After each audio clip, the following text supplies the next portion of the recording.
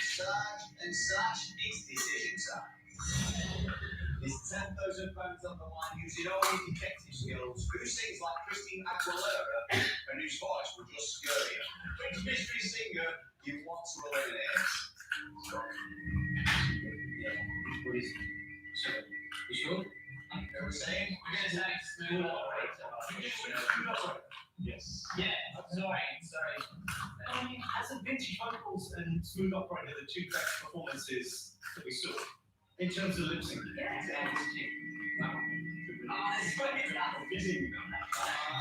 it's what was the weakest performance for the lip sync? I want you to win the money, guys. I don't know about Okay, let's go for it. really? I think it's smooth. Yeah, okay. Brandon, did you smooth operator well? I think okay.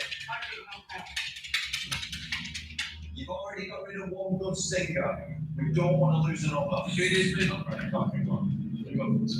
Oh, you got back to smooth operator. Okay.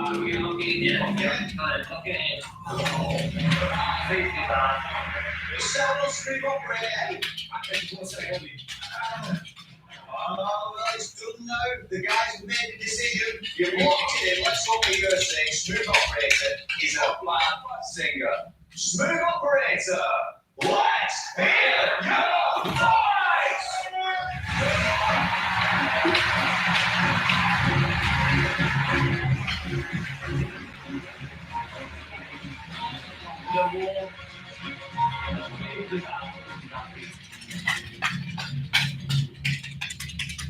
Oh, spoiler alert, guys. I've got a feeling about this. I think he's bad. Yeah, maybe bad. He's got oh my god. It's a tune. It's a tune.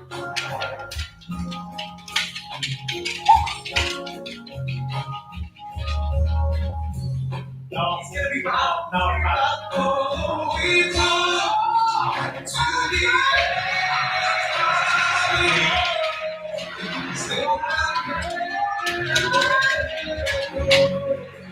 it's so natural. You belong to me. I belong to you.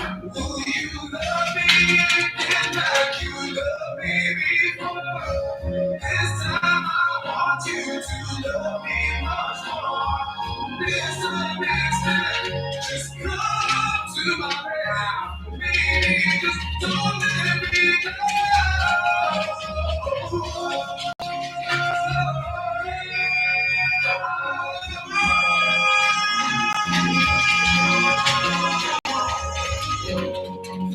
It's unnatural. You belong to me. I belong to you.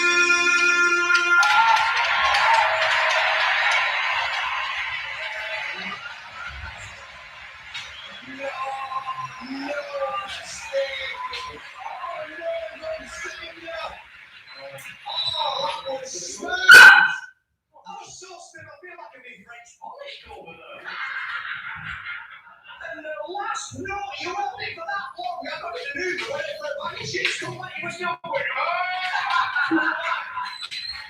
Unbelievable.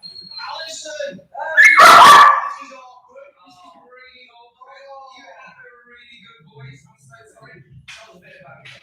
I'm sort of a Motown singer from the West Midlands, from Birmingham. Oh, don't try it now, Alison. It's too late. Are you single? Because she's just using this as some kind of dating show. She's looking for a new man. I don't think he is single like that. Okay. Honestly, your voice just blew me away. Have you ever recorded your own music? Yes, I have. I'm currently recording my own covers albums at the moment. I am downloading it, my friend. Don't you worry about that. Thank you so much for singing for us tonight. Give it up for Smooth Operator!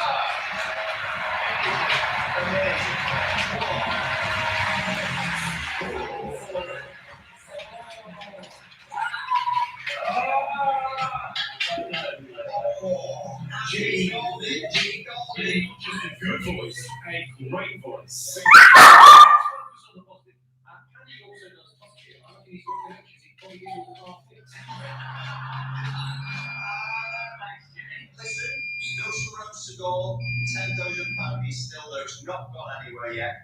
rid of 2 good singers. That's it now. Forget them 2 rounds. Let's get some bad singers out of here. There are now just 4 mystery singers left. We don't know how many are good and how many are bad. In the next round, we're about to go digging into someone's past. It's time to play Unlock My Life.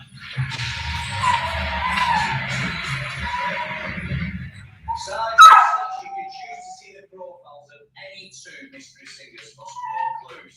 But you won't hear their real voices because they've been distorted. All of them will claim to be good singers, but it's down to you to spot the fibbers. At the end of the round, you need to get rid of 2 singers. And since we're delving into people's lives, let's have a quick look into Jimmy, shall we? Here we go. Oh my God!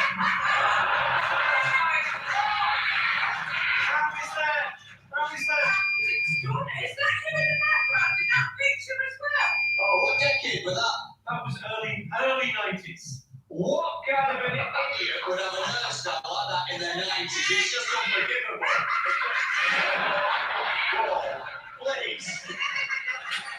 Kindred space for me and you. Very hard, yeah. I'm all over that. Thank you very much. Right, let's see who the panel would choose to hear more about. Jimmy, whose life would you like to unlock? I think martial artists might be good. Junior Doctor, I think he's bad. So I'd like to hear those 2. Alison, what do you think? Well, obviously my intuition isn't working tonight, so I'm going to go against my intuition. I want to see vintage vocals because I'm now going to say to you, I don't think you can sing. All right. Sergeant Sash, you heard what they think, but it's down to you. You need to choose 2 mystery singers. Whose life do you want to unlock? I definitely want to see vintage vocals. Right. I'm not gonna lie. Okay. I think it's out of martial artists and Junior Doctor. One of them 2, like, we can sort of Junior Doctor. Shall we? Okay, vintage vocals and Junior Doctor. All right. Vintage vocals and Junior Doctor. Remember, everything the good singers say is true. The bad singers are only lying about their singing experience. Listen up, everyone, as we learn a bit more about Junior Doctor. I'm currently studying medicine to be a doctor. I've always dreamed of being a professional singer, but when I was 14, my parents started pressuring me to get a doctor.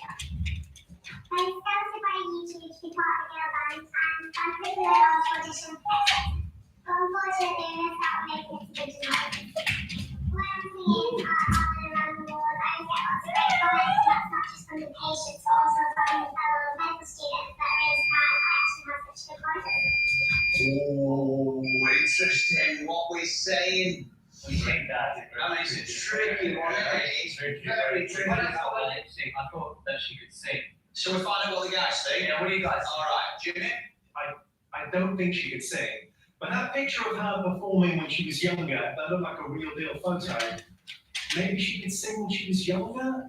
Could she become a bad singer? No, you can't become a bad singer. Or can't you? Well, you can.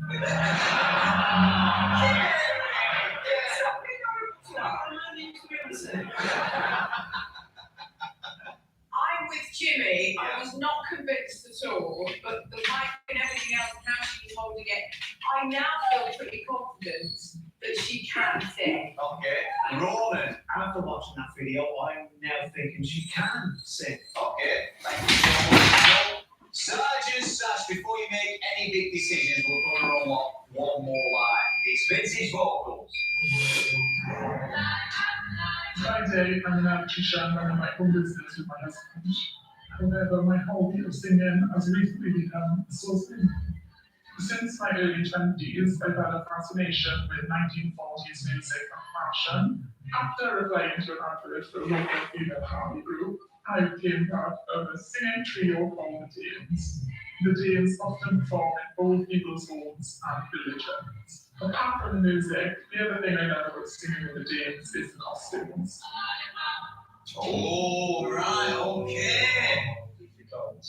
Sash, what are you thinking of that? What could be a big bluff there? Sometimes it's written in your face, isn't it? Vintage. That solidified it for me.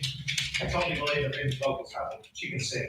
I think, yeah, it was a pretty convincing VT, wasn't it? I mean, the detail of it. Like around the piano with the three James. I can believe that. I mean, even though her voice was distorted, I heard a Welsh accent. But I'm not sure whether I heard a Welsh accent in her voice when she sang. Right. So, I don't know. Sergeant Sash, that's what the panel think, but you need to decide yourself. Who can sing like Roland and whose voice will leave you groaning? Which two mystery singers are you going to eliminate? It's decision time. Well, I thought Junior Doctor's good. The start, watching a lead sound, just vintage vocals. It could be just a really good video. I think we've got to eliminate knockout. I didn't think martial artists could sing. So why don't we knock out martial artists, and then knock out the knockout? Okay, alright, let's lock in the two mystery singers you want to eliminate. Okay, martial artists, we knock out. Fine, lock it in.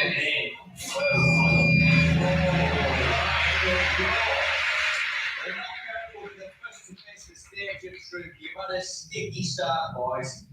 Let's see if we can get you finally back on track.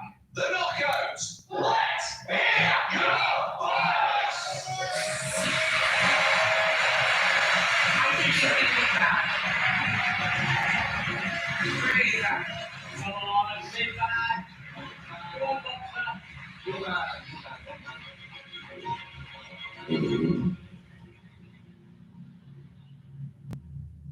I think it's got to be that, don't it?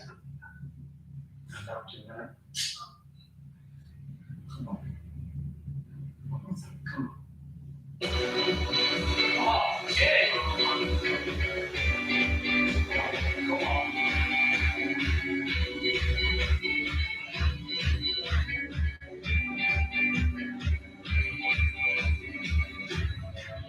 Don't you worry,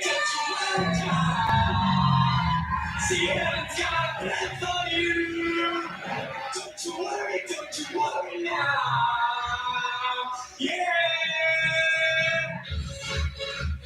Don't you worry, child. See, heaven's got a plan for you.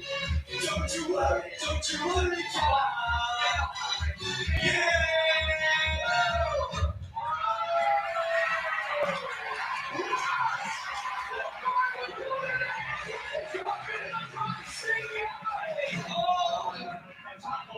I think we're all less musical having heard that.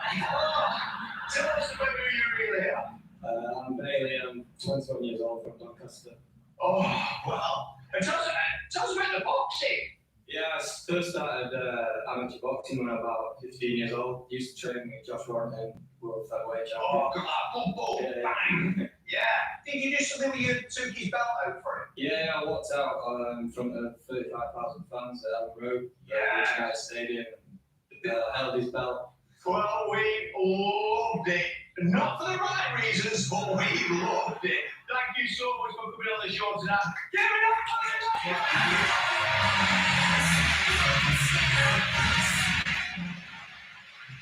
for Next to face the stage of truth is martial artist. You've just got rid of your first bad singer. If you want to stay on track for that £10,000, let's carry it on. Martial artist, let's hear your voice!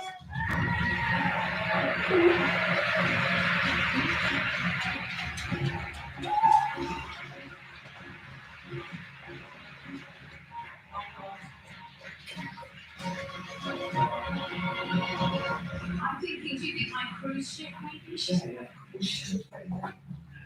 She's touching her ear. I think put an earplug in because this is going to be bad. I don't know. I think she can sing.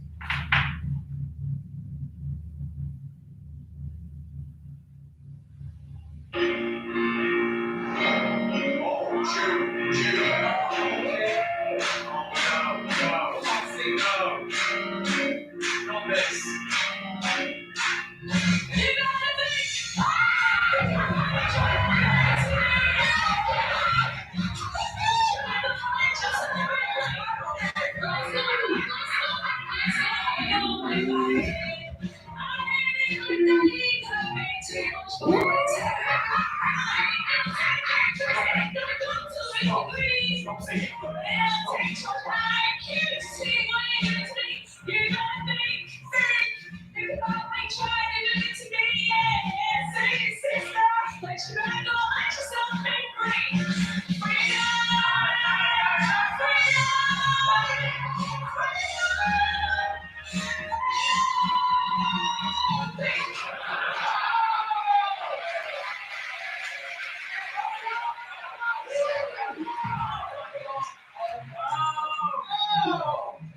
Oh, freedom! We were all making a bit for freedom during that performance.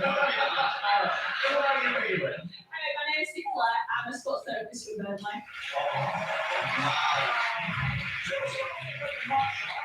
Yeah, so it sounds a bit difficult to start with. Right. I went through that, and I got to black belt from that. And then I decided to try another one. So I tried kickboxing, and I got black belts on that. And that's when I got into the England team on the sports jiu-jitsu. Wow. Well done. That's top stuff. Have you ever shown on stage before? No, I haven't. Well, let's keep it that way. Oh. Well, thank you so much for singing with us, Sam. We all absolutely loved it. Give it up for Marshall Whitty!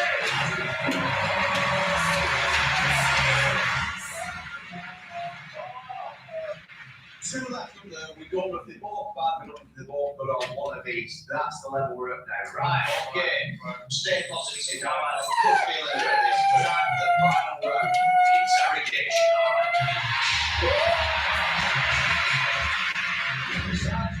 Give you a chance to put someone under pressure. You need to choose one of the final two mystery singers to interrogate.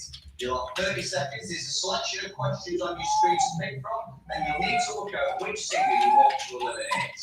Judy Doctor and Vintage Vocals, make your way down to the stage of truth.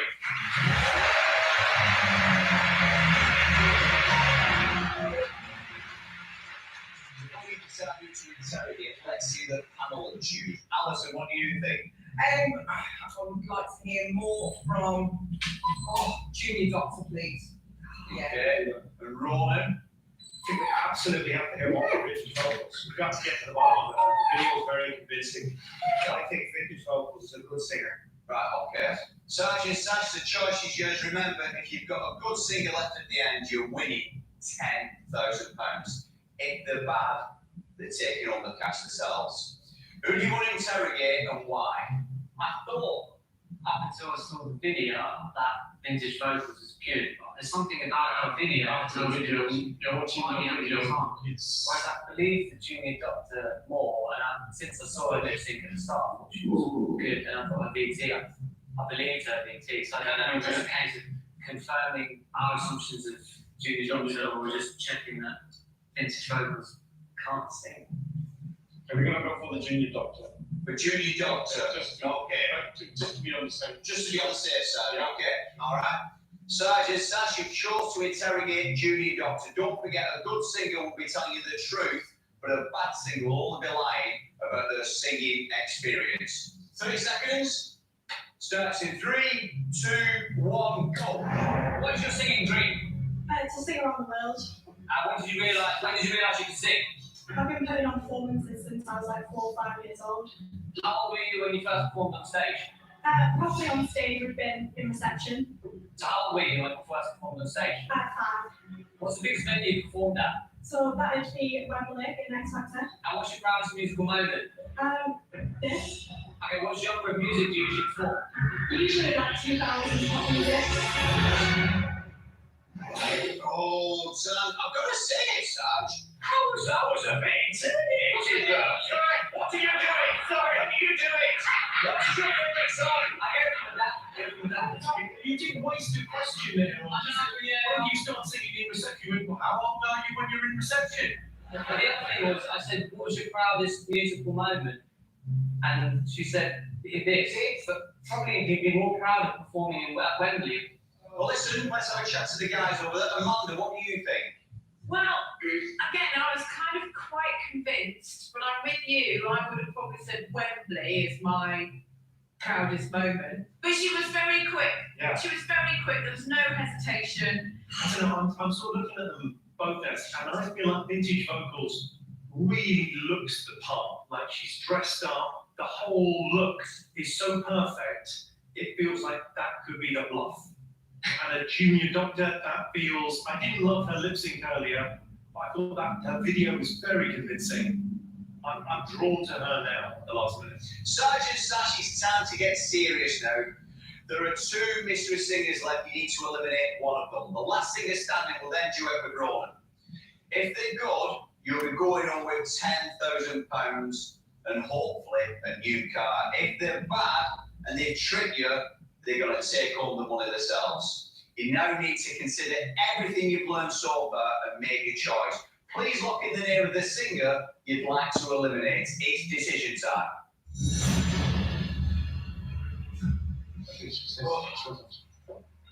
I can tell whether she was hesitant or not. I'm just asking the question. Trust me, if you're asking me questions, I'd be quick with the answers. I was quite harsh on her, sorry. Yeah. I don't know if she could sing or not, though. Vintage vocals. It just looked like because she's just a bit bluff. Yeah. I just believed Junior Doctor's video more. What we're saying, lads? Get rid of vintage vocals. Oh, God! Should we just do it? Yeah? 100%, yeah? Well, That's good. 98%. yeah? Alright, good. We're going to do vintage vocals. Lock it in. You've locked it in, you've eliminated vintage vocals. Let's find out if that was the right decision. Vintage vocals, get ready to face the stage of truth. And Junior Doctor, go and warm up for your duets with Rolling Keys.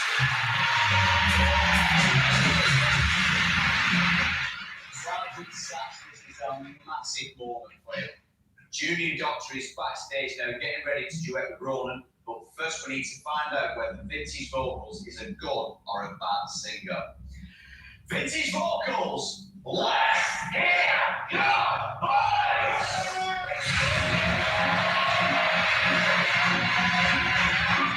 Come on. Here we go. She definitely looks the part.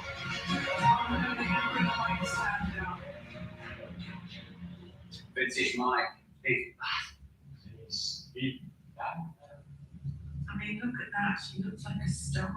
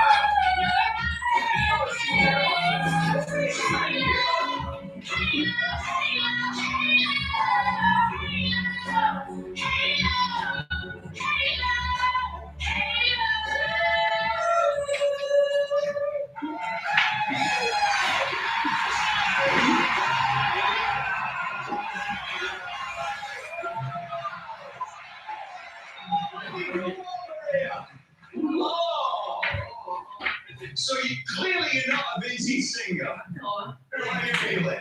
I'm an electrician from Wales. Have you ever sung on stage before? My uncle owned a pub, so I did like karaoke and stuff. And Was that exciting time to get rid of her? Yeah. Sit down there. Right, from the first round, everyone was super positive about you. You could have been stood there thinking, 10 big ones, here we go.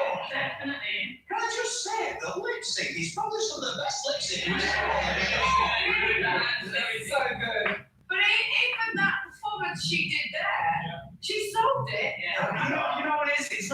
being good or bad, it's how good you looked, and you look great all the way through.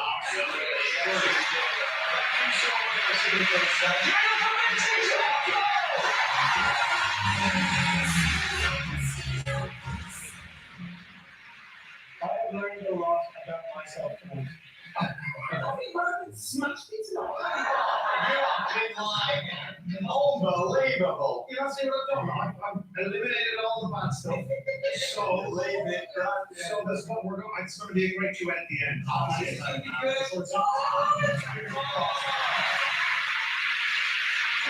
So we're going to this. Sergeant Sash, all night you've been using your detective skills to eliminate the bad singers. If you've succeeded and Junior Doctor is a good singer, you'll leave here tonight with £10,000.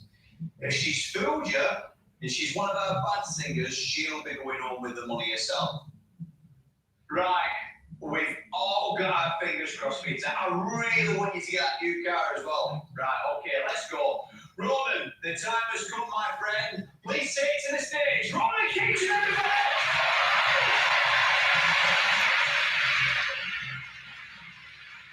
All night, Sergeant Sash have been hoping the singers will be bad, but for the first time tonight, they need her to be good.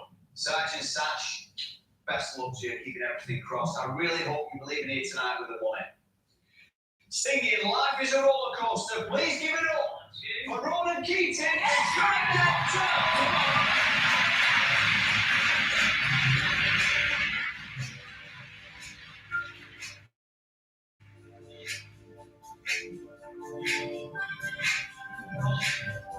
You really got my tail in a spin, yeah. I don't even know where to begin. No. Baby, got one thing I gotta know. Stop.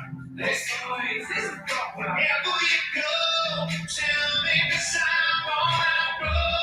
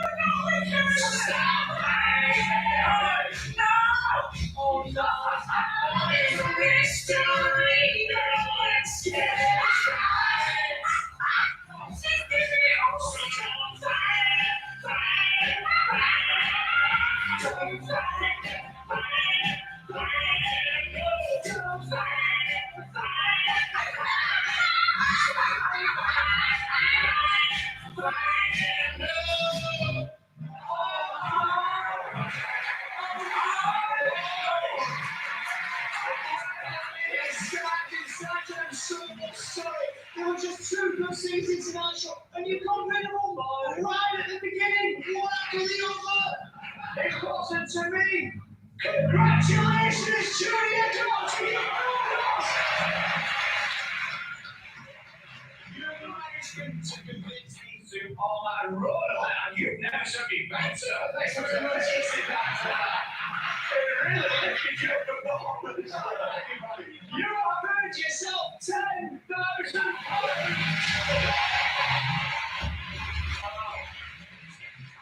Tell us a bit about you. My name's Devin, I'm 23 from Burnley, and I study medicine at Sheffield Uni. I want to be a paediatric oncologist. Okay. So that's what I'm training with the focus of doing. And I've got to say, that level of training, you know, you've got to be so many studying. How the hell did you manage to get the lip sync and everything else so convincing? Where did you get time to practice? I'm just really good. It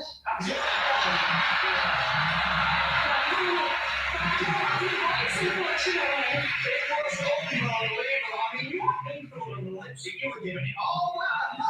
With the lip sync, the final performance there, it looked like you didn't know you were a bad singer. What are you going to do with the winnings? So I'm just going to put it half towards med school, half towards having a good time. Mystery Singers, our celebrity investigators, and of course our special guest, Roland Keating.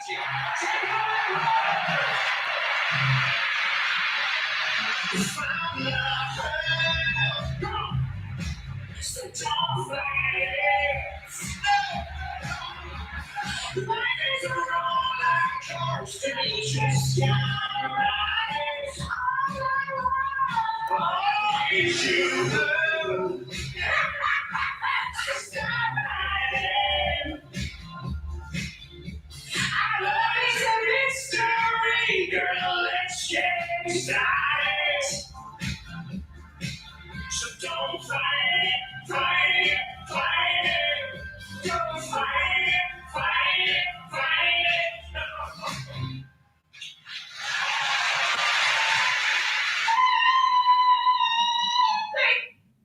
I don't know what I have to say. I think you're really cognizable. Things really do feel quite precarious right now. You are faced with a conundrum. So wish I could be there. You have to find another way ahead.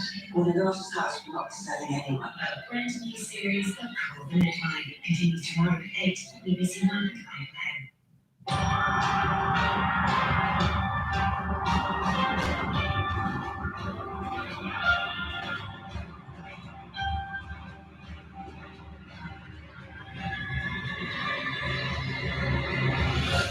The new series Live Duty, streaming now on the BBC iPlayer.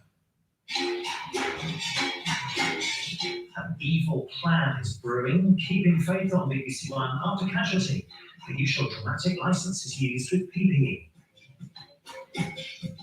Previously on Casualty, we could do this together, you know? The three of us, and then we could. Some people found out I used to be a dealer. When they found out about you, Virginia, they won't pay meds. Is this anything to do with Huntington's? Couldn't possibly be. I need her to trust me. What is telling her going to achieve? Nothing.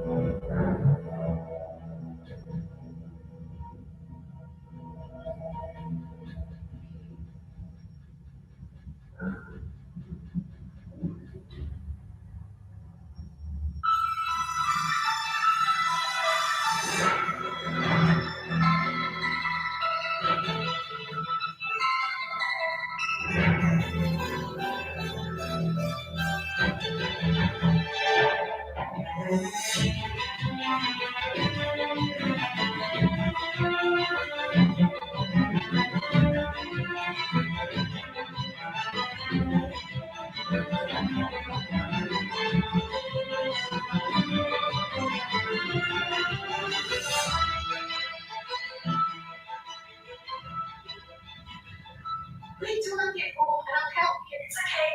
I got it. Ash? I'm fine. Just drop my rucksack. You're not allowed in a loft without me. Mom, my bag's full of stuffed toys. You shouldn't be on soldier. No. Here, grab a thing. Ash, just put the toys on my bed. Okay. Take away. Check.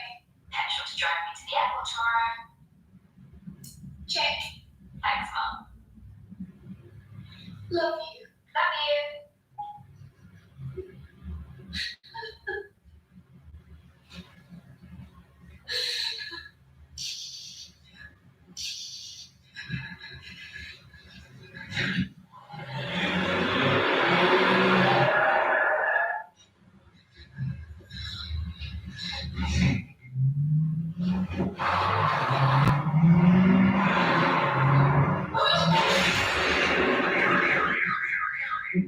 Not sure this nursery come back to working. Lights on.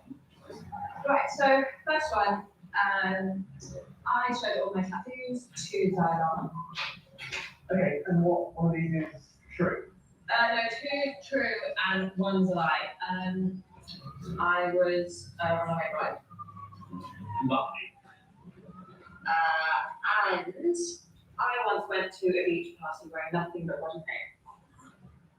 Well, I suppose I am by all of them. Great. There's no way you show the tattoo on your hip to the Dalai Lama, so that's the line. Correct. So, you were a runaway bride? Your turn. Okay. 2 truths, 1 lie. Yeah. Oh dear. Well, I'm not going to wait long enough to say hello to Jan. No, I will. She's got some baby sleep tips for me, and I'm not leaving until either. Anyway, come on. Yes, sir. Okay. I once chased sheep across the field at night with Charlie Fairhead. Whoa. Oh, come on. Okay. And I've written 2/3 of the novel. No. Yeah. Fantasy fiction. What? Ethan, why didn't you tell me? So I could be all proud. I'm not ready to share it yet. Oh. I don't really know you, do I?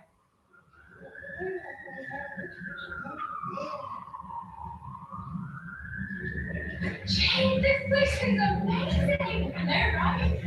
Oh, I've been going so crazy at home. But, hey, did you get an official warning? Mandatorily. HR made me do an official course of confidentiality, but let it go. So, let's get a drink. Oh, cool. This. Thank you so much for providing me. Honestly, thank you for really separately after everything. Yeah. Oh, when was this taken? Right. What do you want to drink? Oh, what are you in? Surprise me. I got it. Thanks.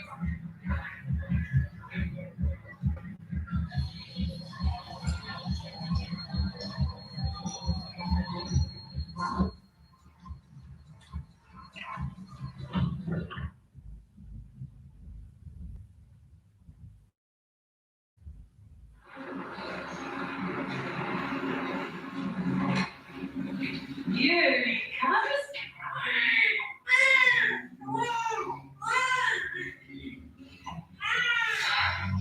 Injuries obtained on impact with stationary lorry and has an open fracture of the right tibia, chapel called slow. This past There year. are multiple fragments of glass in both legs, no midline C-spine tendons. Rest 16, pulse 120, BP 110/75, GCS 15 throughout, with giving 20 milligrams of morphine, 4 milligrams of ondansetron. Okay, great, thank you. Cheers, Neil. Hello, my name's Dr. Harwood. Just going to listen to your chest. Air entry remains normal. My daughter should be here by now. Yes, I believe one of the paramedics has called the daughter and she's okay. Let's get FBC's using these group consent, please. Yeah. Okay. Let's get the sedation checklist. 20 milligrams of IV ketamine and 1 milligram of IV ketamine. Reduced cap refill. Weakened pupils. Okay. Hannah, you have an open fracture of the tibia. We will need to realign. Its current position is actually affecting the blood supply to your foot. We're going to give you a mild sedation and then we're going to manipulate the bone back into place. Can we prep for plaster, please? 1.2 grams of co-moxetab IV. Sure.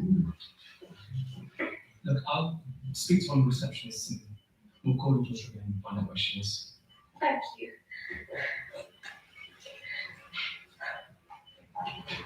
John Thomas. Also suffering from recurrent gout due to uncontrolled diabetes. Well, on the phone, social service now. Is he a pastor? Yeah, they work in the streets.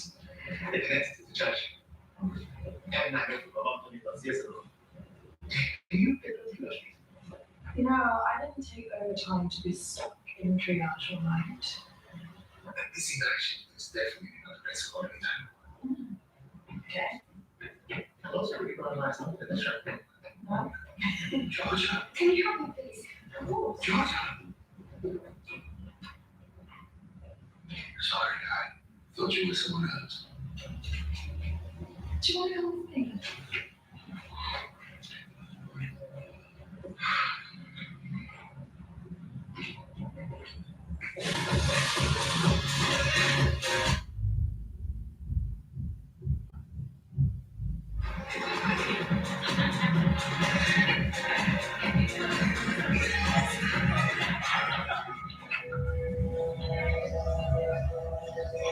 Okay, we ready? 1.2 0.2 milligrams of colomoxiclav and tetanus are drawn up in the tray. X-ray are ready when we are. All right, Hannah, here we go.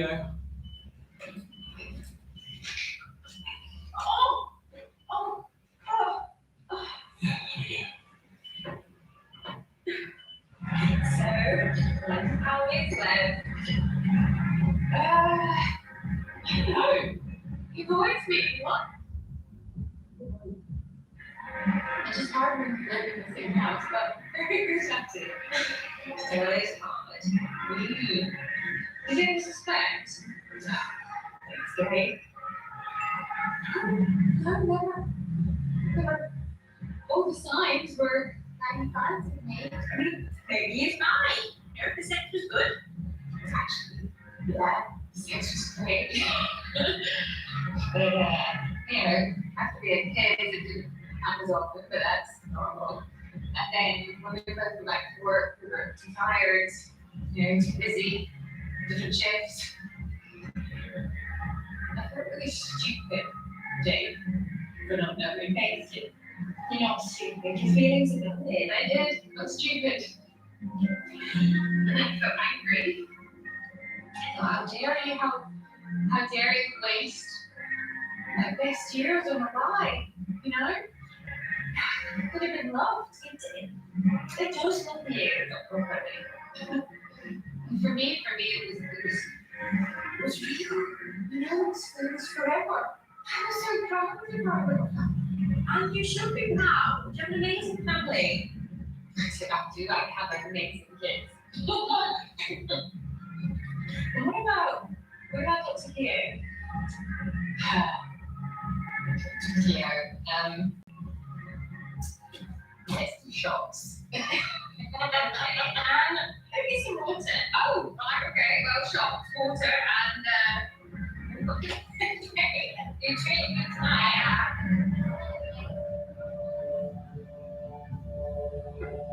I often see Georgia. She always looks 17. How old is she now? 37. Thank you for saying how old is she? How old is it? Because someone tells you otherwise. Got to keep the hope alive. She's been missing 19 years now, Jacob. No one's looking anymore. You are. For what good it does. He started his commitment for Georgia. Could you stay for the last of John? That's what was legacy. Never forget that.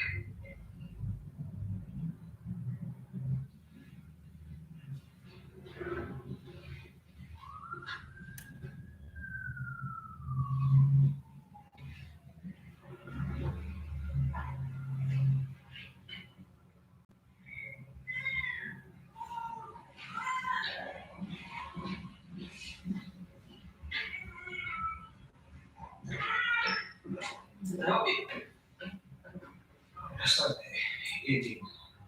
I used to work here. I was just something Jen talks about you. Most of them have done something wrong. She's been a bit stressy recently, and maybe into the mix. I am steering well clear, but be my guest. No, you're right. Get on with it. Cheers. Leon, I'm Dave. I'm Leon. Nice to meet you. Do you have any advice? I mean, you must have seen all the amount of years you've racked up. Right, it's not that many. Advice. Yeah, the only patient that matters is the one in front of you. You make sure you know it. Don't stand down in the jam on a Sunday morning shift. And flying out companies.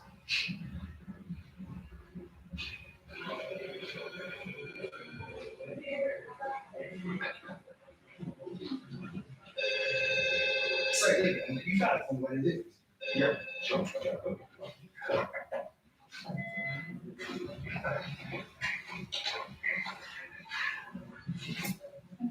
You are the master of my universe.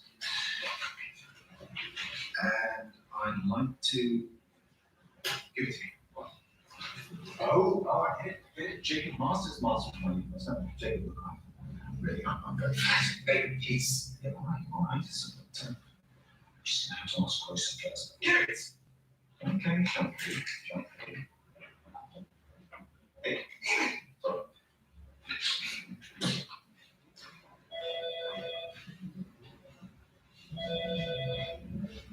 The position of your leg is good, but there are still lots of glass fragments which we need to remove from theatre.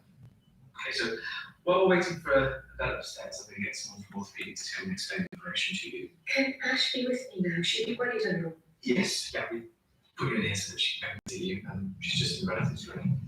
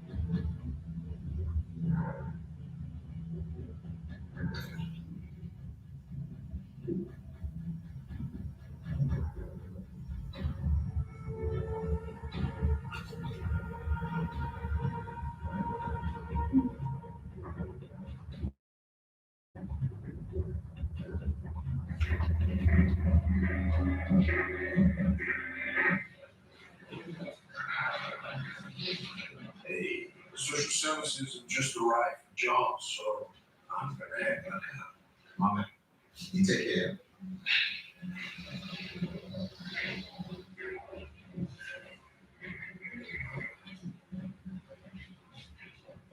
He's George's mother.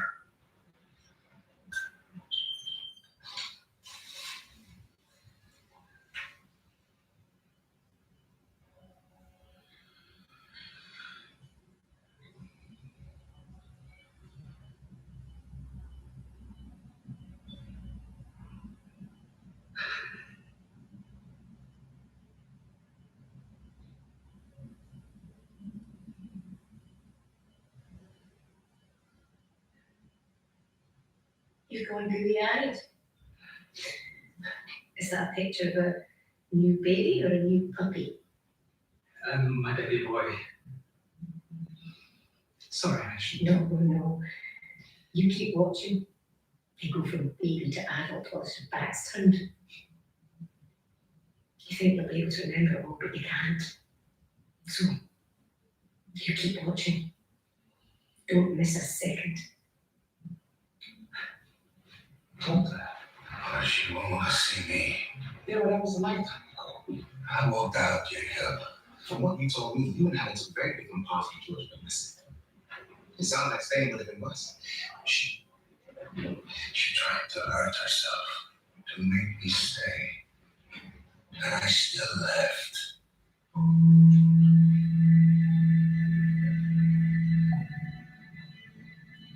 We think we'll always have our children, but we don't. Truth is, we're not parents for long.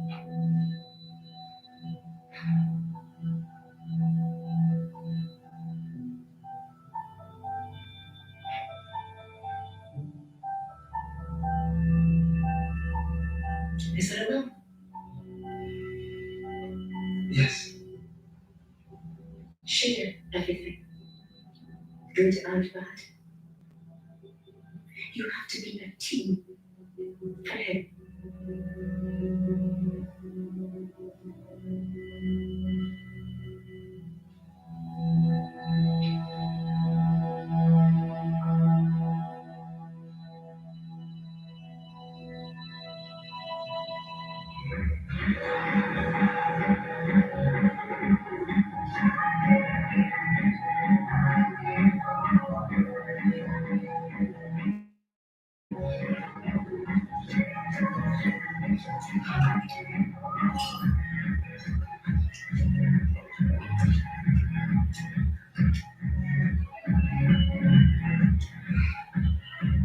Come on, take that to the phone. that you? Kate?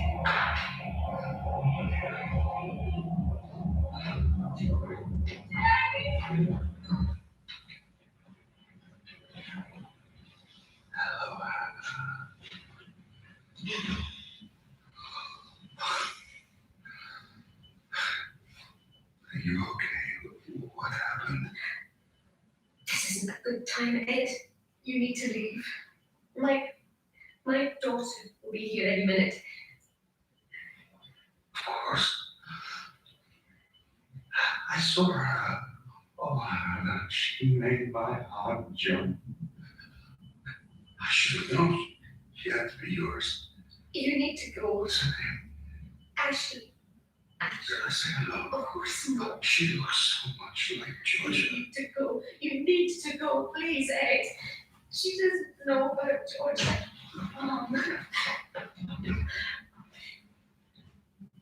What's wrong? Do you know each other? No, he just works here.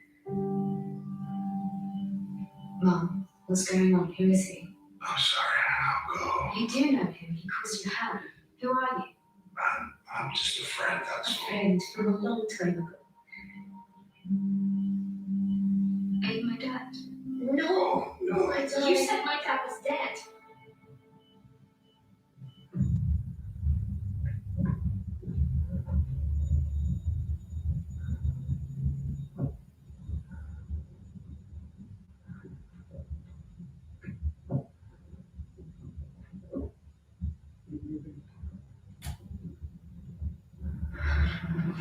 That's much as great.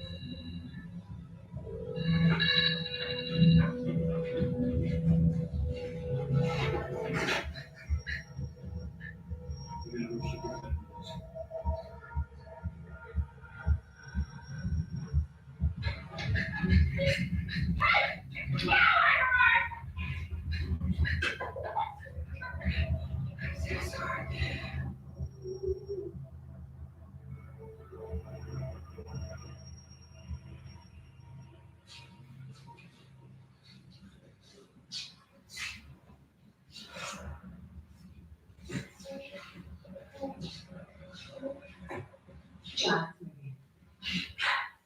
You taking that right? Yeah, I saw you waking up and I thought we'd take this opportunity to eat together. So you saw me waking up. On me.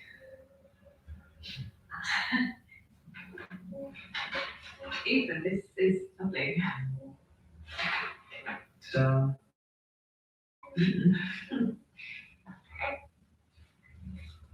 They were out celebrating the 18th. Her friends didn't even notice she was missing. Nobody started looking until it was too late. I was asleep in my bed whilst Georgia was. I just wanted her back. So you have me? No. It all makes sense now. The rules, the curfews, no boyfriends, no night job, no car. Always checking that I'm where I say I am. You just wanted a second chance to get it right. So who is my dad? Tell me. I worked with him for a couple of months. He moved away. Does he even know about me?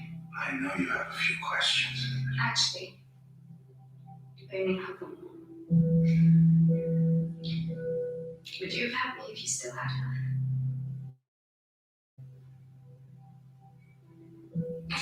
Don't leave. Don't let her leave. Oh! Right now, please. Hey, try to get out of this.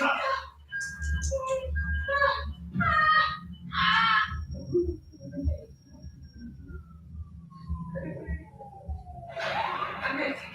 Alright? Everything's gonna be okay. Hey, I think just like to know who it is, broken.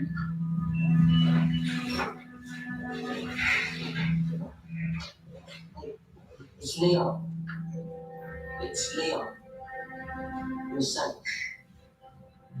You're safe.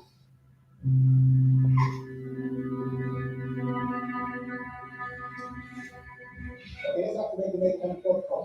116 fusion and iron blood. The on the right. Heart rate 138. BP 70 over 40. And I don't think it's going to be bad.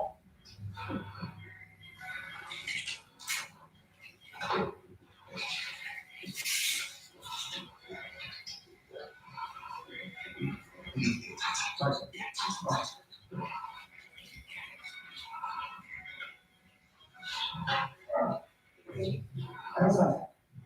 Okay, that's not. Sure? That's right. Boss people will do that. That's good. Tell them she's in the emergency now. Right. And chase the fifth floor.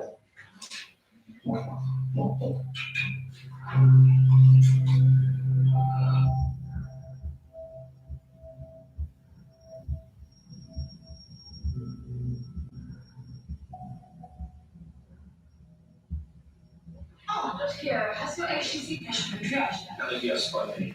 Anything I need to know? No, just go in there, please.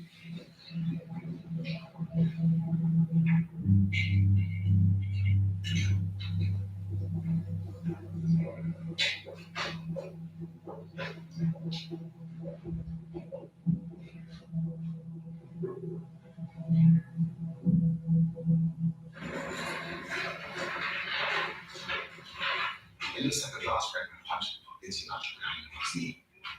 You stop the bleeding in the artery, you will be repairing the insult. Dash mom's gonna be okay. Shall I get rid of my bag? Got no money for a taxi. Wish I could drive.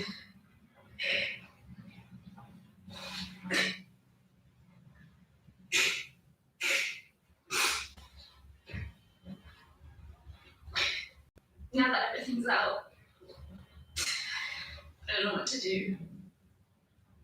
I let him manipulate me. I'm supposed to be flying to Australia tomorrow. Can't leave it now, can I? Has she ever responded irrationally to you wanting to do something? If there's a worst case scenario, that's where her mind will go. Please. Oh, Jacob, look, I'm sorry, but... No, what you did was disrespectful. Leaving us lying around like that. What do you think you deserve special treatment from me? You respect my position on this ward, or you transfer out.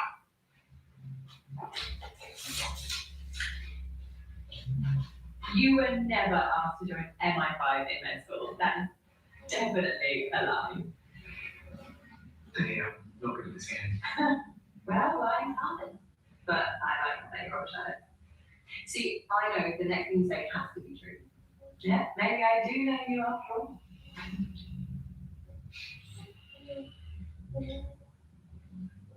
I have the Huntington's gene.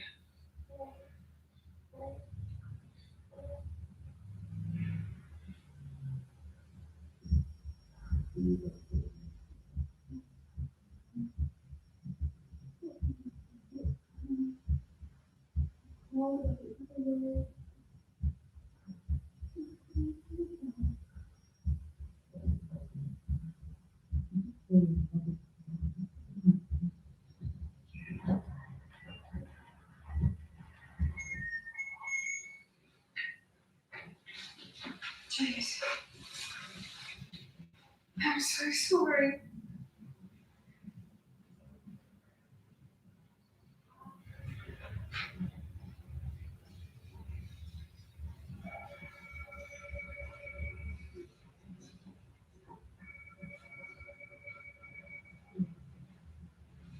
Ash, when you told your mom you're going to Australia, how did she respond? She banned me. I had to wait till I was 18 so I could overrule her. And I guess it must be difficult for her, now that you're an adult, you can make your own choices, right? I suppose. She got her own way in the end then, didn't she? Go nowhere. I don't mean she didn't do it on purpose. Is that what you meant? About her responding irrationally? You think she did it on purpose?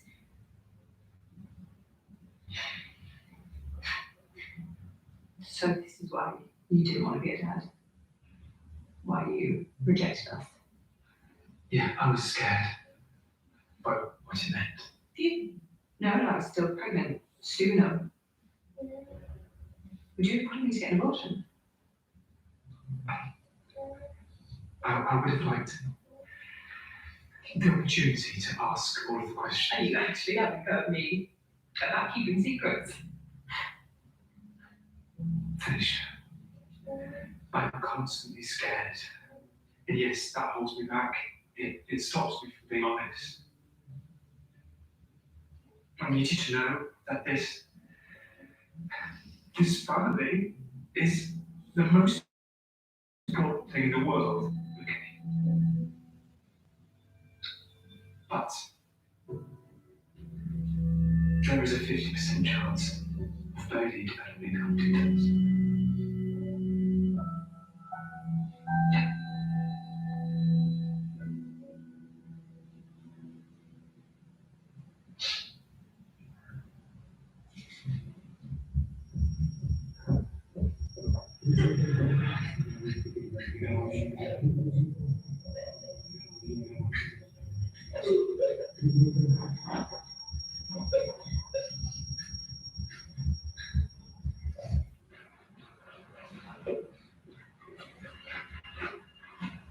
Is Jade okay?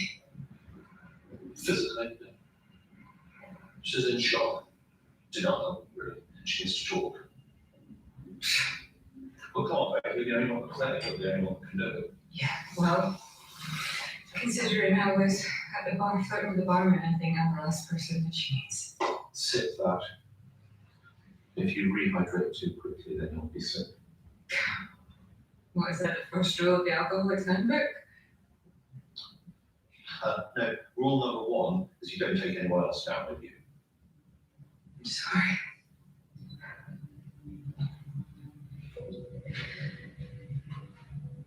You know, I think we were drawn together by one trauma after another. Traumas pass, and then what are you left with?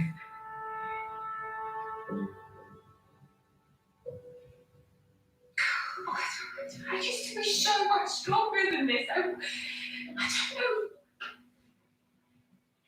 I need to get back to that for my kids and for myself.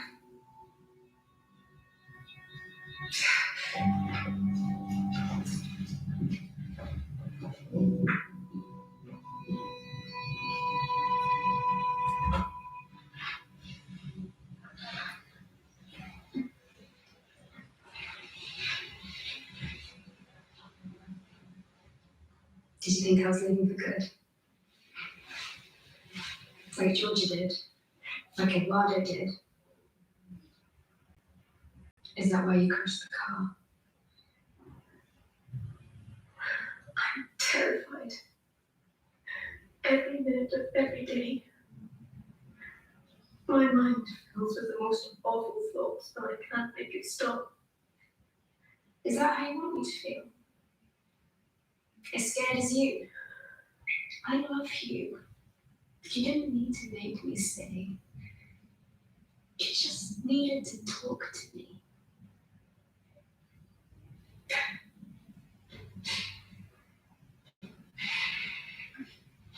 I'm going to need one, maybe both of you. Even though Bodhi can't be tested until he's 18, the illness can be preempted with a healthy lifestyle, a good diet, lots of vitamin B12. No, Ethan, I can't hear this. I can't. This is why. You said you don't know the real me. Well, this is why, because it comes with a burden that you don't deserve. So it's too late. I should have told you sooner. I know. I'm so sorry I've avoided it for so long. But I can't keep doing that. Every second counts. I don't have time to be scared anymore.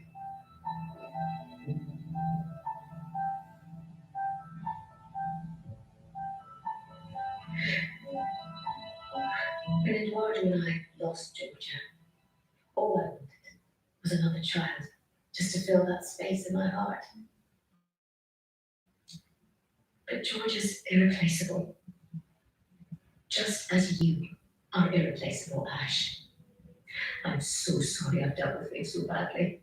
I haven't dealt with things at all, but I will.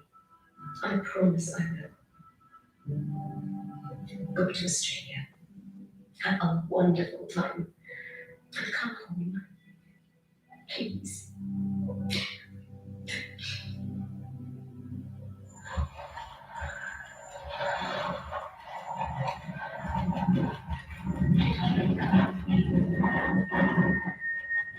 Please, come home with me. Please tell me sweet. Stay with me.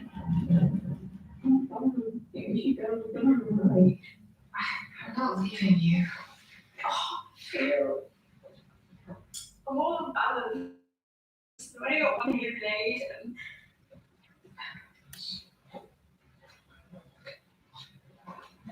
just everyone. I swear, no, just him.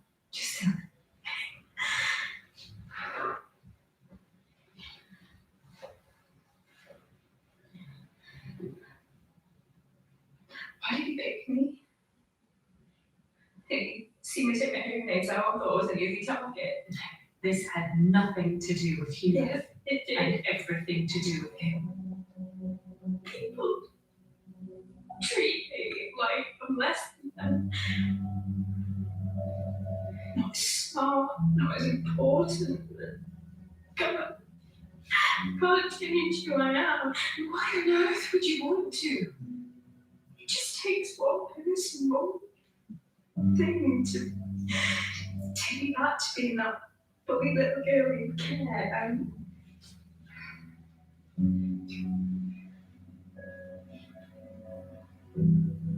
You know, he's the one that's nothing, not me. You're the one who should have been in the rubbish, not me. Yes. Absolutely. Absolutely.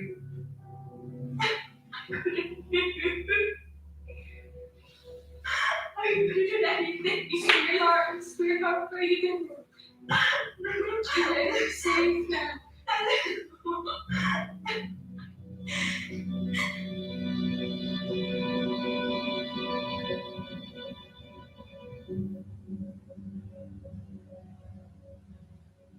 From the second that I found out I was pregnant with your baby, I'd been to hell and back. The Huntingtons might be out of our control, but how we deal with it isn't. Whatever the future brings, we're a team.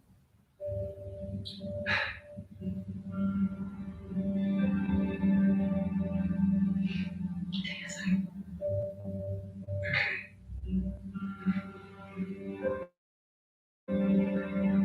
I just got my things.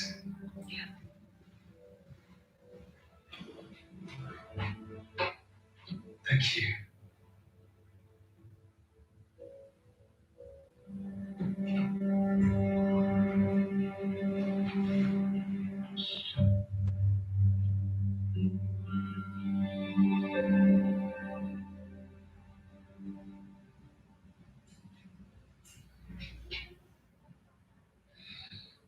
I'm sorry for the trouble I caused today. It wasn't you. Things okay now?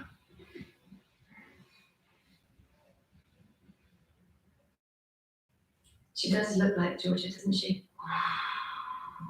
She's strong and smart like her too. And she does that twitchy eyebrow thing when she's angry. Sit down if you like. I gotta go see the social worker about a guy I put in. Can I come back?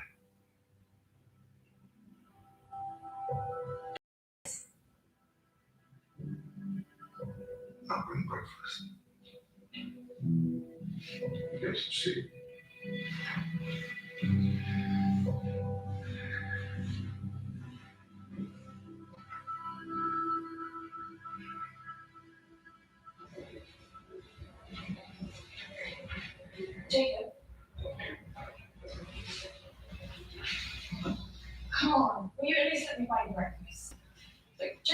I'm sorry. I know you take your job very seriously. I wasn't.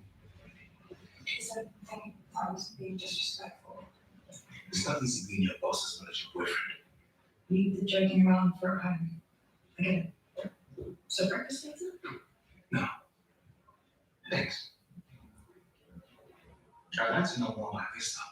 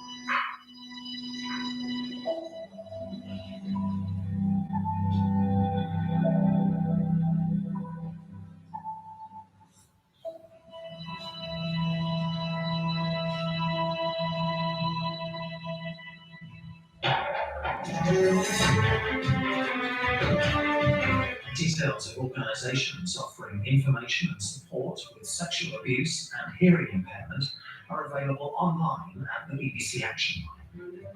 Next, keeping faith.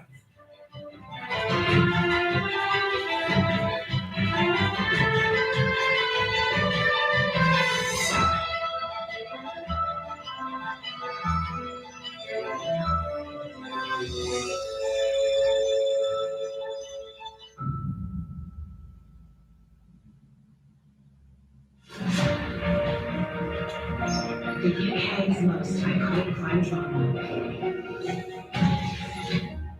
How much time have I got? Every series, every episode. We need to find out from these bodies who attacked them and why.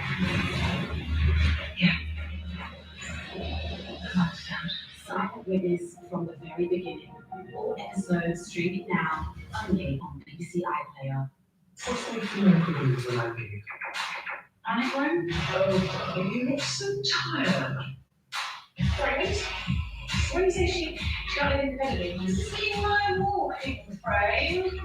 you mean trying to spend get your pet my stay here? Go get out. Sometimes by now, you just have to let it all out.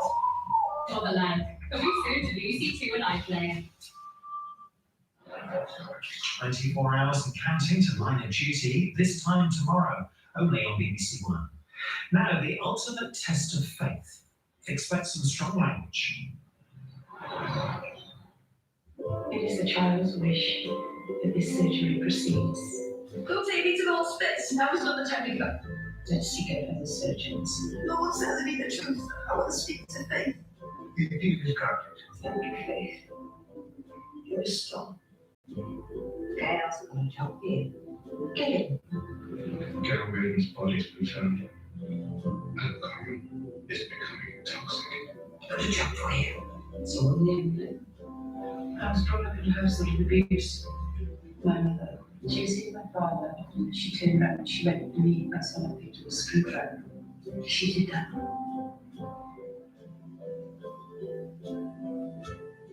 I won't see it get hurt. I want to make peace. If you could make her see that, Steve. I met her today. It started.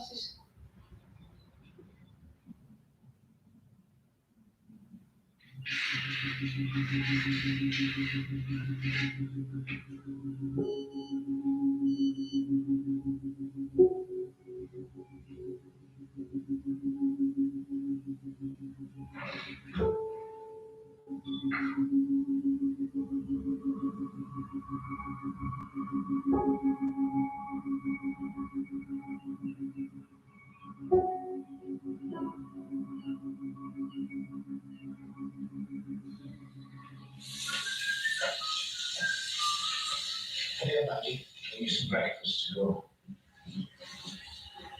Do you want ketchup with us? last night? Yeah, just for a bit. You know, it's spooky out here by yourself. Right. Put that in your bag. Here you go. And how would you feel about us moving into town? Now that you're going to be spending more time with me. Seriously? Yeah. Be near Alice and see your friends and do. That'd be brilliant. When? I'll start looking today. And you're sure it was the same red truck? What time did both of you leave exactly? Thanks, Mr. Lewis. Okay.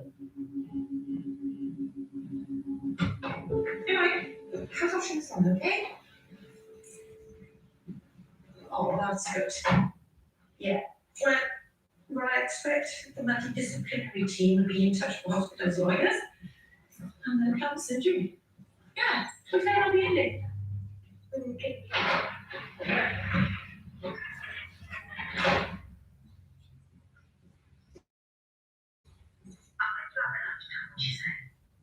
Oh, I think big trouble skipping last week.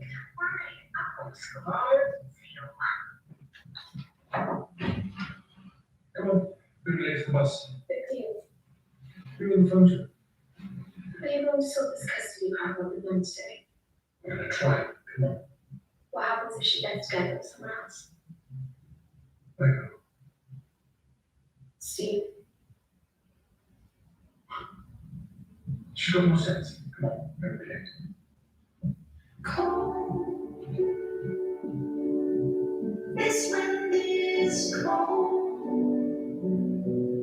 It keeps on blowing strong on and on. Maybe it'll carry me back home. Rain, wash this feeling away. 'Cause it keeps on holding on.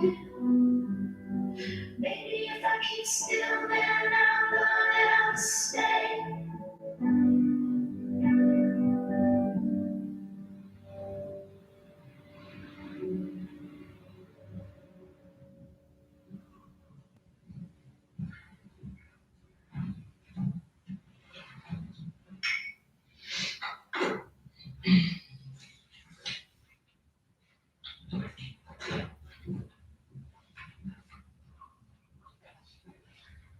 Coffee? Thank you.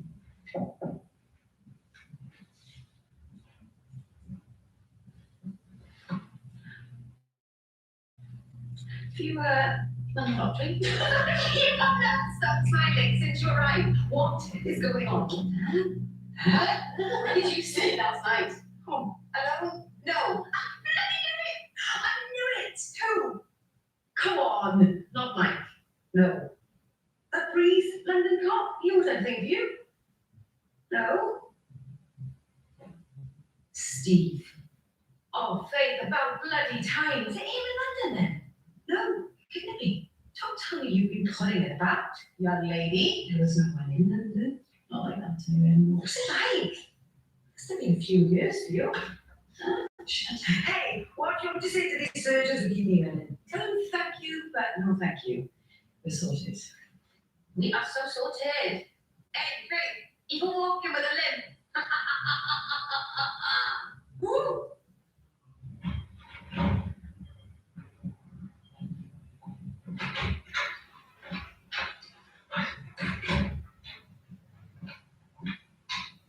The team has reviewed all of Russian scans and history in exhaustive detail. We found nothing to change our terminal diagnosis and decision to discharge to palliative care. I'm so sorry. No, but the court. Yeah, I'm afraid the tumour is inoperable. Mike. Lawyers are not doctors. This case has been approached by other surgeons. What chance they told this going ahead? I find you might have nothing to do with them. This is all the proof anyone should need.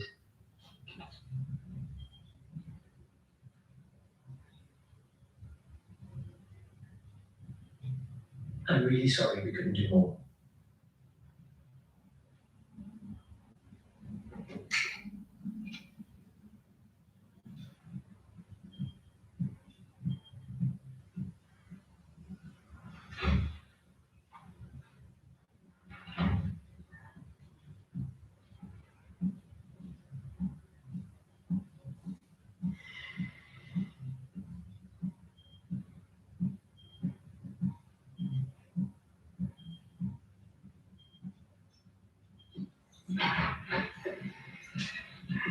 tried calling last night. Look, you Tell the truth. know. I feel free for this time in my life. Well, that's wonderful. Right. Look, we've had it. Well, his mind wasn't on the work. You'll find something, I'm sure. Good luck with the mediation. Thank you. Okay.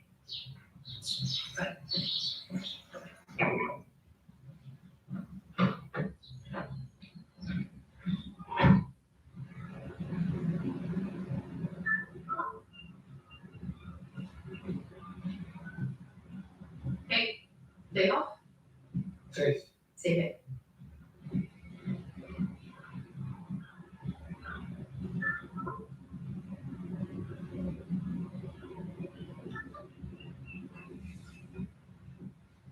Like a little plea to make this as businesslike as possible. This is our very last opportunity. I would like to suggest a compromise.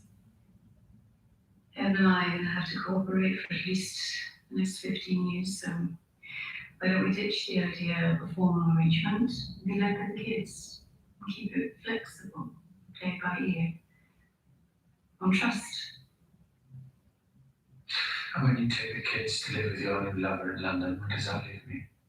My God, The man you spent Sunday night with. I don't have a lover in London. What are you talking about? Is this how paranoid you've become? Could be me, but you tell us the truth. That'll make a nice change. You tell me you lost your job. Really, just I get that. Like you were to get your own place. You've been living with your mother for 9 years. So you could stay in the precious bloody Not house. me, your family. That's Okay, what's so Evan, could you please respond to Faith's suggestion? Who is he? Maybe we're going to have to leave it up to the judge. I'm not in possession.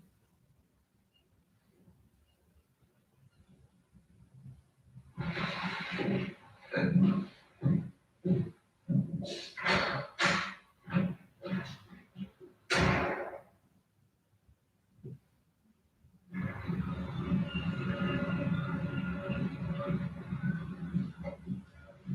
They have a right to know what low life are going to foist on our kids. So that, it was you in the drugs and it was you who shot the gangster. And you were the one who took it for granted. Me, the house, the job, the kids. You thought it all just fell out of the sky. It's less honest. Back to who you really are.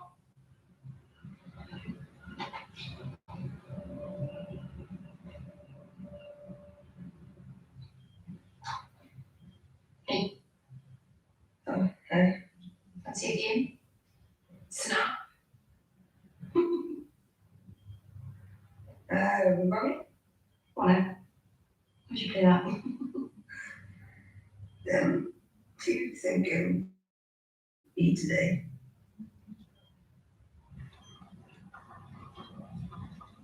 I didn't see that.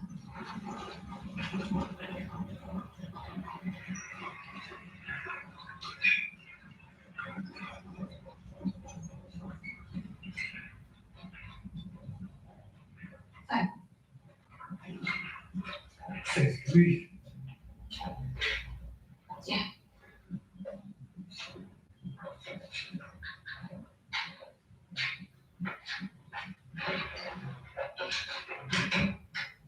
She's been discharged. Treatment was inoperable. Mike wants our shot to die in peace. Right. Promotion. Anybody missed him?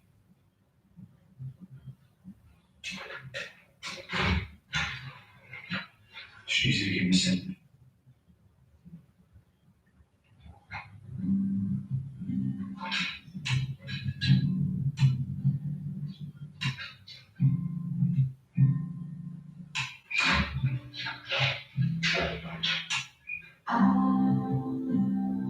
I know breaking your heart. But I'm not so fragile. We'll fall apart.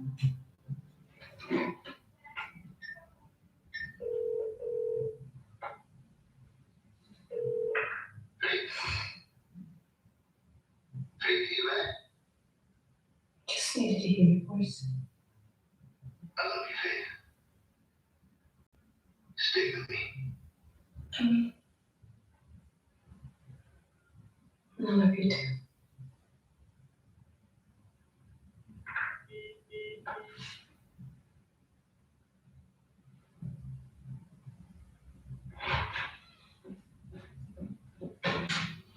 Mrs. Fairchild, can I help?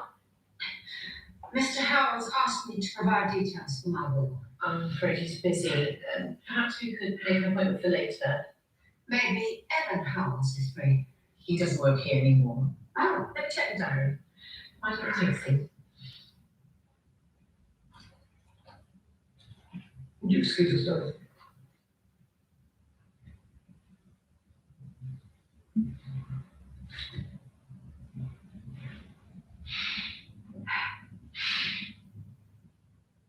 What are you doing here, Mrs. Fairchild? Providing for my family. Faith doesn't want anything more to do with it. And after what she told me, nor do I. She doesn't know me, let alone how much I'm worth. And you know as well as I do, enough money fixes almost anything. Faith doesn't need money. You won't buy her. What she needs is for you to accept that the relationship is over. For good. You're such a small-town man, Tom. So worthy. Me now. Oh, I will. I'll find myself a proper lawyer.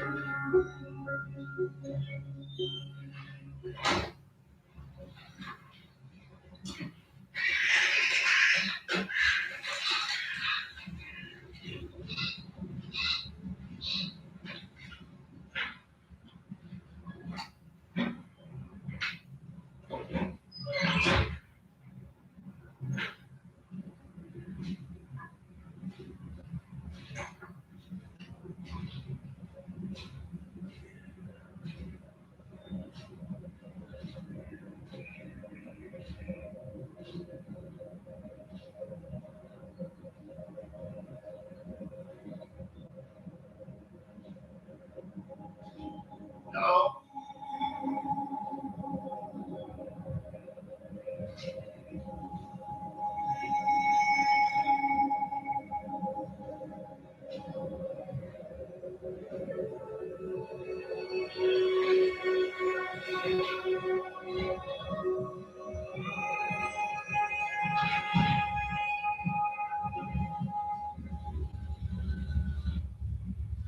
Latte, no sugar. Did I get it right? I could just put Lewis a latte. If a woman's going to succeed, Alice, she has to learn to stand up to men face to face. Don't start lying and end up like the mother. Walked all over. What do you say? Getting this done, then hitting the shops. There's a gorgeous jacket I've got my eye on for you.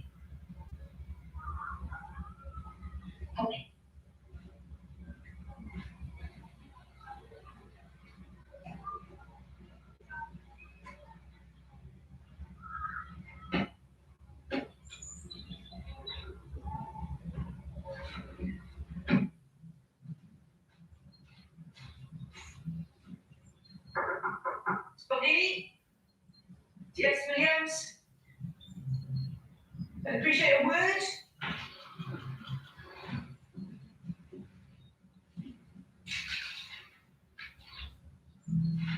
Anyone home? I've got warrant to search for evidence in the case of that break-in at Cindy's gym. Yeah, could you get to call me back, please? Merci. Hey. French surgeon. Dr. Masson. I'm state of the art. Right. Look, I don't know how you feel about this, but even if Mike is against it, Austria can still apply himself to the court for permission to travel. Against his father's wishes. Yeah. He'd have to persuade the court with this, where he understood all the risks that were involved. How would that work? I could ask Julie and Kafka to work with him if you wanted, and maybe she'd appoint me his lawyer. But somebody needs to talk to Austria first. You are? Okay, yeah, I'll try. Okay, thank you. You're gonna keep quick. All right. Look, give us about Martini. The breaking at the gym. Right. Can we pretend this is the first time we've discussed it? Don't know what you're talking about. The gym was owned by Gail Reardon. The boys from the sea, she can start. Just went past each place. His trap was there, but there was no sign of him. Something didn't feel right. As he said. Well, when you speak to him, can you ask him to call me? I'd like to eliminate it from our inquiries. I'm seeing my plan. Oh, sorry, I've got. Yes, it goes. Oh, thank you so much for getting back so quickly.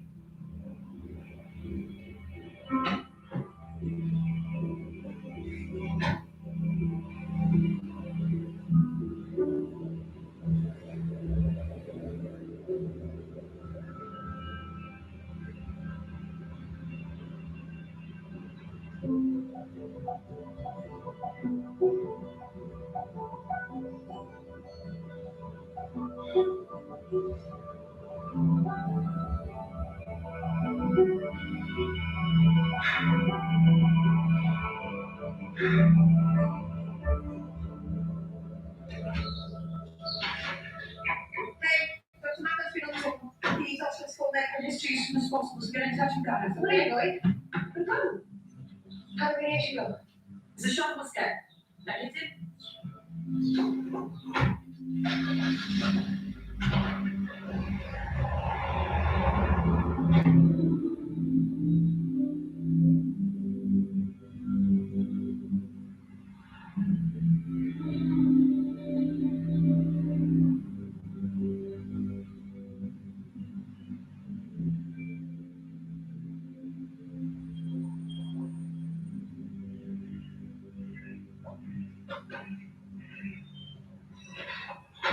Steve? You here? Steve?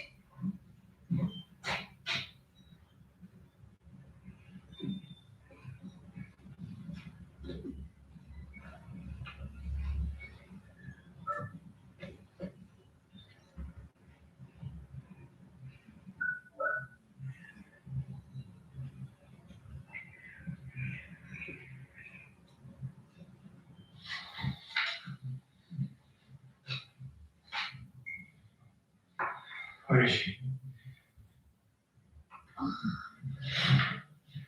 Ellen, listen, this whole Mansell Holmes thing, I promise you, I played it completely straight. You already know that. Who is it? Who did she sleep with? She spent the night in Camden. She arrived at 10 and she left at 7 the next morning. Sorry, this can't. Yes!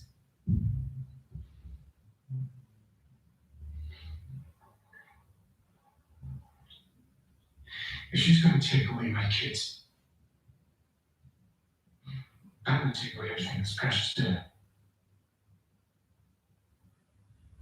Including one of this. Sweetheart, I promise you, nothing's going to be all right till you see this through. Never leave business unfinished. Perhaps what you're going to say while I take it.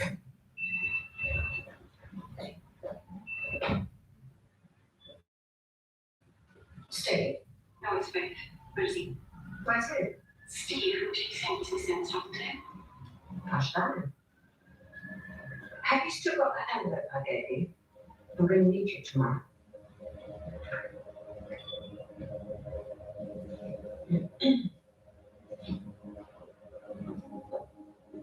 Alice?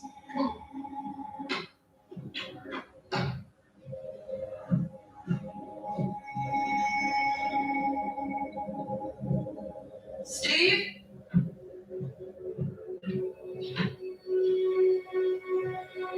Steve?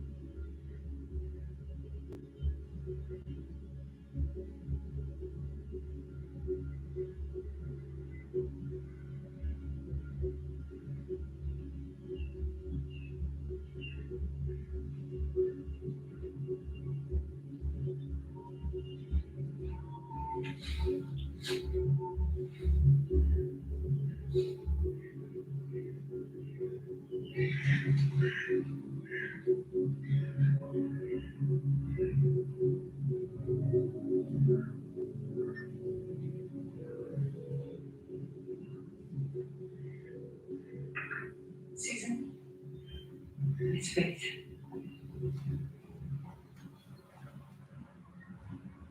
It's all for Lewis. What? I trusted you, and now I can't. Alice? Alice? See? You're tougher than you thought. I'm proud of you. Let's go check out that jacket. I haven't to know right now. Well, just call her. It's no big deal. You go shopping with your grandma.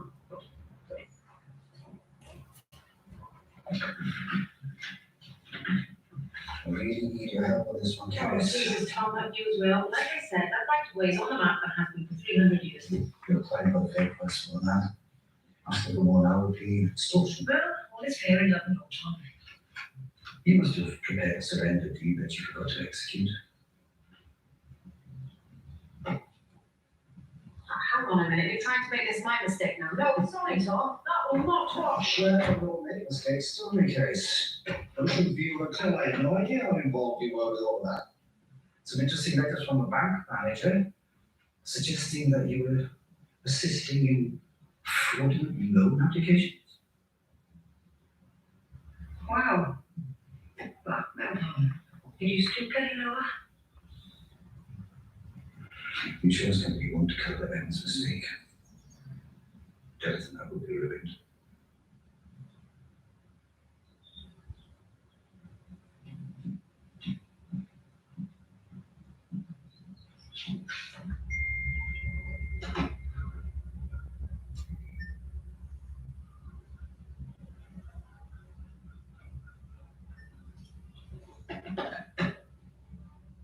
Hello, sweetheart. You want to let the room out for tea? I can't get a hold of Dad. Okay, he's probably at somewhere by a bike. We've got him for hours. Come in. Okay. Okay.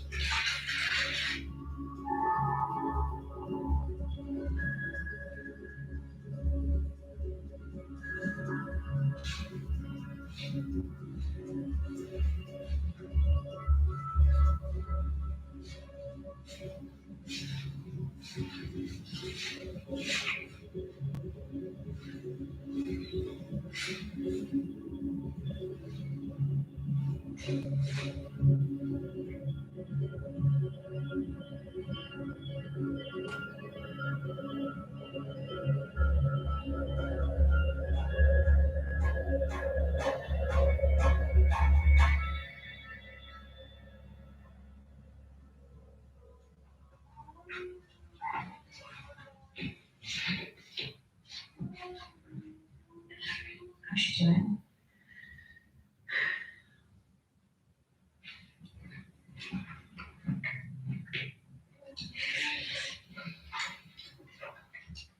Okay. Come on.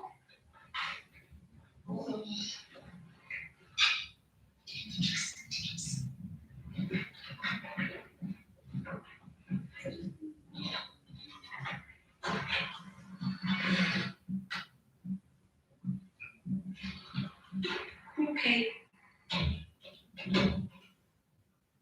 Don't fix it.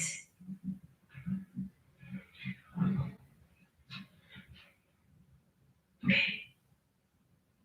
Dad and I had a fight the other day.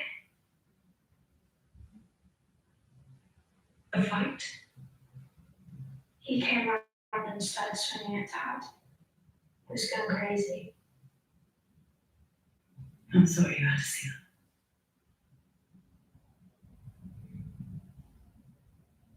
Where do you think he is? I'm not sure, but I know you're fine. Why don't you stay with us tonight? Hmm? Be nice to have one same person in the house. Huh?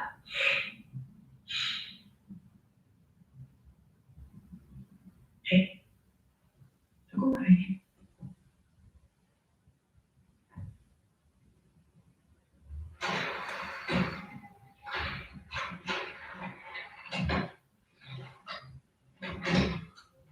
Hi. Dad's gone missing. Buxton. That's expensive. His present from Ross. Could you please stand up, will you please?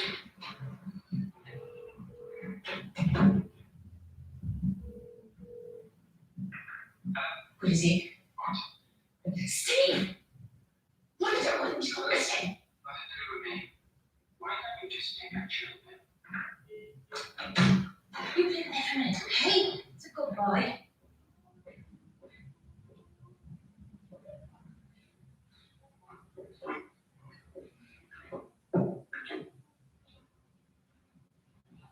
Lekker. Steak. Mm-hmm. We would like it. So, I mean, I didn't ask me to so proud. No, it's my problem, okay? It's not your problem. Sorry. Crumbs in the oven, right? Hey, you try the steak with it. I can't do nothing, just do this. Right.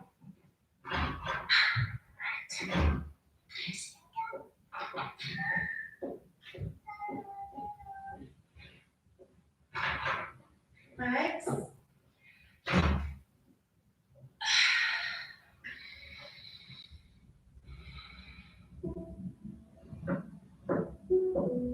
Hey, babes. I hated maths too. Is it a secret? I didn't even pass my GCSEs. Do you know what we need? A treat. You and me. What do you say? Next weekend, girls' day out. Huh? We'll get our nails done. Pizza, cinema, milkshake.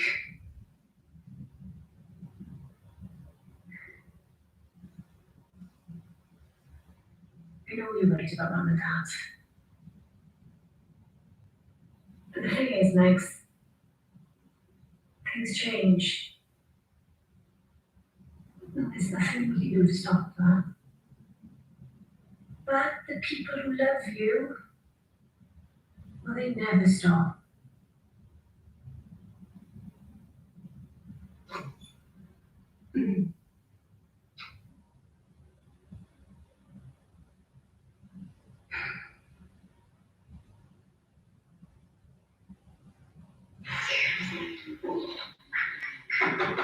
We get that on his please.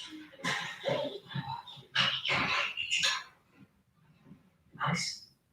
Is your mum in? Mum? Oh, right. See.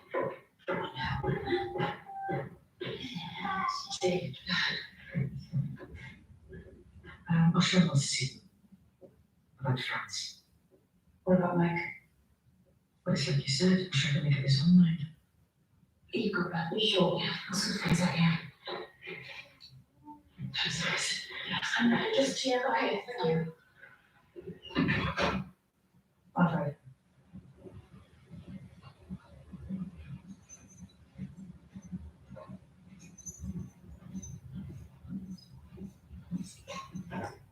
Steve is still missing.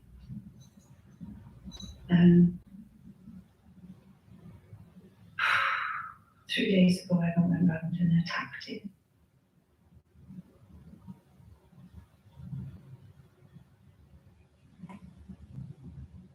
What? Everyone went round to Steve's place. You should. Yeah. And she did the same. Leave it to me.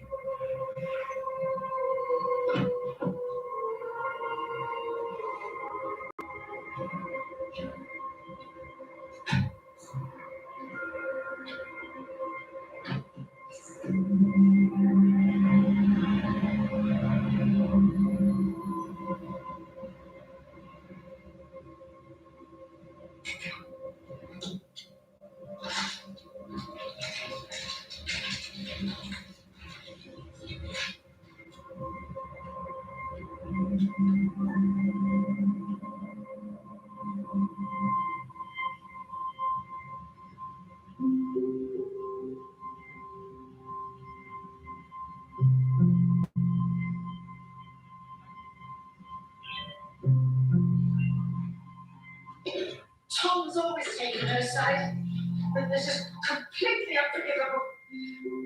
I know what he's doing. He's trying to sabotage your chances of gaining custody. What's that? No.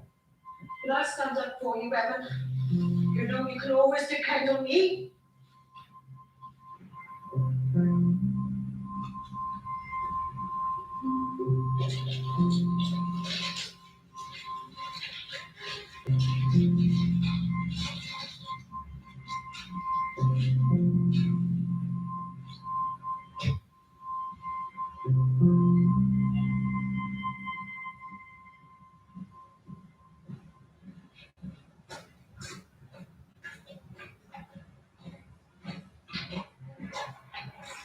Hey, Mike. I understand Osher wants to talk with me. You're not a doctor, Faith. Yeah, that makes two of us. He's been watching Dr. Russell's videos, Mike. He's told me things he didn't tell you.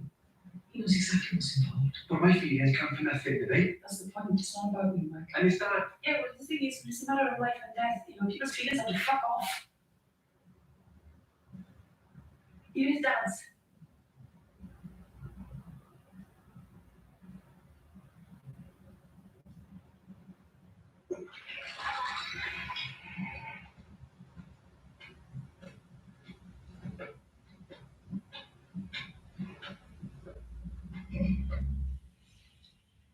If you've seen the videos, you understand how it works.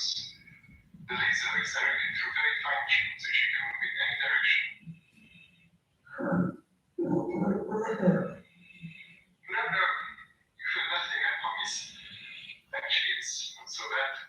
Maybe a little bit tight afterwards, but that's all. The moving plans, yes. Shall I talk to Mrs. Howells? Speak. I don't know how many times you've done this before. On a child. To know in this exact position, it will be the first time. That's it. That's all.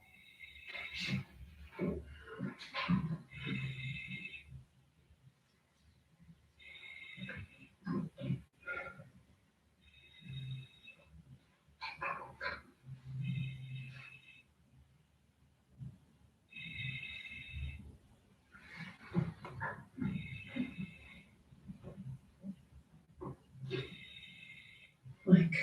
I let my wife die in agony in the hospice. But she hated the place. She begged me to take her home. This is different. Go on now. Please. I'm asking Julie to appoint me his lawyer.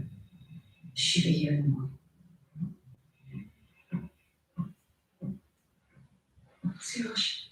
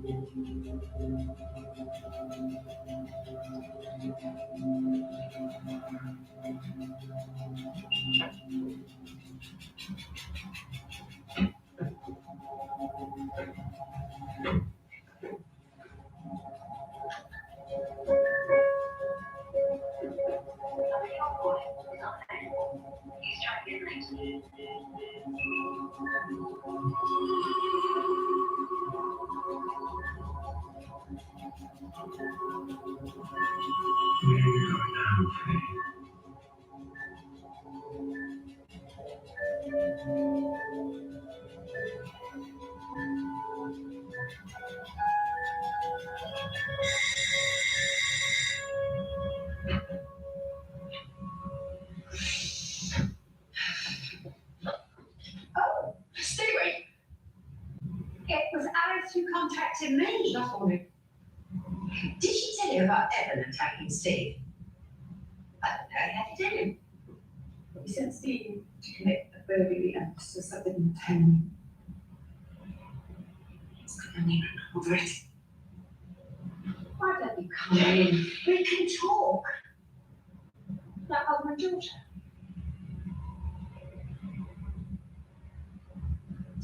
Please yourself.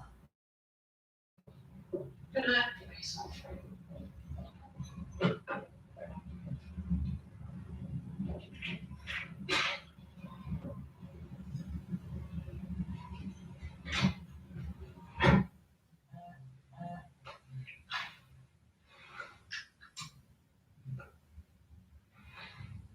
But Dad, asking whether your dad's been around here. Why does he ask it? Who cares?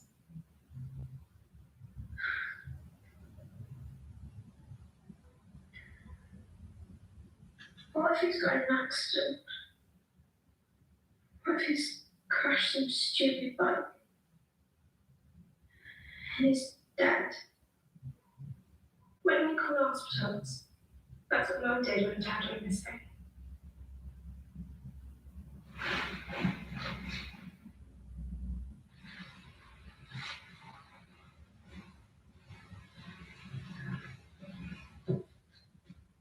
It's okay.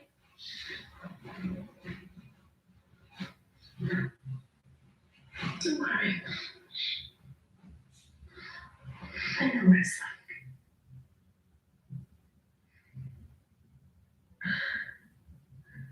We were gonna move into town. your dad from now.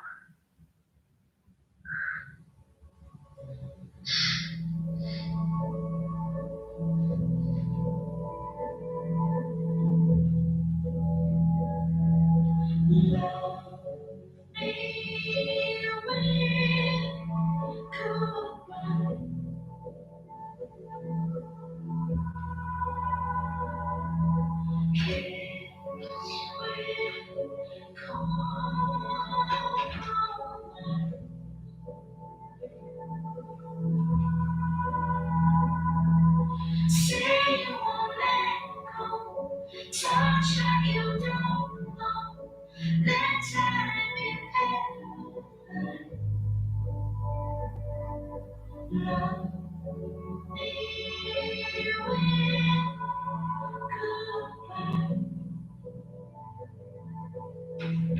Just don't ask why.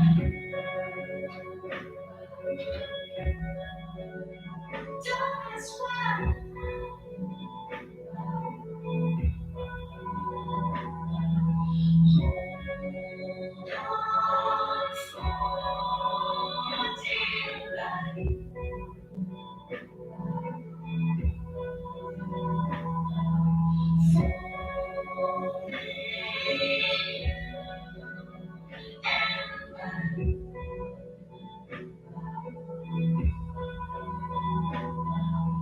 There's no beginning, time is spinning. Let's sing it on. Hold on for dear life. Just don't ask why.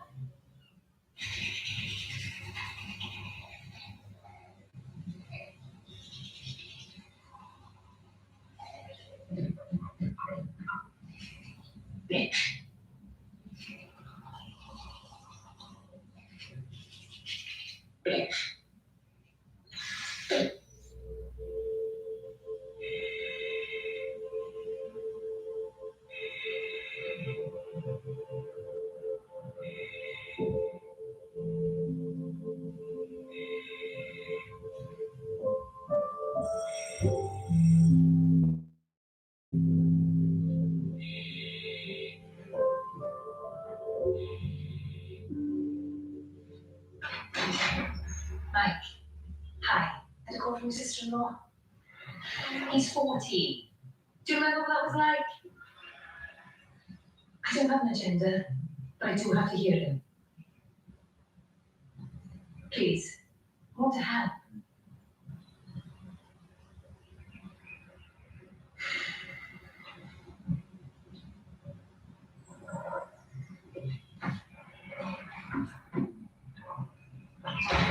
I don't doubt your commitment to Roshan. It's a question of whether you and I should be working together right now. Well, the custody hearing is until next week. I'm having to amend my section 7 to include Evan's allegations. Oh, the man I'm sleeping with, yes, it's exhausting. Listen, let me represent Roshan. She definitely trusts me. Maybe a little bit too much. He seems to think of you like that. Is that such a bad thing? If you fail, I still love him. All right, I'll instruct you. The bad news is that Masson thinks he needs to operate within 72 hours. No problem.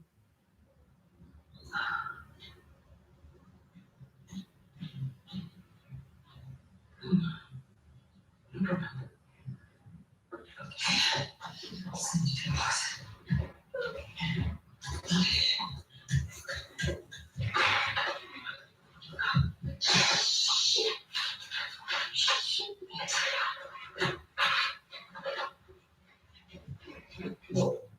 One child, his father and a nurse. Gran is in Brittany. How soon could you manage? If you could, yes, thank you.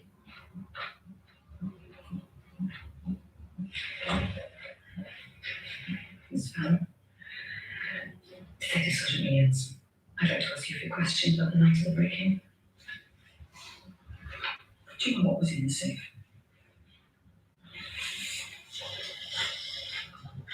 Do you think he might have been the burglar?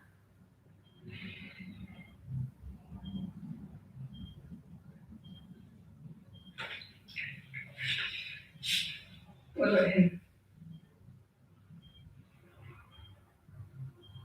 Evan. You know him? Friend of Mrs. Reardon is the owner. Yes. You know that she's dead. When was the last time you saw her? Miss Farrell, I need you to talk to me an important witness. Before the break-in, she told me to call her if anyone gave any trouble. What kind of trouble?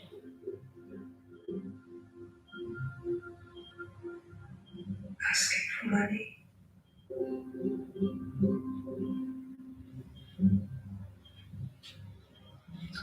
Did she say who?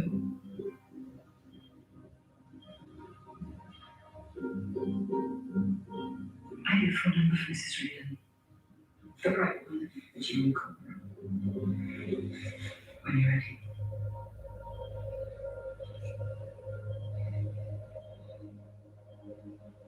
Eight, 5, 2. I need a full record of all activity as fast as they can get it.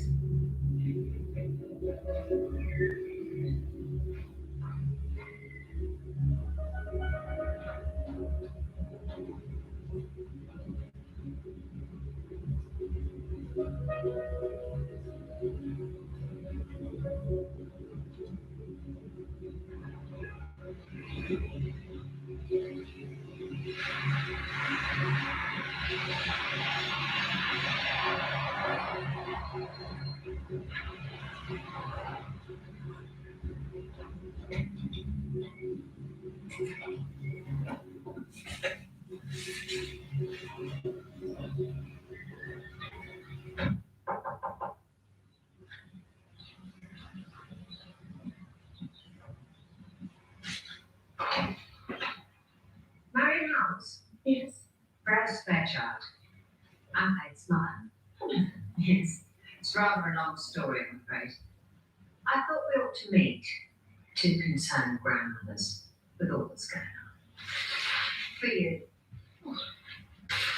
Thank you. Lovely, come in. Thanks.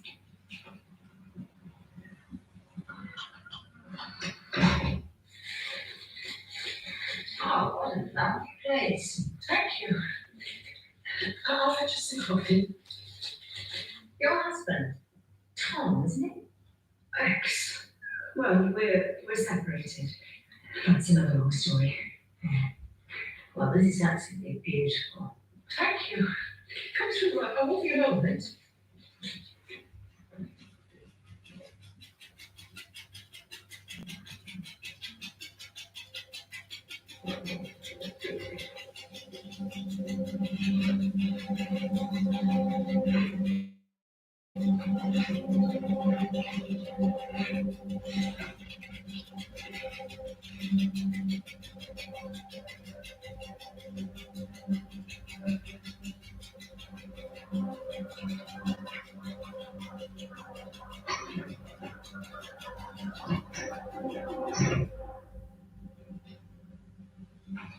Broken sugar, please. Don't tell my doctor. May I? Oh, of course. Have you come far? Mostly I live in London. Thanks, Park, I came from Swansea. Oh, I see. It was complicated. I was always the one running the business. Kate spent more time with her dad. A kind man, not what you'd call driven. His faith is very determined. Very. Are you still in business? Here, man. I think it's time for more important things like the burn children. How do you think they're coping? Well, the girls worry. And Faith working all hours doesn't help. I'd like to make things easier for her. Presumably the house has been split. Evan's been very good about not foreseeing the sale. Well, I can certainly help with that. Thankfully, money isn't an issue. Now, tell me about Evan. I've seen the photographs. He's an exceptionally good looking man.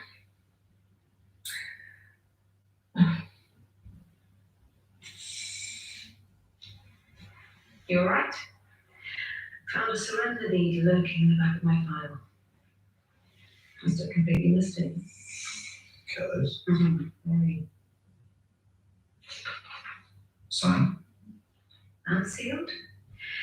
There is no right of way, nor £1 million claim against this firm.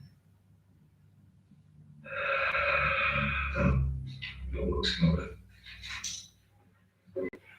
Thank you. Yeah.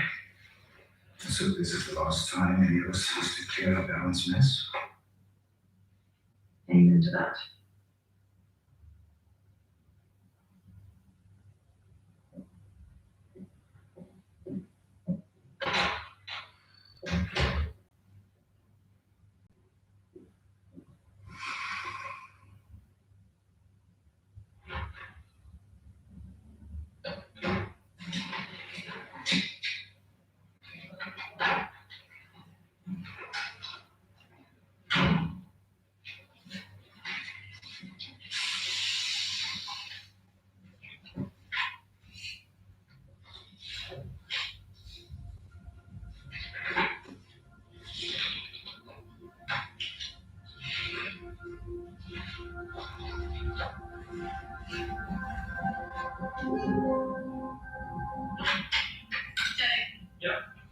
Can you hold one number for Evan Hamilton here? Okay. I'm still getting on records for that number, are you?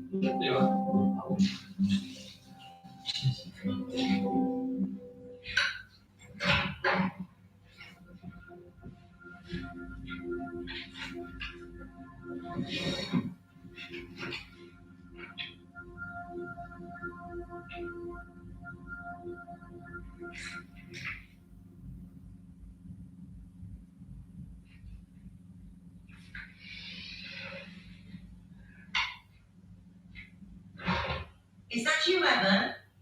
Come through to the living room. There's someone I'd like you to meet. Rose, this is Evan. Evan, this is Rose. Rose Fairchild, Faith's mother.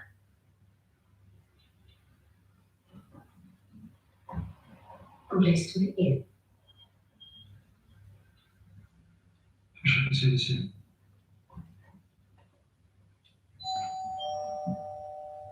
Margot.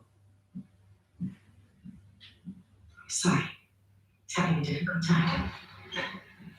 Mr. Howells, I'm arresting you on suspicion of burglary and the murder of Mrs. Gelby. Do not say anything but any harm defensive. Do not mention the question, something that you later rely on court. What's going on? James dead. When? There must be some mistake. Call Tom. There isn't any time for it. Please don't touch anything, Mrs. Howells. There'll be a search tomorrow. Is everything all right, Mary?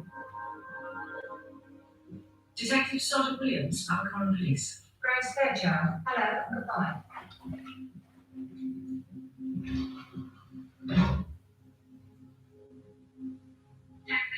morning. You ready by now? But I don't have much choice, do I? I gotta go. See you. Say something. Say something. Say something. We cannot go back to the silence. It won't get better. The series finale is next Saturday at 9. See it now on BBC iPlayer. Line of Duty is always worth the wait, and tomorrow at 9 we'll find out if Kate survived that showdown. As for Arnett, well, here's Martin Constant in a different light. Thriller The Nest, streaming now on iPlayer. This is a tidal wave. We cannot go back to forever.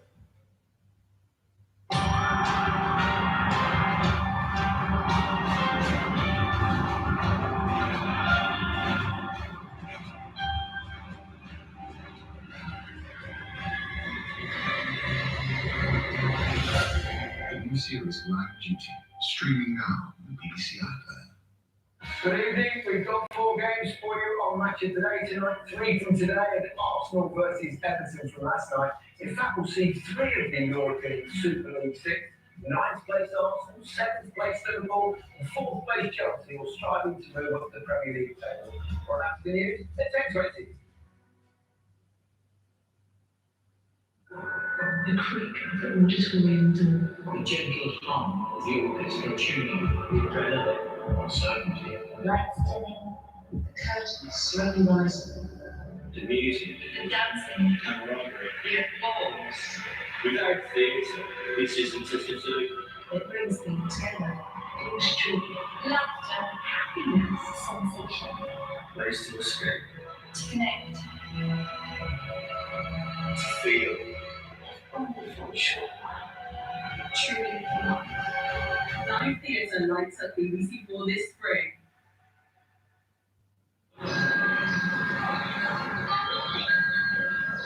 Now on BBC One, the news with Rita Chakrabarti.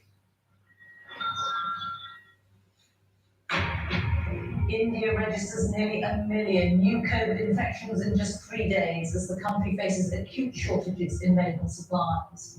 Hospitals are warning that patients are dying because of a lack of oxygen. Claims by former Downing Street advisor Dominic Cummings of what he called possibly illegal plans to fund refurbishing number 10. Boris Johnson is under pressure to explain. Debris from an Indonesian Navy submarine is found. The military confirmed the vessel has sunk with 53 men on board. And a victory for England in the Women's Six Nations gives them their 3rd consecutive title.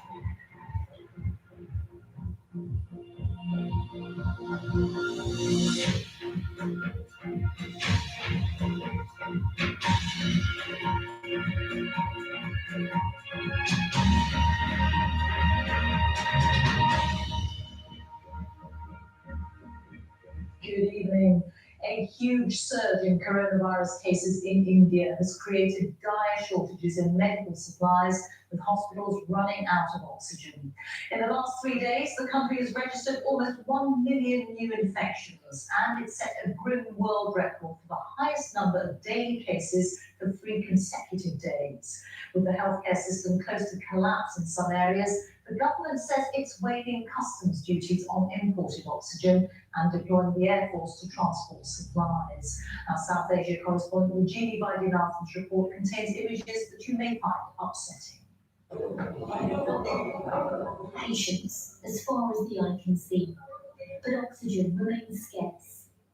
The situation right now here is really worst, critical, and out of control. Tusha Moria filmed this video inside a crowded Delhi hospital as he took a family member with COVID to casualty. It is difficult to provide equal treatment to all the patients. That's why there is a high casualty rate inside and there is a very negative environment inside. It's the same outside. Every day as cases rise, families face a never-ending search and a terrifying wait. 17-year-old Mohan Sharma is taking care of his grandfather as they queue for help at a hospital. He's been here before.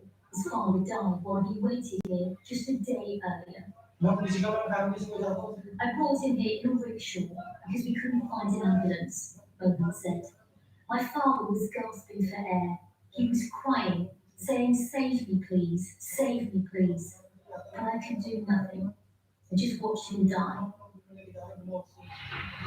And many have now died because of the supply shortage.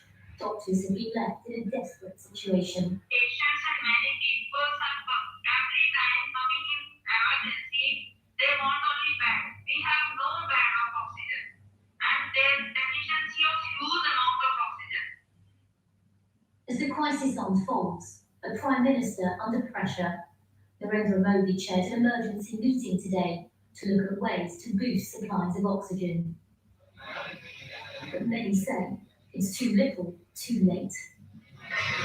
Relatives continue to queue for supplies across India as thousands continue to die.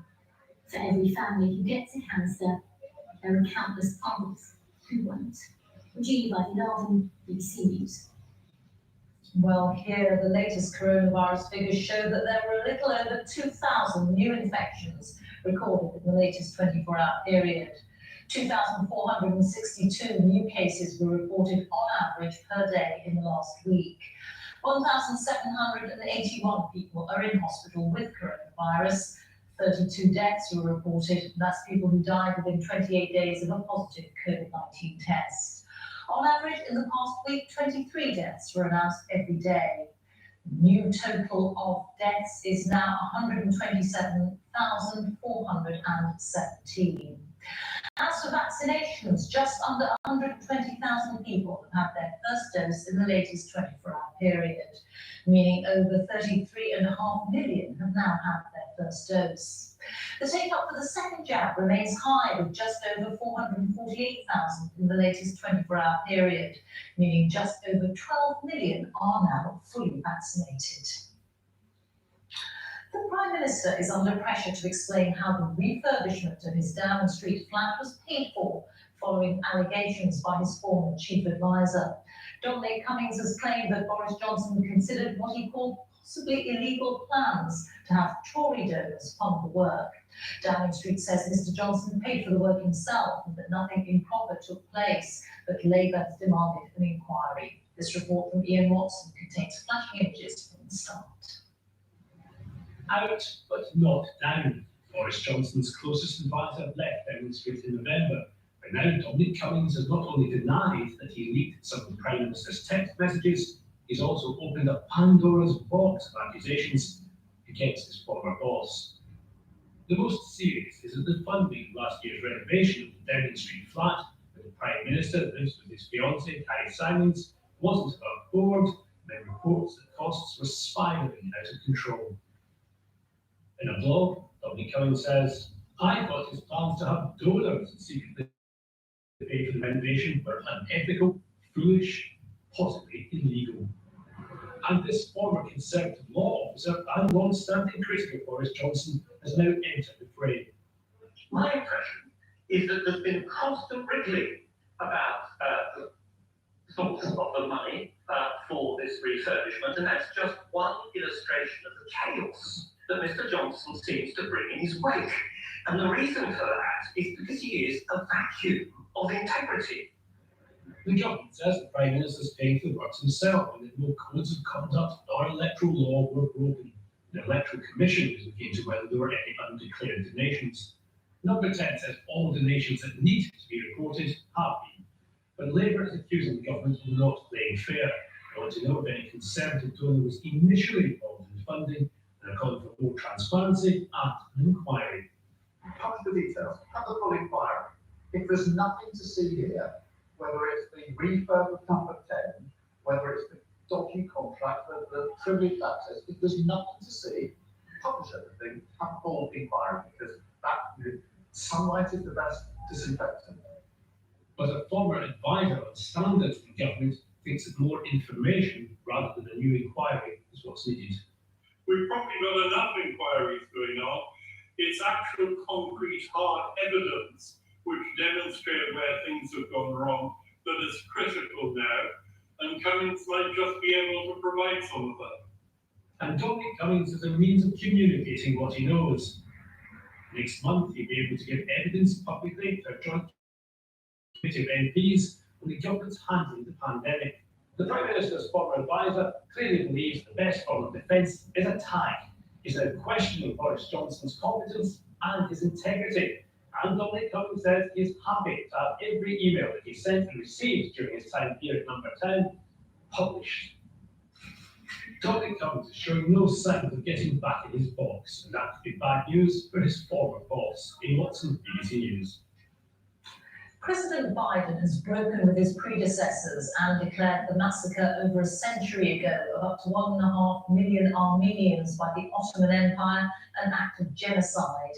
The move risks damaging US relations with Turkey, which is an important NATO ally. Its foreign minister has already said that the move opens a deep wound between the two countries.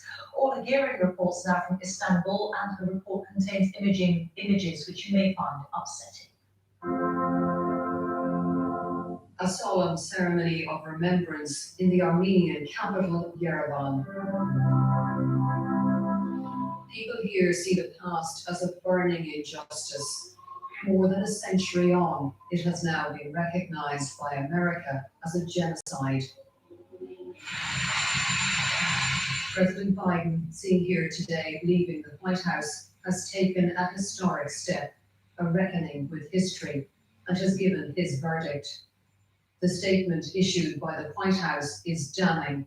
The president refers to the Ottoman-era Armenian genocide and says 1.5 million Armenians were deported, massacred, or marched to their deaths in a campaign of extermination. These painful images from 1915 show some of the horrors. Skulls on public display. Armenians hanging in full view. For decades, Turkey has denied this was a genocide and said innocent Turks died too in the turmoil of war. It has reacted angrily to President Biden's move. I reached a senior advisor to the Turkish leader who said President Erdogan had tried to talk him out of it and there would be consequences. We cannot dissuade it. It's very sad because once the cat is out of the bag, you can't put it back in. And we feel that this is that situation. Declaring this as an act of genocide is going to create a lot of complications. This is my grandfather, Seneca, and he was the only survivor of the Armenian genocide. The lone Armenian MP in the Turkish parliament told us it would mean far more if Turkey acknowledged the genocide. I want to believe in Turkey, and I believe in Turkey. Turkey is going to face this genocide one day, and we will have that justice one day, I'm sure about it. Will you see it in your lifetime? I hope to see it, and but no, 2 generations have passed without seeing that justice. This will cause fresh tension between America and Turkey, 2 NATO allies.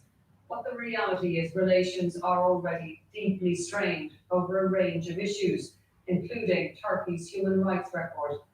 And President Biden is making it clear he's not too worried about keeping the Turkish leader happy. Orly Gurin, BBC News, Istanbul. An Indonesian submarine, which has been missing since Wednesday with 53 crew members on board, has sunk, the country's navy has confirmed. Officials say debris from the vessel has been found. It follows an extensive search of an area north of Bali where the vessel disappeared. Here's our correspondent, Richard Galpin.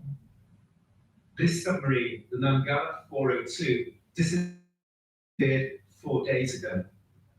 On board, 53 crew members taking part in a torpedo exercise off the coast of Bali. Contact was lost after the crew asked for permission to dive. A major operation to find the stricken submarine was launched, with Malaysian and Australian ships amongst those helping. Today it became clear all was lost. The Indonesian Navy Chief Yudo Margono told a news conference the submarine had sunk 850 meters down from the surface, but the hull could only withstand the pressure at 500 meters. As a result, he said, the hull cracked. He also announced that some items from the stricken submarine had been recovered, including a piece of the torpedo system and a prayer mat. The Navy insists the submarine was seaworthy, but it was 40 years old. The search continues to find the bodies of the 53 submariners. Richard Galpin, BBC News. Time for all the sport now. Here's Sarah Moore-Cairns at the BBC Sports Centre. Sarah. Thank you very much, Rita. It is 3 Six Nations titles in a row for England's women after victory over France. Ireland finished third following their win over Italy, and Scotland picked Wales to a 5th place finish, but all eyes were on the Twickenham stoop with the top 2 sides looking for the title. Our reporter Joe Curry was there. A fitting stadium for a final showdown. The sun may have been shining, but no fans were allowed in to enjoy the spectacle. For England, a 3rd consecutive championship in their sights. For the French, the chance to recapture a title they haven't held since 2018. Compared to their group games, this one was a slow burner. Opportunities were hard to come by, and when they did, they were missed. But then, just before the break, a breakthrough. Holly Cleal, one of the stars of this year's championship, bulldozing her way to the line, an offload, and then over for the try. England ahead. After the restart, France found their way onto the scoreboard, whilst both defences stood their ground. The French kept up relentless pressure and were rewarded 7 minutes from time to set up a nerve-wracking finish. But England showed composure in keeping the ball and were rewarded a penalty which Scarrett smashed with almost the last kick of the game. England 2021 Six Nations champions again. This won't go down as a vintage performance or a vintage final, but England doing just enough in the end to defend their title and play back-to-back consecutive championships for the third time.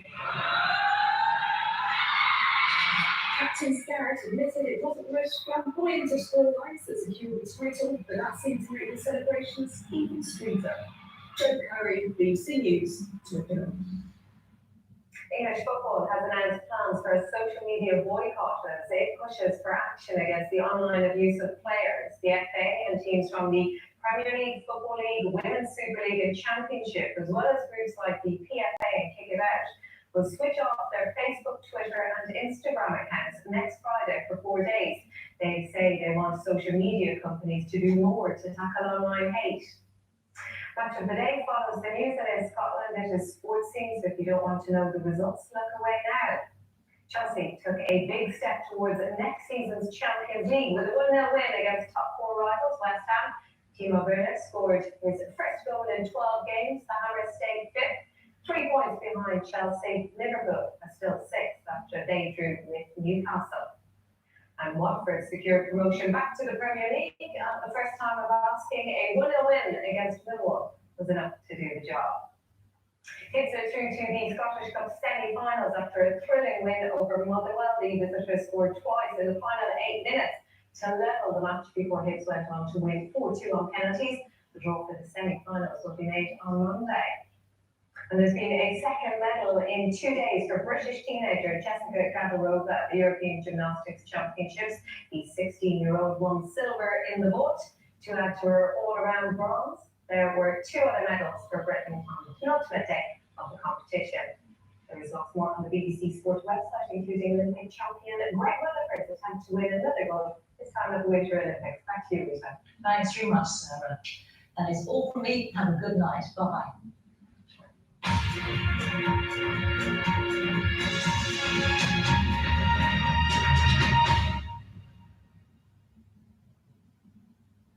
It's been another day of virtually unbroken sunshine. Northern Ireland's warmest of the year so far, 18.7 at Armagh. Another dry day in an exceptionally dry month. Not a good, of course, for those fighting that wildfire in the warm mountains. Now, there is a bit of rain in this forecast, not so much for tomorrow. It is still high pressure with a stronger easterly breeze. It will feel a bit cooler. It'll be a bit cloudier too, but it's largely clear overnight and still cold enough, a bit of frost going into the morning, -3, the coldest parts of eastern Scotland. There will be a little more cloud around tomorrow, at the very least turning the sun hazy. Cloud increasing in eastern England, maybe a light shower. Some patchy rain in Shetland, an isolated heavy shower in Scotland is possible in the afternoon. But for most, it's another dry, sunny day. With a stronger easterly wind in England and Wales, gusting through the Channel Islands into southwest England.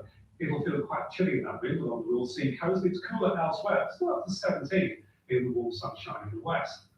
Now overnight, it is a Monday, we bring in more cloud from the North Sea, and we push cloud into northwest Scotland, and this is rain on the way. From this area of low pressure, moving south Monday and Tuesday, with the chance of rain. If you're hoping for something substantial, you'll be left probably underwhelmed. Once that clears later next week, it will be rather cool. There's a chance of a shower, and there's still a risk of overnight frost. Good night.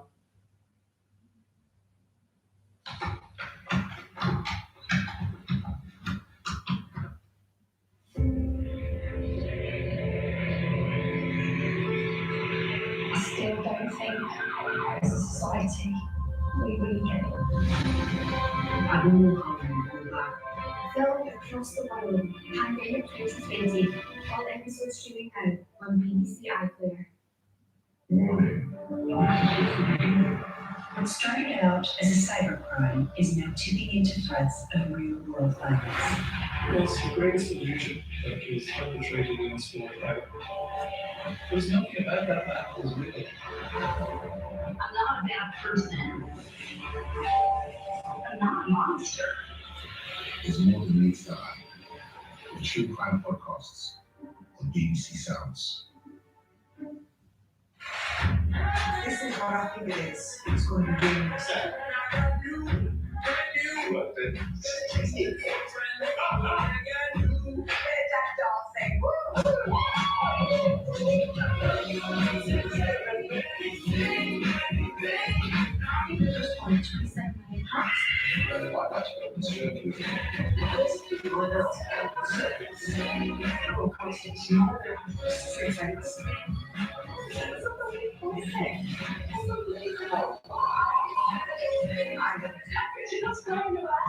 This spring on BBC One.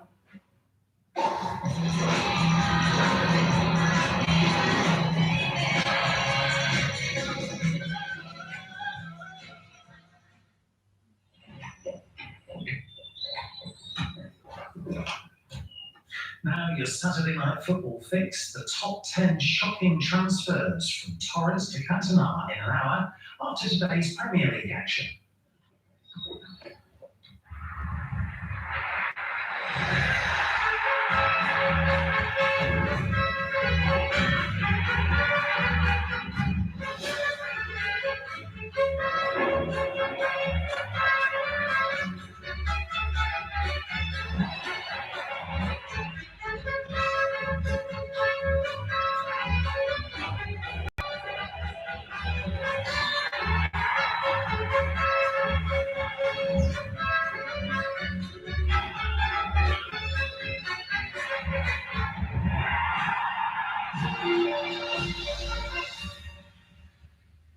What a week. We've got a super programme coming up, and good news for those of you with limited attention spans. We'll be done in an hour, or about as long as the European Super League lasted. Two legacy pundits in the studio, Alan Shearer and Micah Richards. Three of the English clubs involved feature tonight: Arsenal, Liverpool and Chelsea. So how do we reflect on the event of the last few days? It felt, Alan, like a rare victory for fans and lovers of our game over the billionaires that own football. Yeah, Gary, we had 6 owners who barely set foot in this country, never mind attend their games. They were going to change our game forever and ruin our game forever. There was nobody out there with a positive word for it. It was universally despised. The greed and arrogance, well done to the managers. Jurgen was first, and then Pep came out, speaking out against what their owners wanted, and then the players came out. I mean, it was ludicrous that they knew nothing about it, and then were forced to come out and talk about it the next day and say how much they were against it. Also for the fans for putting rivalry to one side and coming together and putting a stop to this garbage. Yeah, there's no sport really more tribal than football in many ways, but there was a togetherness, so that was a positive. Yeah, there was a togetherness, and I love the way the fans come together. It was brilliant, and they have still got a voice, which was really good. But I want to take it a step further with UEFA. They were talking about potentially banning players from Euros and World Cups. Which, exactly, it wasn't the players' fault. Alexander Cheferin was talking about snakes and money and greed, but look what's happening when it comes to racism and sexism. You know, we see what happened with Kadula, got 10 game ban, and Glenn Kamara gets a 3 game ban for the way he's reacted. So it was like a ploy, a tactic around, well, the Super League's happening, which I've said is a disgrace, but it's not sort of taking people down a different road while this is happening. That's the same attitude for them about other issues. If you're going to talk about lawsuits for football and taking money away, do the same for racism. You know, I've been crying and banging on about it for how long now, and it just shows you the power that they do have if they want to implement it in the right way. Yeah, people are talking about sanctions. How do they deal with the clubs involved? Do you think it's time now to try and make peace, or do you think there are relative punishments that should be? No, there should be punishments, yeah, but talks of banning players or teams from European competition. I don't think it's right because, and document points, because that then affects the players and the managers and the fans. And we know what they felt about that. They were dead against it. But what I do feel would be appropriate is big fines, and those fines could be handed down to the football pyramid. They were going to be affected, so give them some money. Look after them. Also the Champions League. Absolutely. Okay. Big 16 Chelsea face competition. Who'd have thought it? For a top 4 finish, West Ham really should know their place. Your commentator at the Stadium, Jonathan Pitt. The 100th top flight meeting between two bitter old rivals, with West Ham keen to make a statement after last weekend's attack on English football by moving 3 points above Chelsea in that top 4 race. The Hammers are looking for a 10th home win in the Premier League season for the first time since 2002. Chelsea can equal the club record of 4 London Derby away victories in a single season. Jesse Lingard will equal Yaprasako's West Ham record of scoring in 6 successive Premier League appearances. If he lets for a side show 2 changes from defeating Newcastle. Bueno starts in the league for the first man since December, with Dawson suspended, and Fredericks replaces Johnson for his first start since early February in the continued absence of Cresswell. With Real Madrid in the Champions League semi-final in midweek in mind, Chelsea rotated again 6 changes. Daniel Mondi, Silva, Aspilicueta, Conte, Chilwell and Werner. Thomas Tuchel could become the first Chelsea manager to go unbeaten in his first 10 away games. Whistle of the referee Chris Taylor. The players of West Ham and Chelsea take the lead. Silva. Over the head now. Werner. Looks to do the opportunity.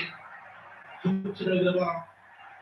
Kicked out inside that West Ham United double. He stopped his run there, which gave him a couple of yards on the defender, jinked into space. Good movement by Werner, but wide finish. Check was sent out on Tuesday to quieten the protesting Chelsea fans outside Stamford Bridge. They were so unhappy against the prospects of the European Super League. And as soon as he went out and gave them the message Chelsea weren't going to be taking part in a ludicrous scheme, Chelsea fans simply went on their happy way. Chelsea Lingard's tag. It's going to be a yellow card, you would think, for Werner. And he's chased back to try and redeem the situation. He's given West Ham United a free kick here.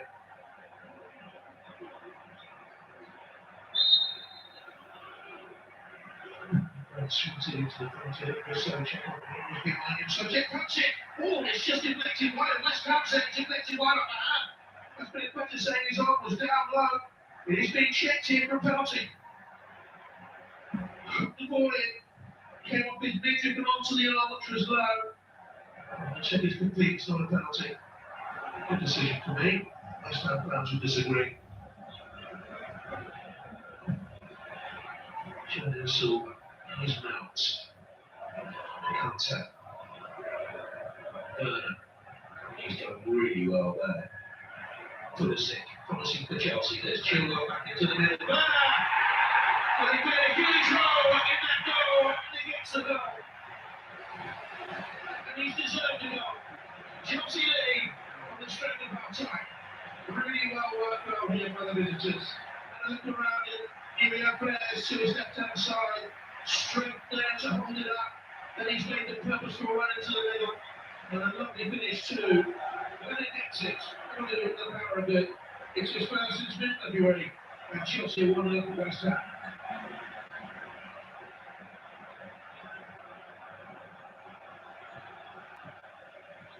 Pulisic.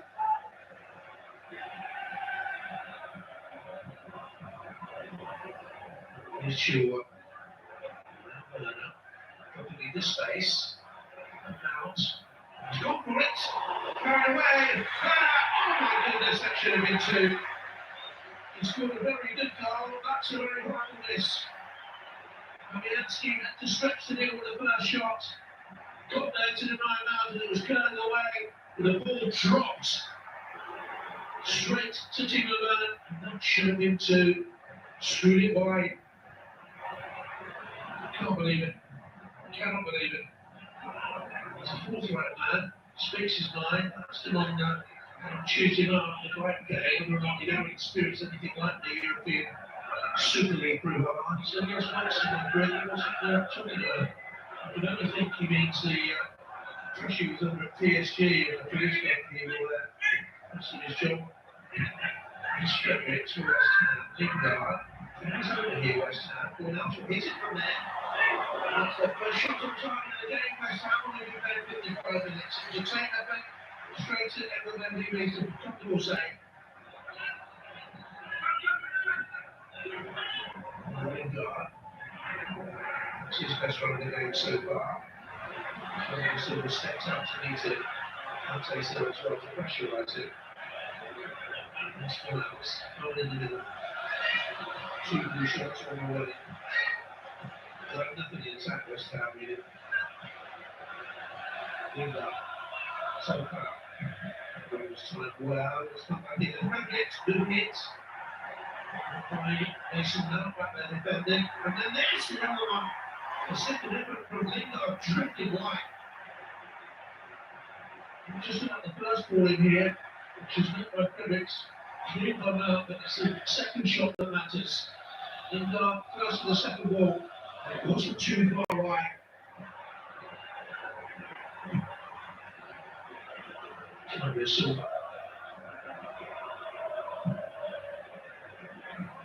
It's really quite a Fredericks. He's searching.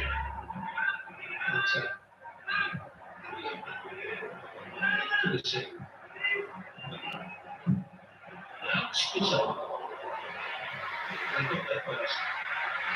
He's got a big goodness.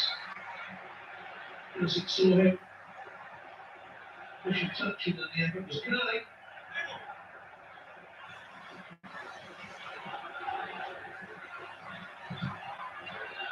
That's working back down his way.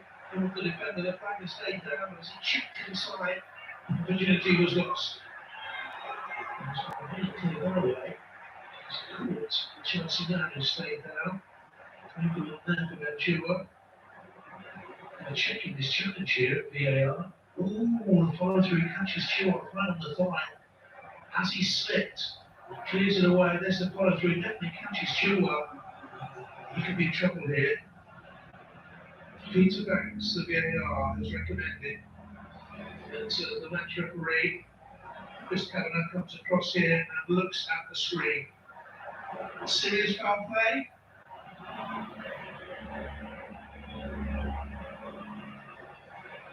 When the referee goes over to see a screen, it's almost inevitable. What's going to happen?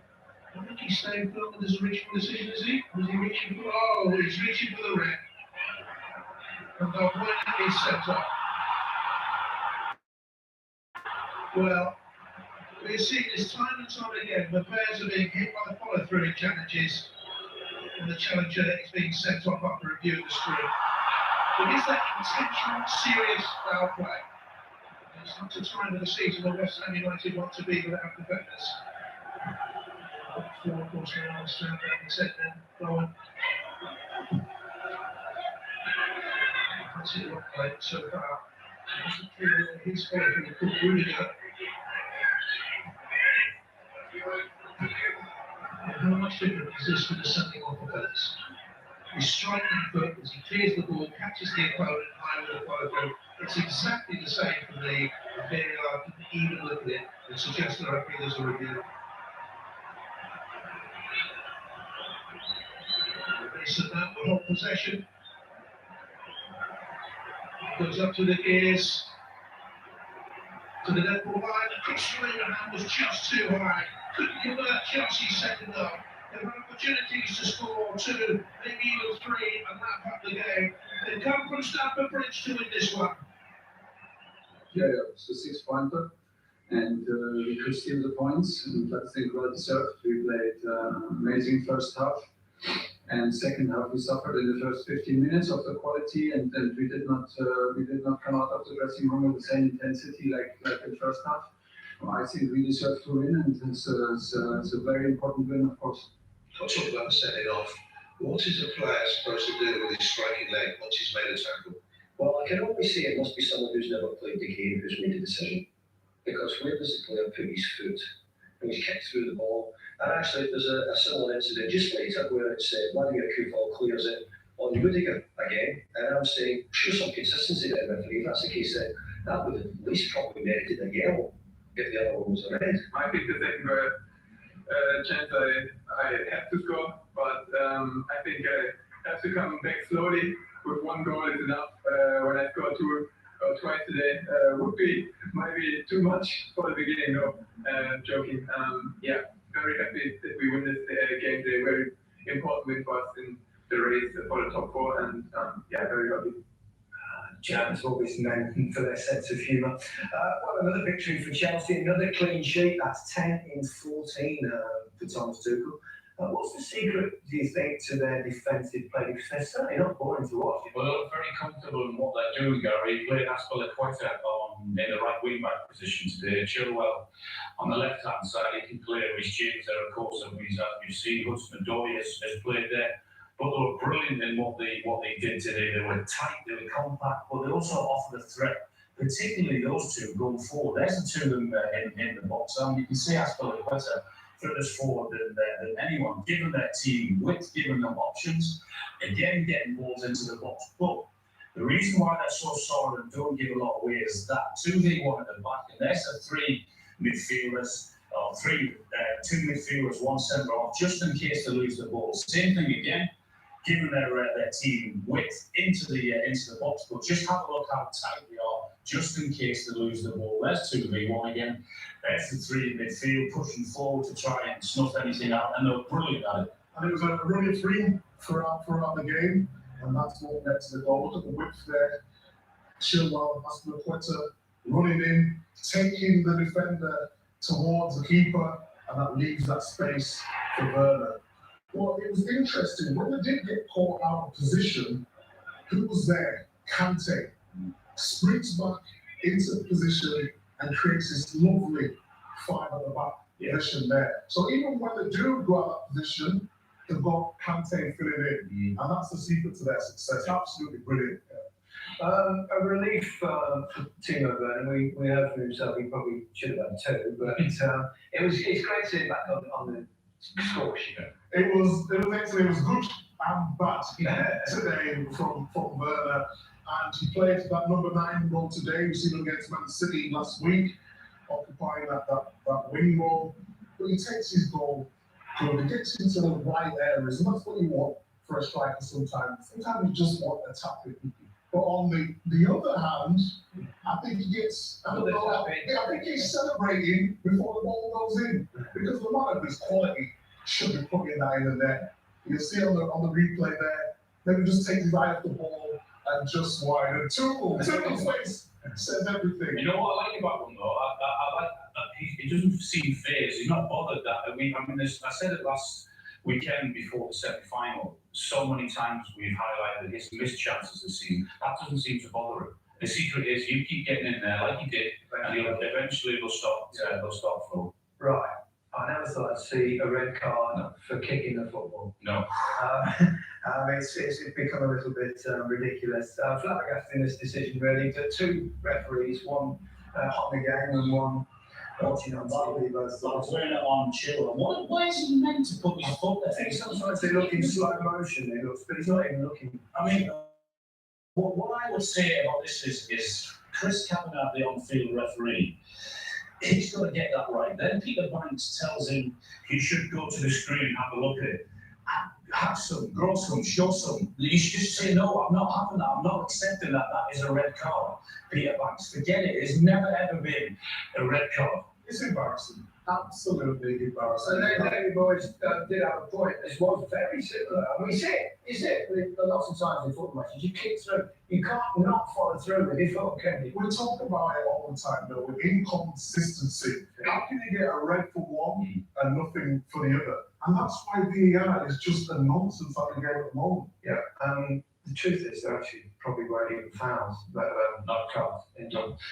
One piece of news this evening: it has been announced in the past hour that English professional football will temporarily boycott social media platforms in response to the ongoing and sustained discriminatory abuse received online by players and many others connected to football. The blanket ban will be staged across next weekend's round of fixtures in the men's and women's game from 3 p.m. on Friday until 11:59 p.m. on Monday, the 3rd of May. Big Six team Liverpool was seventh ahead of their game against Newcastle, who hadn't won at Anfield since 1994. When did you sign for the 96, Steve Wilson, watch this one. A must-win game for Liverpool, who've taken only 4 points from their 5 home games against the teams currently below Newcastle.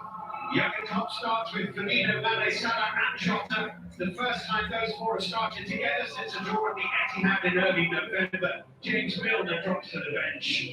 It's 1 defeated 7 for Newcastle, a crucial 10-point haul which was set to keep them in the league. As Sir Maximin swung and Ankara settled down, so it's an unchanged side and formation, one which has served them well over the course of this month. Kicking towards the Anfield Road end in the first half, Liverpool have won 1 of their last 10 home games in all competitions. Newcastle will try and get Liverpool bogged down if they can, and then try to hit on the counter, and they will use San Maximin as much as possible in that aim. Clip ball in, it was Kieran Clark who got his head on it. And Liverpool lead after 3 minutes, which is exactly what Steve Bruce would have been trying to avoid. Clark fell to Salah, it's a brilliant turn. And a thumping, devastating finish into the roof of Dubravka's net. Mohamed Salah has become the first Liverpool player to score 20 league goals in 3 successive campaigns since Ian Rush did it in 4 successive campaigns back in the 1980s. That's the kind of standards that this man has set. Newcastle enjoying the opportunity to keep possession here. Kieran Clark.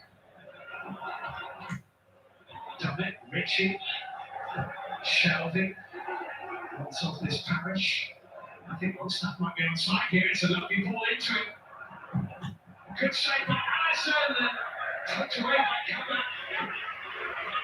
That's really well worked by Newcastle. It's a lovely run from Longstaff. No red shirt tracked it, but he's definitely onside. He's yards onside. Good save by Alisson. All sides for Liverpool.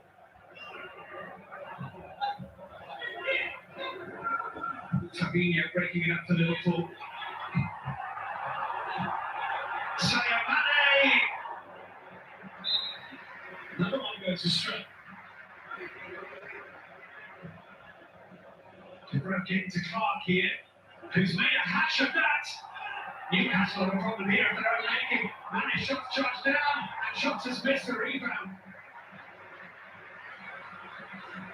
Well, Jurgen Klopp looks astonished that Liverpool haven't made more of his. Kieran Clark, don't know what was going on, just seemed to get caught in 2 minds. And between them, Liverpool struck 4 fair to put it away. Jota mishit it, and it's a real let-off for Clark. Firmino. Oh, that's a lovely ball. Mohamed Salah is in behind here. Salah, great save. Could be a huge save this by Martin Dubravka in the Newcastle goal. It's an absolutely sumptuous ball from Firmino, and Salah is away, and that's another big chance Liverpool have not taken.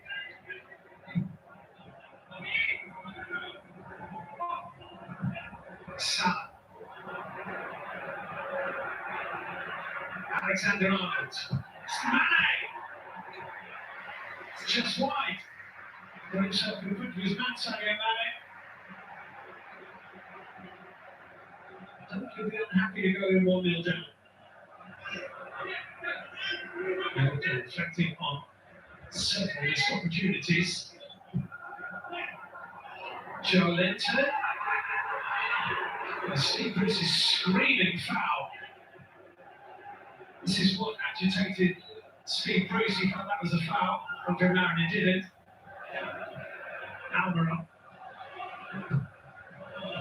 Might be another Liverpool chance here. Jota has not had his greatest day so far. It's a free kick to Newcastle.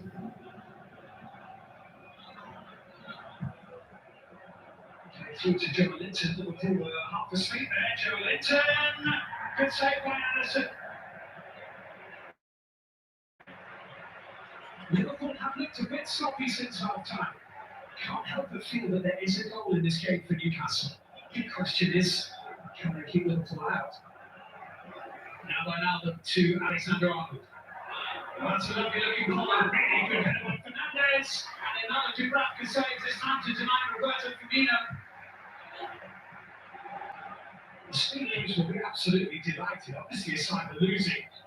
Newcastle have done enough going forward, and his goalkeeper has kept them in it. And wonder anything could happen. Dubravka couldn't pick it up. It was definitely a back pass, and Sadio Mane knew that. Chose not to volley it, Dubravka, and really paid the price for that.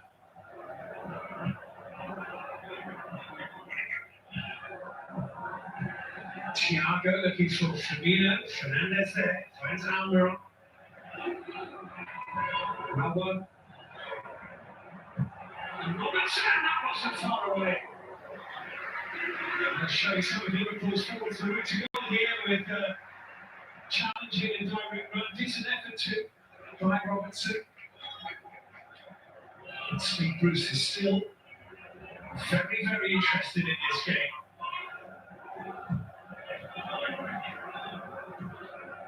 And Drew Neal St James's. Oh, I say, given away awfully by Longstaff. Here's Salah. So another one goes astray for Liverpool. And it's another one which Newcastle have given them. Longstaff's error here. Straight to Mane, into Salah. Missed the target. Here's Mane. That's a free kick to Liverpool. So that's Mane fighting into the Achilles of Thiago a little too much for Andre Mariners' liking. With over 15 minutes to go, Alexander-Arnold hit the ball for Liverpool.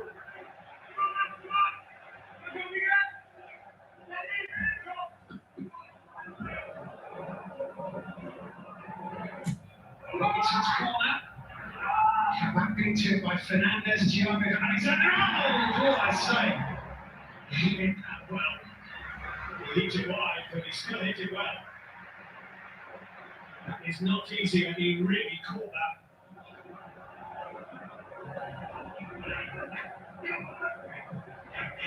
Curtis Jones running into Longstaff. Alexander-Arnold. Mane might have been offside. Sadio Mane here. Side netting anyway. It's Dubravka again with the save. I'm pretty certain the VAR would have ruled that out. Thiago sits and watches the closing moments of fairly nervy into the game. Richie with the ball, and it's a good one. It's headed over the top now, Willock. He has scored 2 big goals for Newcastle in his last 2 appearances, Joe Willock. And this was a chance. It's not easy, not by any means. Looks like he's got a bit of a trouble now here in trouble, so he might. Some accident. Forward, Wilson's chasing onto this. And Wilson's gone there. And Alisson makes the save, and it's packed over the line. And Newcastle have equalised in stoppage time. It's Callum Wilson. Liverpool are undone. And the writing has been on the wall since Liverpool missed chance after chance after chance. There's going to be a check on this. Or is it handball? It's Alisson onto Callum Wilson, and this goal is going to be ruled out. Liverpool are off the hook here, and Newcastle's equaliser is ruled out.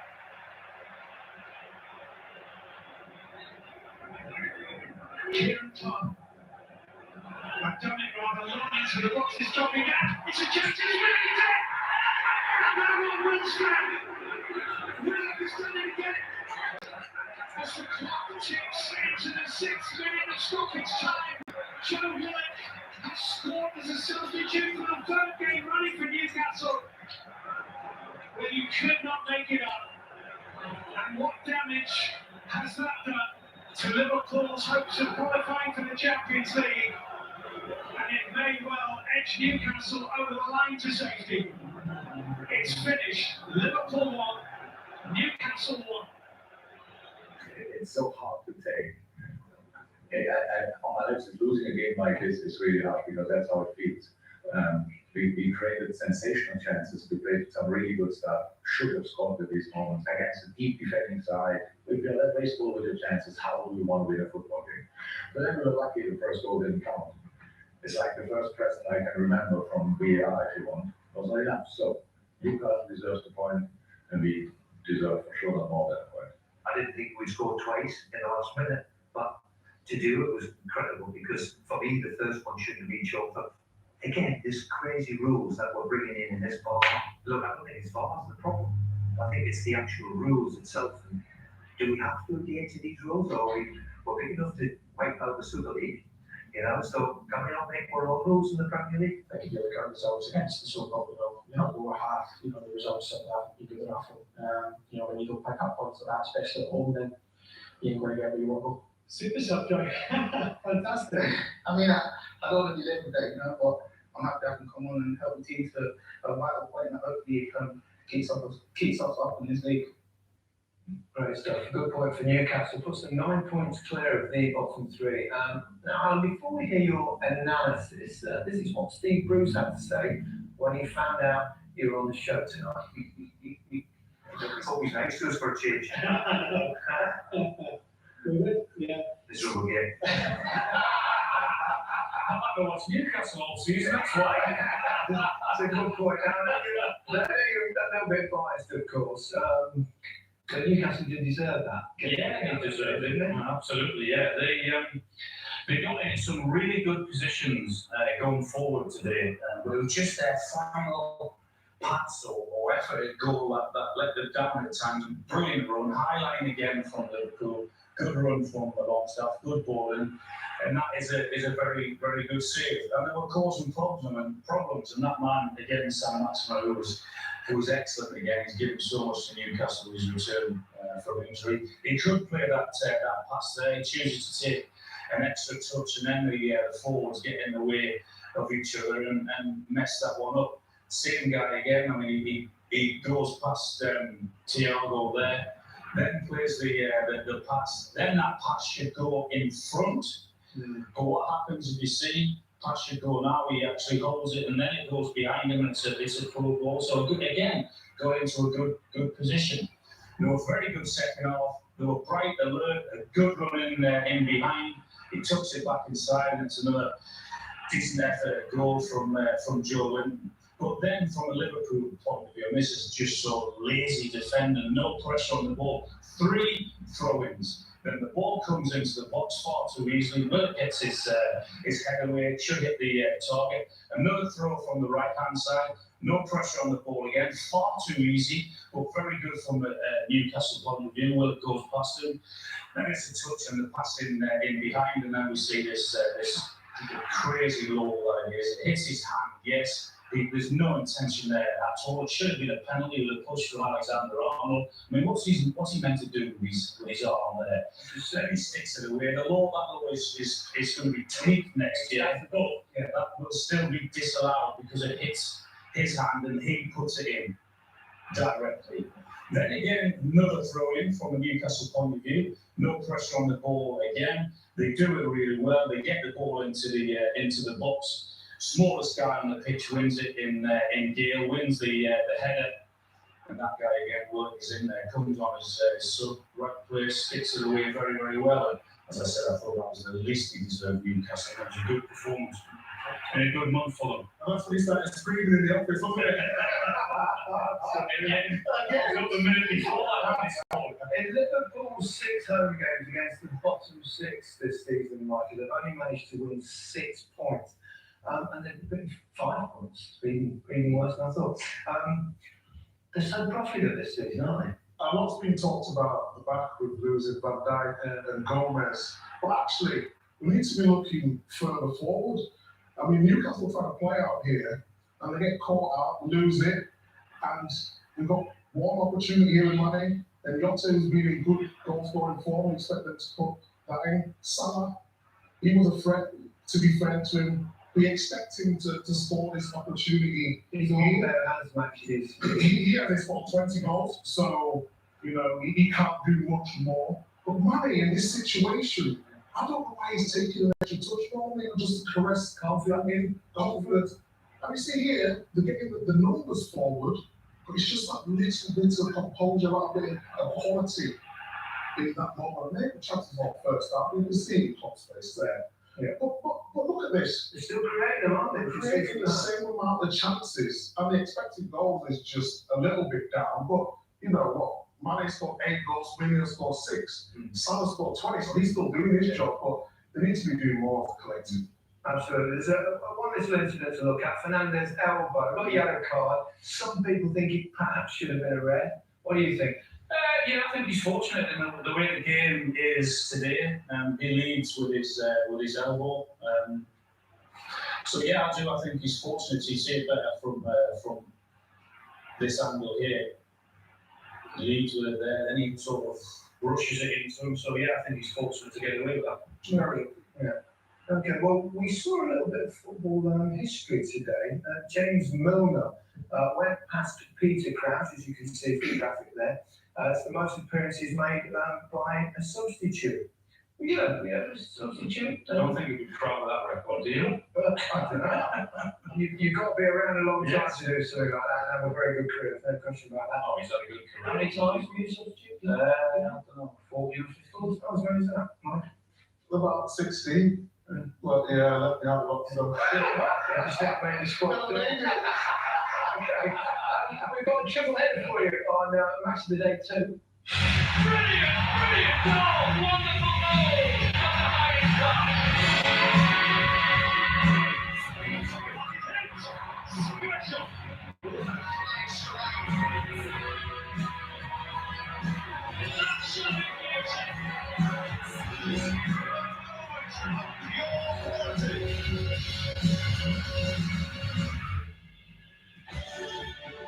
Keep across all the action on 5 Live Premier League Sunday. Listen on BBC Sounds. We've got a live game for you tomorrow. Burnley up to boost their survival hopes against Wolves. BBC 1, quarter to 12.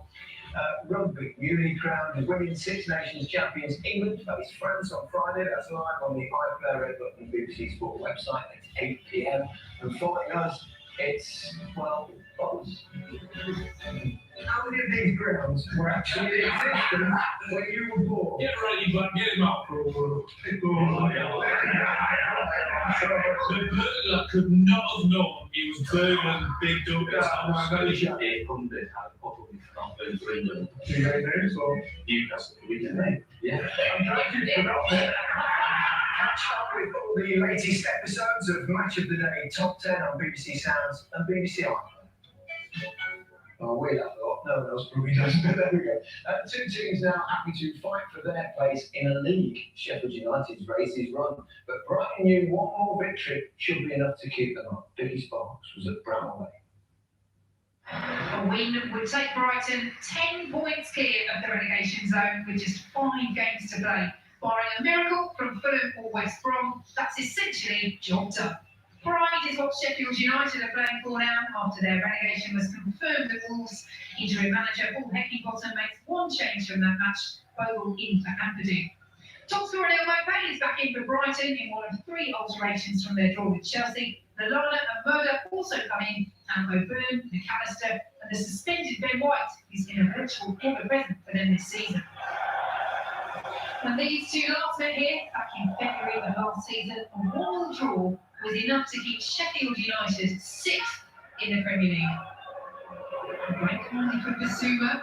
And here he goes, Eve Basuma. As Maupay on the charge, here is Neil Maupay for Brighton. Very good save by Ramsdale. Straight up, made himself big. Basuma just saw the space opening up in front of him, took his chance. Maupay couldn't take his. Been in the wars this week, Graham Potter. Company in his eye, a bit of whiplash. And he's back as well after crying over at the beach. And slow from Brewster, trying to find what's going on. Kindly for Sheffield United. And here is Osborne once more, seeing the run up McGoldrick. Wood forward to Brewster, will come back to McGoldrick. Sheffield United take the lead. Eighth for the season for David McGoldrick. And it just opened up for Ben Osborne. He's just onside McGoldrick. VAR checks, they're happy. And as Brighton couldn't sort themselves out at the back as the ball came back in, the ricochet felt kindly, and Sheffield United might just feel, with the season that they've had, they deserve a bit of luck. Just one shot on target from either side. Here's Gross. With the space over on the far side. Good ball from Gross. Is this dangerous for Sheffield United? And Brighton can't squeeze their way through. Murder's effort wide. But look at the space that Trossard had there.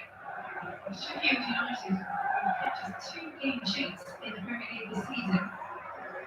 Closing a puzzle that at the moment Brighton cannot unlock. Well, they have struggled in recent times against Sheffield United and Brighton. Just one win in their last 11 league encounters. Right start to this second half though, the line. Early drive of Ramsdale. Straight down the throat of the Sheffield United goalkeeper. They would still be 7 points clear. The relegation zone, Brighton, even if the scoreline were to stay the same. Milan, lovely touch by Welbeck, Mopay! Ramsdale was there to stop what would have been a delightful Brighton goal. With a verve and intensity about Brighton now. Izuma. Another one of those runs. Fernandes takes over. Mopay. Well looked behind again by Keane Bryant. But they're getting into better positions here, Brighton. Finding the space. It's a cute run by Mopay.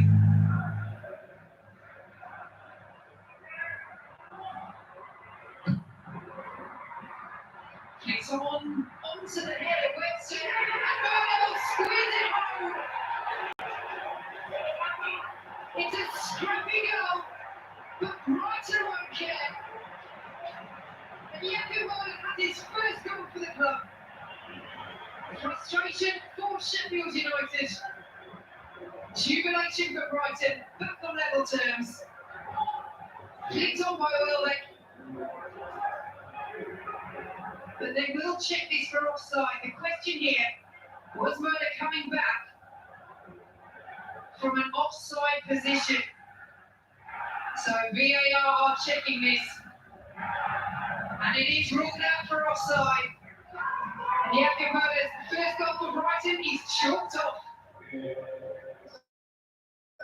But he has straight, hasn't he? And Sheffield United's lead is preserved. How will Brighton respond to that disappointment?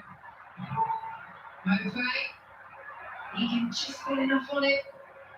Kept alive by Welbeck. Nice turn from Gross, here is Welbeck. Second chance, and it's flicked wide. Lallana very close for Brighton.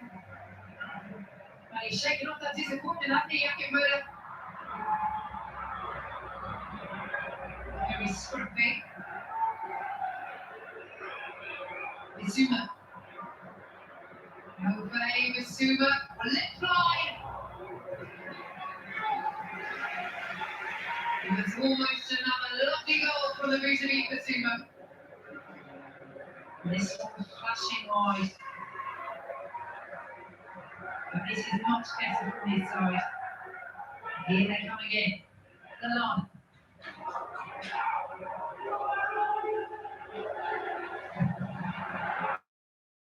Delivery and looking for Welbeck. And stretching at the far post. Can't convert. It's a good run by Welbeck. 2 goals in his last 4 games. Difficult chance to convert. Here's Jahanbash. Trossard. Jahanbash once more. A multitude of blue shirts he has to aim for. One of them was Mowbray. And that should have been 1-1. Again, it's cute play from Jahavash. And Mowbray just scoops it over. He will not want to see that back. And you can see what Danny Welbeck thinks of that as well. So Leandro Trossard is off, but what a moment this is for Jose Izquierdo. His first appearance in almost 2 years to the day. He has had such a terrible time with knee injuries. There are some tired legs up there now. Izquierdo. He has fresh legs. He'll go for it, and lots of sunny by Ramsdale. Well, you wouldn't know he'd been out for almost 2 years, would you?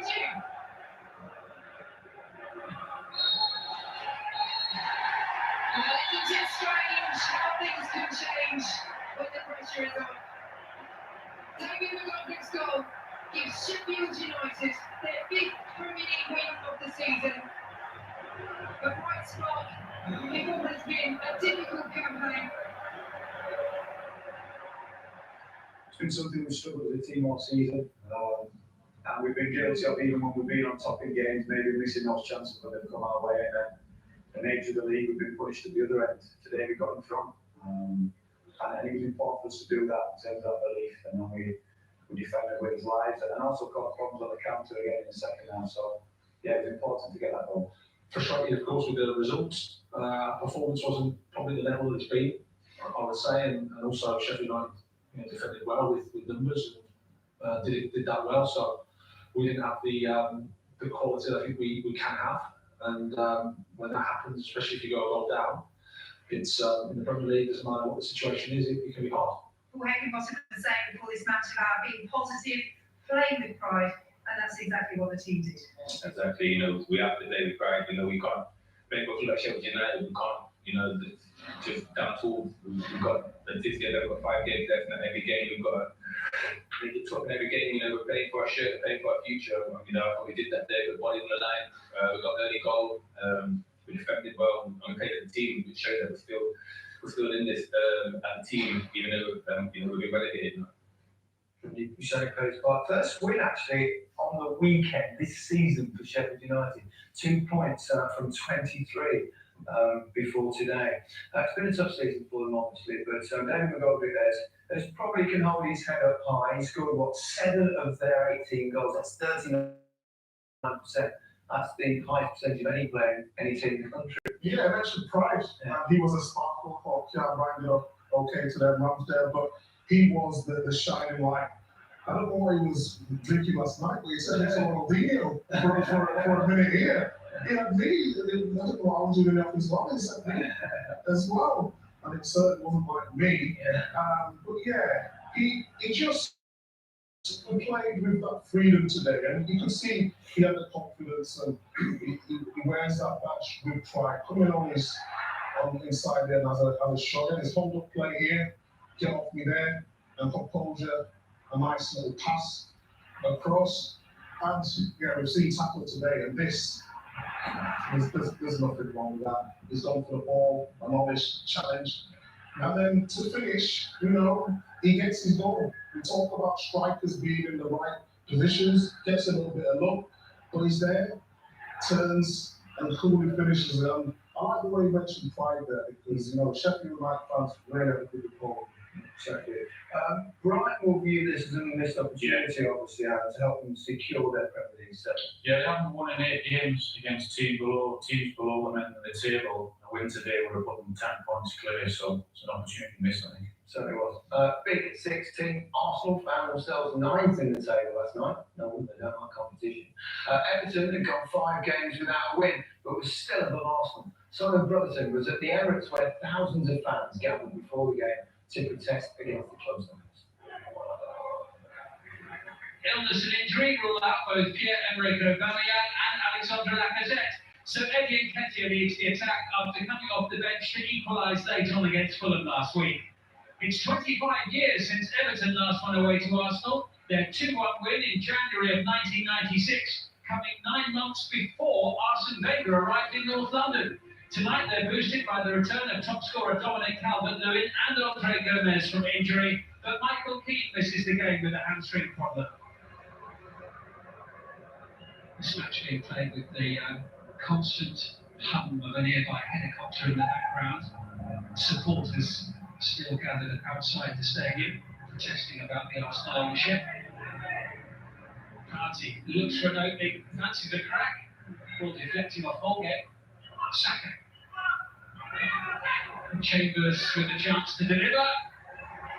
It's Saka who fires the first shot in the match on target. Saka collecting the loose ball and quick to shoot.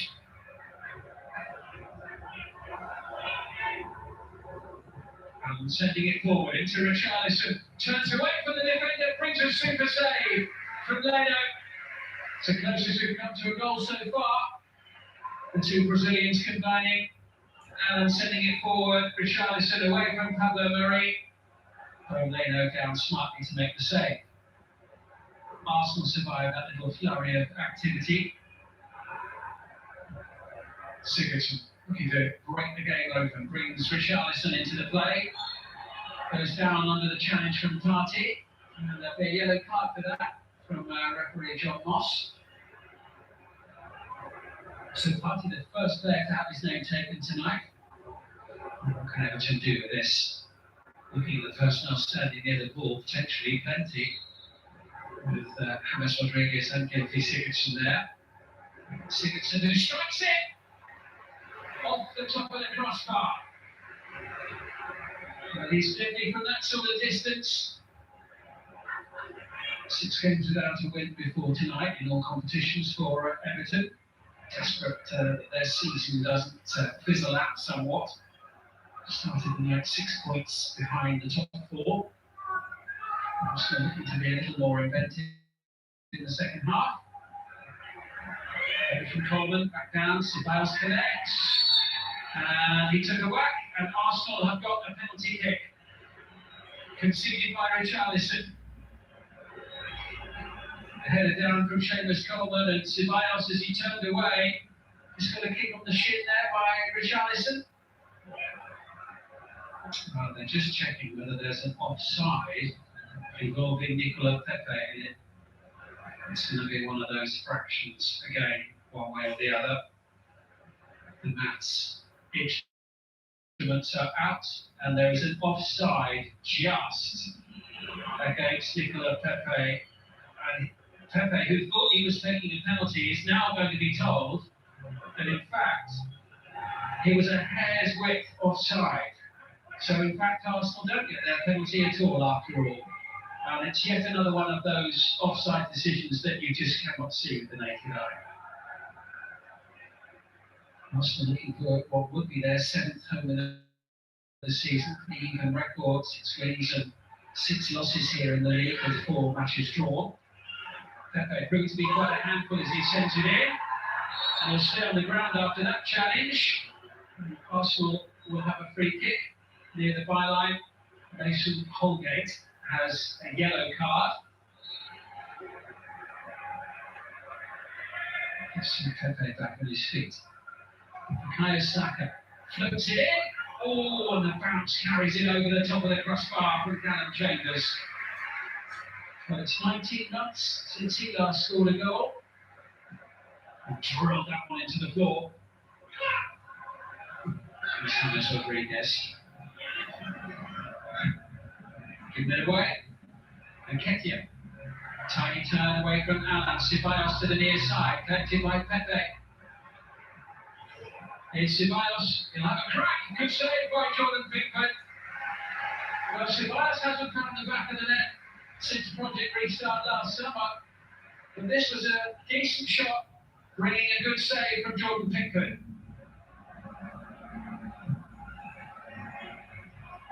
Towards Richarlison. Always got the better of Xhaka here. Richarlison. Oh, and it's a mistake there by Leno, and somehow the ball has squirmed from his grasp. and rolled into the back of the net. And Everton have the lead with 15 minutes to go. And it's a moment to forget for Arsenal's goalkeeper. He's been working on that all week. Everton finally made the breakthrough. Richarlison, he was just bumped there slightly by Xhaka, but it created the space for him to get the ball away from Arsenal's left back, and there it's just a horrible mistake by Bernd Leno as the ball was squared into the middle and somehow it slipped from his grasp. Two own goals from Arsenal this week. The first of them joining the Super League, the second from Bernd Leno tonight. Arsenal denied the opportunity to take the lead in the second half when initially they were awarded a penalty. Pepe just adjudged to have been a hair's breadth offside. Ball play in towards Martinelli. Martinelli still back and good save by Pickford. And Everton are not quite over the line yet. Well, Jordan Pickford has largely been a spectator this evening, but he was needed here and he was ready for it. Time all but up as Jordan Pickford prepares to take this kick. There goes the final whistle, and Everton have won away at Arsenal for the first time in a quarter of a century. It has been a shocker of a week for Arsenal, off the field and now on it as well. Bernd Leno's own goal decides the game. Did you know this is the first time Everton have won away at Arsenal in 25 years? I know. I know now. It's really unbelievable gift for our supporter. I think good performance, not top performance, but solid performance. We played solid, we were good defensively, we tried to play if it was possible, and we were lucky scoring a goal. Presumably you feel the penalty was a key moment, would have given you a bit of momentum. Absolutely. It's a clear penalty, but those decisions being made after, I don't know how and who, because we cannot see their faces to explain it. And it's the second time in 2 weeks, because against Fulham it was the same or worse. With a lot of these decisions, it's very hard to see what the decision actually is or should be, even when the lines have been drawn, isn't it? Well, we've been in football for long enough, and I can see the images 20 times and I don't get it. None of us get it, Mikel. None of us get it. It's Everton's first double over Arsenal since 1985-86 season.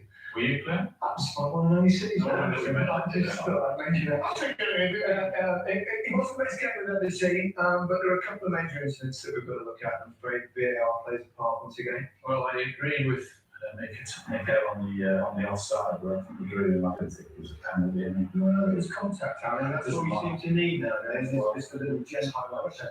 Because he's offside there, the ball comes back across, which Coleman clears it, and then Richarlison gets back in there with Ceballos, and he flicks him. I mean, wow, that must have been so amusing. Look at that.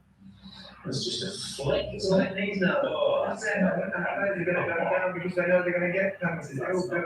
But that was the offside, wasn't That's not offside. That's level. That's I mean, we can't see how he's offside. It's like they want to display the goals. Let's go. This one.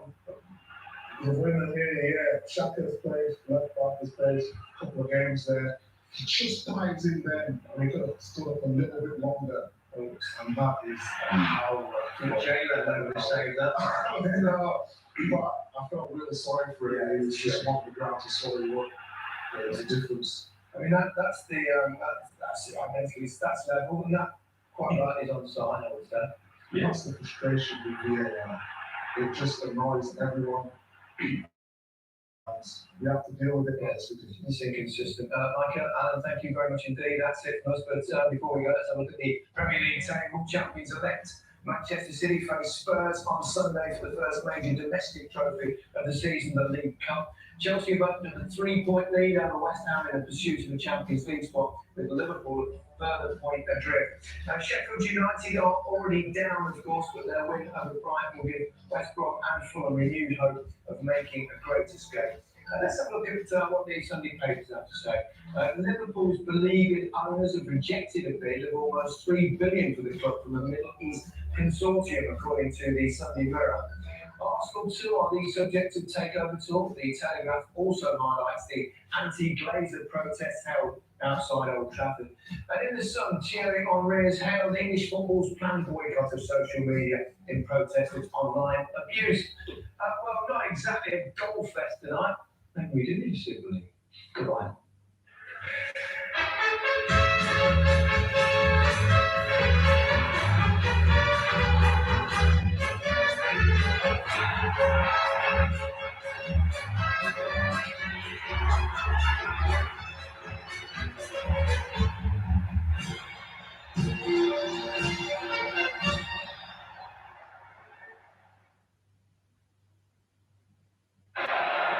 Wolves against Burnley is live here on BBC One tomorrow morning from 11:45.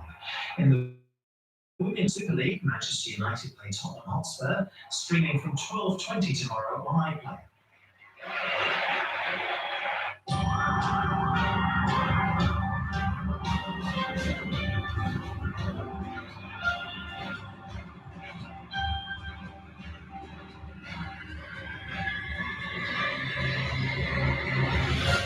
The new series Live Duty, streaming now on BBC iPlayer.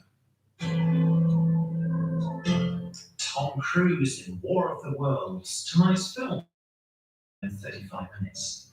First, discover football's top 10 shocking transfers. Bristol Rovers fan here making no comment.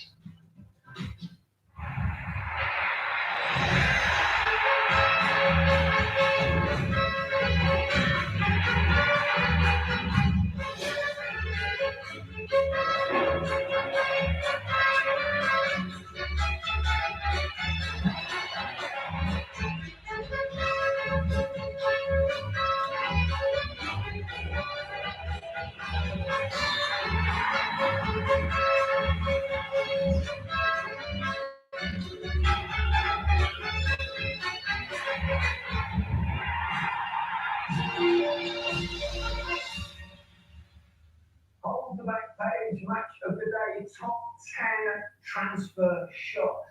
We've already made that earlier in the season. Right here, Richard's in. It's not going well. The numbers have gone through the roof. I don't know, sometimes it takes a player a while to adapt. Adapt the right from the better things in the second team. I think I've been absolutely fantastic. A little bit of joke to that. I think that actually the balance of the side, 3 strikers was probably. Oh yeah, age differences and that. What, age differences? Yeah. Well, bring that up. Alan's still with us. Just, you know, he's on the show. Could do better. Could do better. Hello and welcome. We're talking Premier League transfers today. Not any old transfers, just the ones that make you go, what? How did that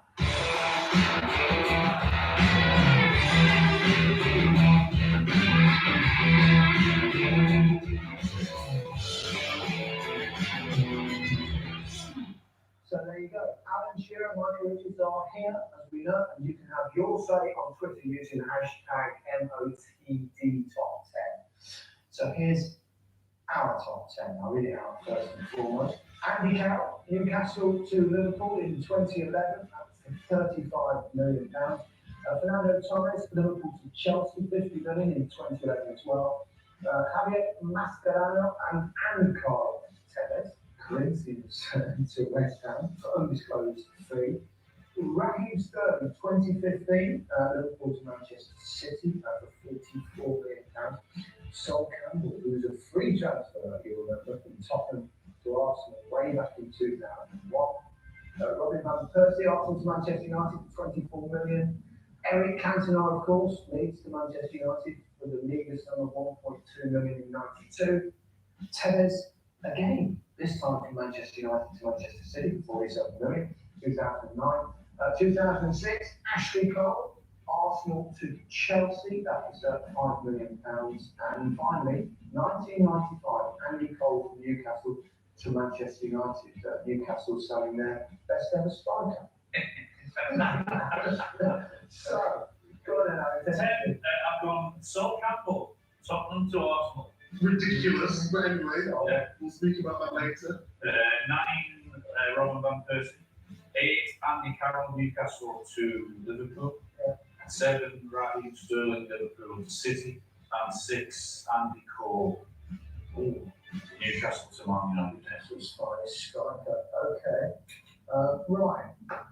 This, I think you've got obviously higher, judging by your reaction, significant. I won't give it away just yet. We're not going to give it away. So why so low, so low? Because that caused huge waves at the time. Did it? I think it even made the 10 o'clock news. Well, was it just huge waves in North London, or was it everywhere?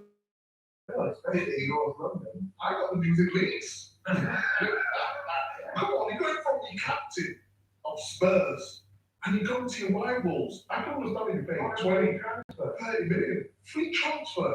That is, should have offered him a better contract, shouldn't they? But it is a shock, isn't it? It's going from what, I mean, well, it's one thing is it's like Liverpool to Everton or Manchester United to Manchester or the other way around. You know, it's that kind of. It didn't. Doesn't happen very often. No, but if you know or understand Sol, which you do, yeah, also playing in the same team as Sol, and I think if there was one player it wouldn't affect, or you wouldn't give a flying whatever about what other people were thinking, then it would be Sol. Why do you say that? Why? That's because he has this. I think he had this attitude of, well, so what? I'm going to do it, and he probably didn't care or maybe understand what he was perhaps doing in moving from a rival to a rival, and with him being the captain. And I think that's an attitude that is good to have, because in football, whatever you do, at some stage you're going to get criticised. To announce that you've got Sol Campbell from your rivals, I just think it's awful, to be honest. Yeah. I mean, if you're going to pay the big bucks, you accept it. It's how much it hurts the fans, I think, as well, isn't it? Because that's, you know, you shouldn't in the real. It's just a bloke playing for a football team and goes to play for another football team. It was captain of Spurs, though. That makes it even worse. Yeah. So you're captain, you're one that you look up to, you know, supposed to lead by example. And he's left his team in the lurch. No, I lost a lot of respect for it when that, even though I was a good was saying a little bit of his Thunderbird later, because you've obviously got significant. Yeah. It's a good. How many teams? I mean, this is our fifth one with Leeds, man. Aguna, 16 mil. I mean, was your team growing up? Yes. Are they still your team now? Well, depends what you mean by specific was the question. Arsenal played, let's say, with Manchester City. Well, considering that I'm a Manchester City ambassador. That's not answering my question. If Arsenal played Manchester City, in all truth, who would you want to win? How important is the game? It's an FA Cup final. Ooh. It's a Champions League. Champions League final. It's the biggest game you could possibly play in football. I'll be Man City brave to get big of that City. This is all about his contracts. He said anything different. That's where, you know, fans will never understand how you can change allegiance from one club to another. No, I've always had a love for Arsenal, but but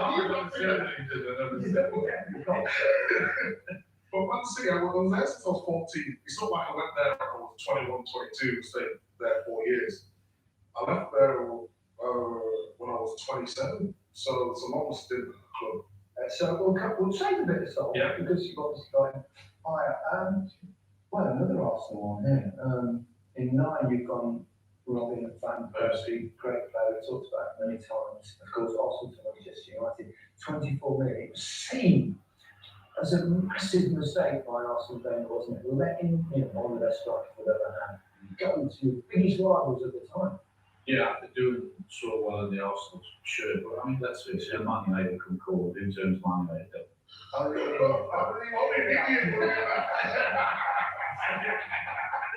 I I understood the pull. I really did it myself. So he went there his first season to Man United, but it wasn't really disappointing. So I think then Fergie left a season after him going to Man United, and obviously so it would have been a huge pull. Did he only have one season? I think he only had one season and then started. It's odd though, isn't it? Van Persie being allowed to leave Arsenal. I mean, to Manchester United as well, because Arsenal fans are livid. Yeah, it was odd, but I think he'd done everything he could possibly do at Arsenal. It's not a fan's day. It's not, but they have how many players? Colin Torre left, he came to us, Adebayor came to us, Clichy came to us. We got all their players, and then going to Man United, I wouldn't say it was guaranteed to win, but they were the two big rivals at that point, weren't they? Yeah, there was, but Arsenal wasn't improving the team at the rate that he wanted. So, as an Arsenal fan, I understood it if I was being told. It's never nice to go forward. Yes, forward Arsenal. I could understand. What a decision, though. I mean, he's won the Golden Boot in his first year. He's won the Premier League in his first year. So it was again a decision that was justified. Fergie masterstroke, you think? Yeah, not for the first time. Right, Andy Carroll talking about big money transfers. Yeah. Newcastle to Liverpool, 35 million quid. I mean, that was a big surprise. Yeah, I mean, Andy Carroll, when he was in his prime, he scored goals and he was technically a decent footballer. Injuries, he just doesn't play there. But that's just one of those things. Well, it's ironic. He was injured when he signed for Liverpool, wasn't he? He couldn't play for the first 4 or 5 weeks when he signed his contract. But that all revolved around the Torres transfer to Chelsea, Suarez, Carroll. When you sit and have a pint with Kenny Dalglish at Liverpool about the money that they got for Torres, he said it was always well spent because he got double deal with Carroll and Suarez. I mean, what Suarez turned out to be, but that deal, Andy Carroll. You know when you sit down and have a pint with Kenny Dalglish, not anyone can do that. I'm sorry. Tell us what he said about it. Because the deal for Andy will be looked upon as if to say, goodness me, what a waste of money that was. And he wasn't there that long, then went to West Ham, I think, after that. Didn't score that many league goals at all. I'm not even sure he got into double figures, I don't think, in terms of league goals. But the deal for Suarez was part of that. So that's why Kenny says it was always a great deal.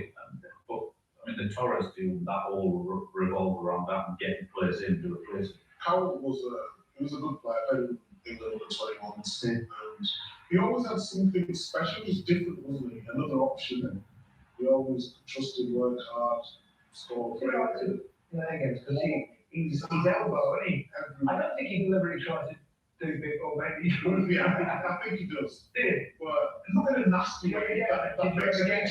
He's just when he's up there, he knows how to protect himself. So his arms are a little bit all over the place. But he was a nightmare. You could always play against him because I had pace. So I just let him win the first ball. You're not going to win the ball. It's like Crouch. There's no point trying to defend that. But I think he was better than people give him credit for. They sold 35 million. They're good, good. Left foot.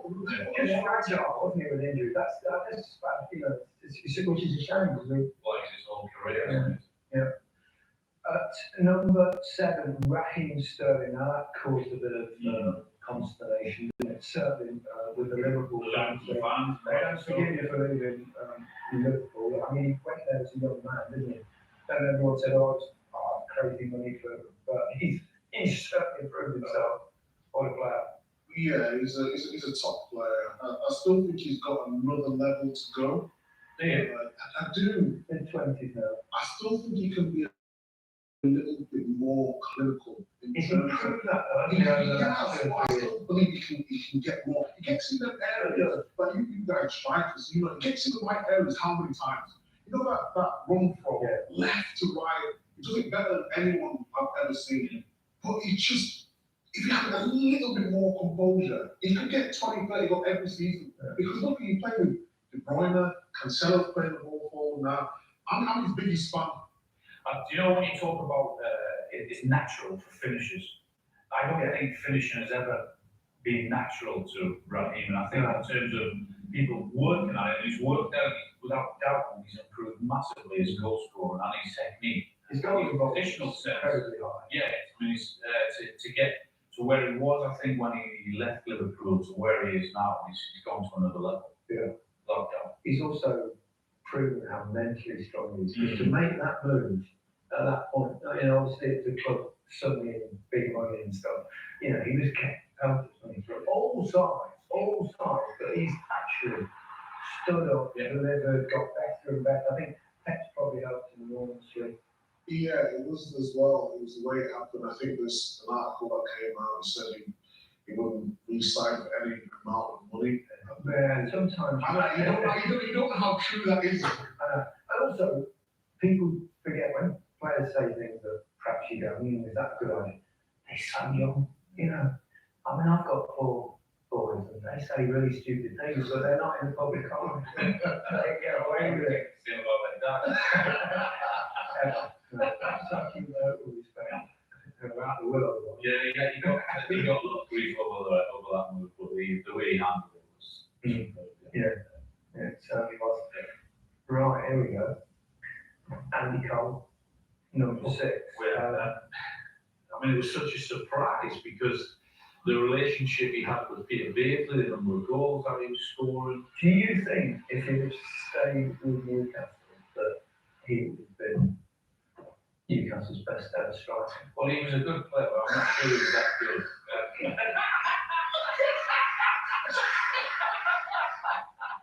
They knew what was coming along the line. They knew they had big legs. All right, fair enough. It was after. Fair enough. He didn't quite usurp Jackie Miller.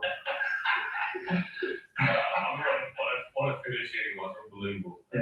Can you remember Kevin Keegan on the steps outside? That's the point of this transfer, wasn't it? People say, why is that such a big shock? Newcastle to Manchester United. But God, Brian, it's Ferrari, wasn't it? Unbelievable, yeah. No one could quite believe what was going on.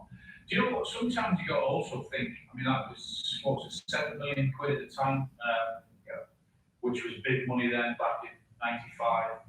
You don't know what part of the manager, if any part at all, is whether he's being told you have to sell it. There's always more sides in the story in Whether the club wants it or not. Yeah. Whether the club say to the manager, no, that's too good a deal to turn down. Go and handle it, go on. But I think Kevin, in normal Kevin Keegan fashion, he thought, no, I've got to get out, I've got to explain this situation. And he did it very, very well. There was some agenda from the fans. Yeah, he was finishing wise, it was just unbelievable. Yeah. Right, okay. That's your 10. What's your 10 to 6? Tevez and Mascherano. Number 10. Van Persie, same as you. Owen, number 9. Sterling, number 8. Andy Cole, number 7.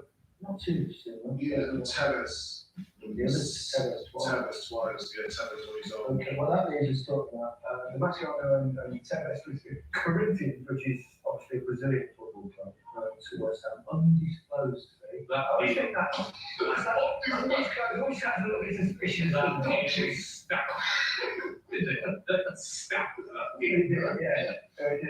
It wasn't that the Jurassian was involved. It was the agent of Kim Jurassian. Didn't they kind of half own the players or something like that, wasn't it? That's it, yeah. Which is a strange thing. Yeah. Well, it's a great way of doing it. If you see some kids who are really good, and I don't think it was just the agent who owned them. The kids on the flag, or apparently, when they're that young, probably not good for the kids. But they get a chance to get them out of where they need to be, and eventually they get to negotiate part of that ownership. So they get paid for the club, although the agent's getting a lot of money, but he's getting money for himself as well. Yeah. And obviously his name probably wouldn't be on there, but yeah, he's getting 2 players. They're unbelievable players, what they turned out to be, the careers that they had. Probably not as good as West Ham, they were, but You've obviously got them in both of them in your top 5. Well, I've got that Mascherano and Tevez deal as number 1. Have you? Number 1. Wow, that's a contrast. You've got 10, and you're first. Yeah. Well, actually, we'll do it now. Let's do 5 to the bottom. Come on, let's do it. My 5 to 1 was Carlos Tevez, United to City. 4 was Ashley Cole, Arsenal to Chelsea. 3 was Torres, Liverpool to Chelsea. 2 was Cantona, Leeds to Man United. And number 1 was Mascherano, Tevez. Yeah, and my number 5 was Torres. Number 4 was Andy Carroll. Number 3, Ashley Cole. Agreed with Alan. Number 2, Cantona. And then Sol Campbell. Wow, that's amazing. So what we've got here is Aaron, you went Sol Campbell 10, you got him in 1. I don't think we've ever had best before. And you got Mascherano and Tevez as 1, and you went 10. Wow, I just thought that's the difference between strikers and centre That's not the Come on. Just because it didn't look correct. I mean, it was. I mean, Well, it was a little bit like, I suppose, Tyson and Muren came together, didn't they? And then Villa and. It was just the way it was done. It was the way it was announced. The transfer fees weren't announced for whatever reason. You've got these guys who have turned up. I'm not sure the manager knew an awful lot. And they were coming. They kept them up, didn't they? Well, there was a court case, wasn't there, from Sheffield United, who actually went after West Ham because it was against the law, forbidden to have those contracts that they had in terms of being owned by a third party. You couldn't have it then, so they were eventually fined. And that's why Sheffield United got relegated. Oh, that's correct. Absolutely. Of course they did, yeah. At their expense, wasn't it? That's right. When Sheffield United got relegated, and they weren't happy at all, and rightly so. And then West Ham were fined for doing the deal that way because it wasn't allowed. Yeah, I can understand the point, but I just didn't think it was that much of a headline. Blame Tevez. Oh, wow. Yeah, he was. What a player. Billy Wise is had more than Aguero. Really? Aguero is more natural finisher. Put him in there, he'll score. So why do you say he's more? He had more to his game. He could link the play. He could play any of the front 3 positions. He worked a lot harder than anyone. Attitude was great. He didn't speak to anyone training. Off the pitch. He just didn't do his own. None of them really trained well. The only Argentinian who's trained well is Isabella. He was every day at it. People go, hey, if you have to choose one to tell them to require. For what though? Get the pride. To play it front. Yeah, but it's different. We're talking about one of the greatest. Very well,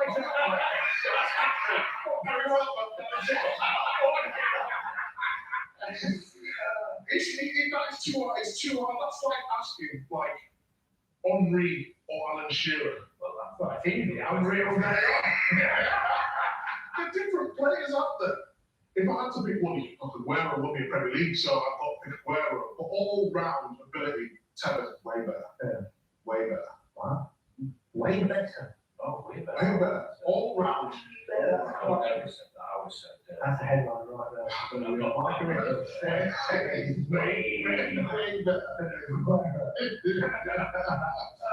Ashley Cole, it was the transfer, wasn't it? And latterly, it was kind of book thing that exacerbated it in many ways, wasn't it? Because which probably wasn't the wisest thing Ashley's ever done. They got pictured together, didn't they, in a secret meeting in a hotel, and that's, I think, maybe 6 months or a year before the transfer. When you say that, I think it was Ashley with his agent, with was it Jose? He got pictured with Jose in some hotel or restaurant or something like that, and him and his agent. And obviously he moved from one London club to another, and it beat Chelsea. But he went on to win a lot. What a player he was. Yeah. You see a lot of really top players that don't necessarily deliver in the big tournaments and stuff, but he did, and he was always consistently good for England. I mean, he was the one player as well that could play against Ronaldo. He used to play really well against him, didn't he? nasty streak to him as well, didn't he? Did he? Oh, he wouldn't mind putting his Did you foot play, in. did you play against him at all? I think I would have played against him In his early days. in his early days. Yeah. We've got Torres, you've got him at 5 and Al at 3. I think one of the most astounding things, not just was the fact that Torres moved from Liverpool to Chelsea, it's how he suddenly stopped being Torres. Yeah, I know. As a player in many ways. I often thought about that, you know, whether he was injured or he had a problem before he went. He had moments at Chelsea, but no idea. So good at Liverpool. It's unbelievable, wasn't he? And he's gone from that to what he was at Chelsea. He was never quite the same again, was he? He's all right, but that was 2 or 3 years at Liverpool. He was electric. He never ever hit the heights really like that he did at Liverpool, because you're right, he was unbelievable when he was at the time unplayable. Played against him, couldn't When he found Liverpool, and couldn't get anywhere near him. He was fast, he was intelligent, stronger than we see him in the gym now. I've seen his Instagram and stuff. He's looking really well. And he just had everything. So when he went to Chelsea, I thought it was going to be a perfect move for him. And then 50-odd million, right? You know what it was like? Do you remember Space Jam? His powers. It's like, where's he? That's basketball. Yeah, I know, but similar. But yeah, it's talking about Eric Cantona. You can't go from Leeds to Man United. So this is where this is my pain. So I was born in Birmingham, raised in Leeds, and I grew up in Manchester and played Arsenal. You can't go from Leeds to Man United. I know, I can't believe you don't get more stick for it, to be honest. But Cantona, at the time, did you think to yourself, Christ, is the player that's going to turn Manchester United into a winning machine? I don't think anyone could have predicted what Eric brought to Man United. The swagger. Yeah, the arrogance, the swagger, the ability, the I don't give a flying anyone attitude. If you're going to have that arrogance, you've got to have some ability, and he did. I mean, he took it to another level in terms of this is who I am. I don't care about anyone except me. And you've got to be a good player to do that. He was. I mean, he did, and he got away with more than anyone else as in terms of a player. But talked to Steve Bruce about that, but he said he was our king, and that's what we called him, King Eric. And anyone that they still sing about now, that they do, then he had to be special, and he was. Proper player. I mean, I watched him growing up. I just thought he was fantastic. I think when you're a young person watching football, you want to see a little bit of personality. And that's what I liked about him the most. That leaves us really, well, we kind of already discussed it, but we did say we'll say a little bit of the Sol Campbell, because you had Sol Campbell in 10th. Yeah. Moving from Spurs to Arsenal. And he was your top. Why do you? Just because Sol Campbell was I would say, I like Vieira the most, and then Henry. When you're an Arsenal fan. Yeah. When Sol Campbell is someone who I looked up to massively. I thought he was undervalued as a player. I think he was a lot better than people actually giving ratings for. He wasn't the greatest on the ball, maybe that's why. Yeah. But then when you look up to someone as a captain, even in his Spurs days, to then go and play for your rivals on a free contract, I just think it was disgusting thing to do. I do. Yeah. Because it's went to the club that you support. I totally understand it from his point of view. And so maybe they didn't want to pay him the money that he was worth, and he knew he was going to be successful for Arsenal. It worked out well. That's the most important thing. It did work out well. Yeah. Well, that's kind of it. The only thing is, I've got to decide. Obviously, between I suppose Sol Campbell and the Mascherano Tevez deal. No favourites here. What was more of a headline? Tevez and Mascherano, we didn't even hear about it until they started playing after a month. I think. Well, you still haven't heard about it. We had to read up about it. I'm going to have to go. I'm going to go Sol Campbell because I was at Tottenham, not then, but I saw him earlier. And Tottenham, for him to leave Tottenham to go to Arsenal is just unforgivable as a former Spurs. I've got no qualms with going for that. Thank you very much, Jack. Thank you. Thank you. I think probably just about kept your spots this week. No shock transfers. Remember to have your say. Who do you think we've made your list? We've had ours. As always, we're always happy to hear yours. Go to the hashtag MOTD Top 10. If you want to do your top 10, does the order really matter? Probably.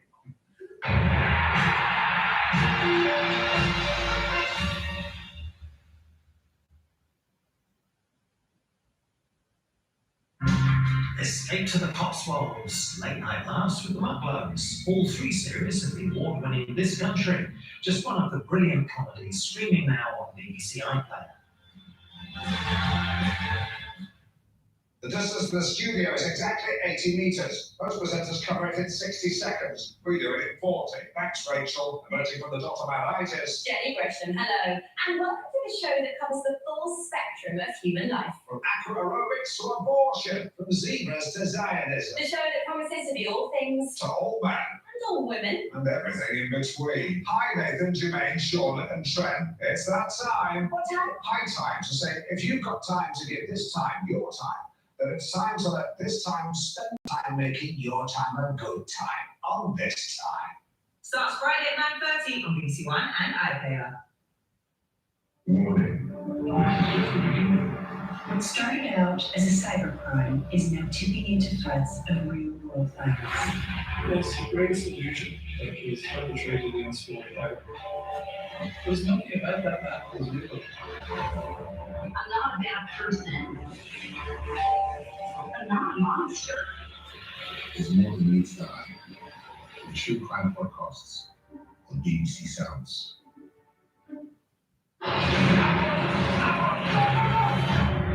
We believe that many of those killed were not soldiers at all. Did you get any spin that you start thinking what did a good job? And then does the war stop, and the arrest and restraint stop. It's so silly. Searching for truth in for the war. Daniel, come and sing to BBC Two and iPlayer.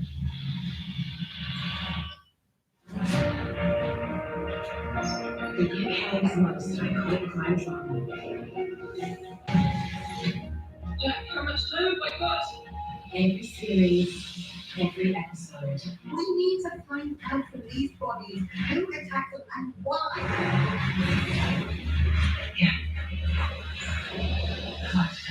Silent Witness from the very beginning. All episodes streaming now, only on BBC iPlayer.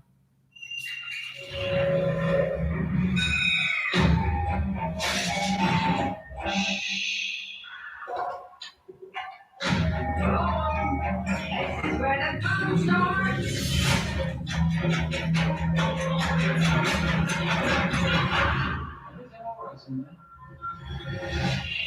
What lies inside of your name?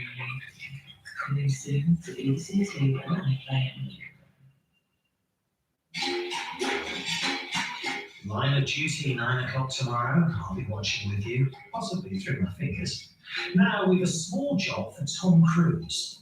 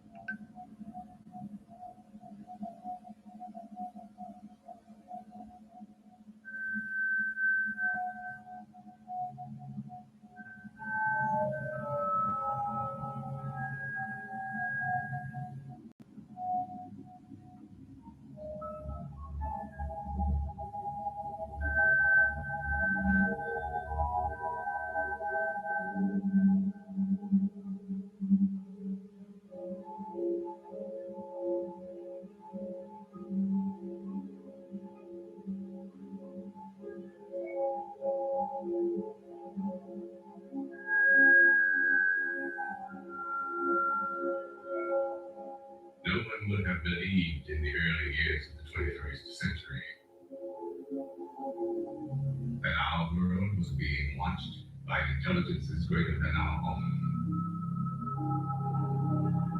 that as men busied themselves about their various concerns, they observed and studied the way a man with a microscope might scrutinize the creatures that swarm and multiply in a drop of water. With infinite complacency, men went to and fro about the globe, confident of our empire over this world. Yet, across the gulf of space, intellects, vast and cool and unsympathetic, regarded our planet with envious eyes, and slowly and surely drew their plans against us.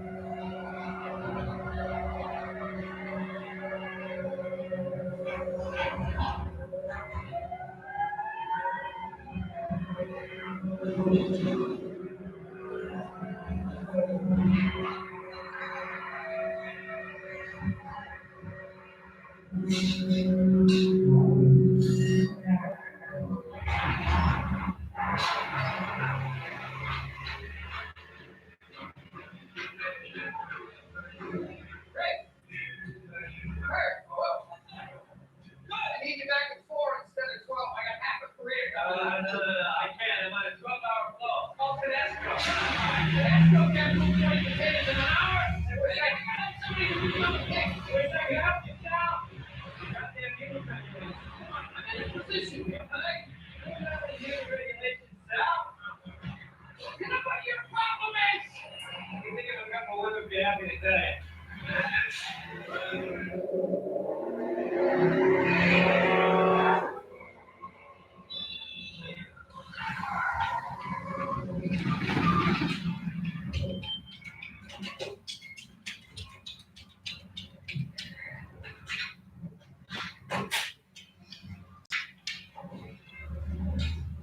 Okay, 30. Said 8 o'clock. Hey, this is one safe look at your vehicle. Congratulations. Thank you. Hey, Bob. We'll be back Sunday. There he is. Get a hug. Squeezing handshake. Kicking the teeth. The door's locked. So we're gonna have manners.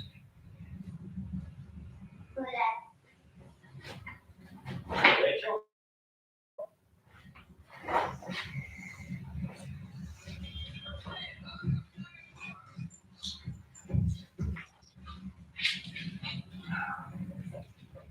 You're ready. I'm gonna get you a pen on that side. Door's locked.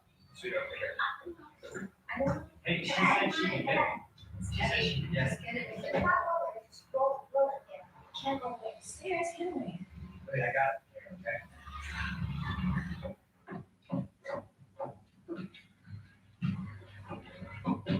Zero to the eight. To the eight next week. Better get going with the traffic, I see. You're out of milk. And everything else. You close the door, please? Because it's my refrigerator. I'm gonna go outside. Okay, sweetheart. See you in a bit. Bye, Tim. I'm gonna get this upstairs. What do you think? No, okay.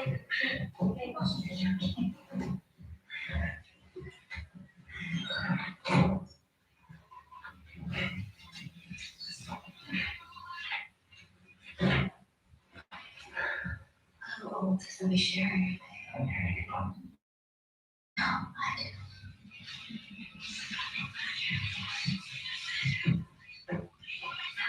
We're always in the paper of the French occupation of Algeria due Monday, which is yet to begin. It would be nice if he were done by the time I got back, so I don't have to keep him up all night on Sunday. that's not perfect. No, you just gotta stop writing it first. I love you. Is it too far? Oh, she's over there. We'll be at my parents' house in Boston. But don't call it house phone, you know. Well, the point is, I got my cell phone, so if anything comes up or you have any questions, just call. Believe it or not, I can't handle it. I'll leave the phone on. I mean, it's good. It's good looking. You think? Yeah. Take care of our kids. Marianne, you got nothing to worry about. Listen, you play the mom and raise and stuff. Kiss her. Still love that.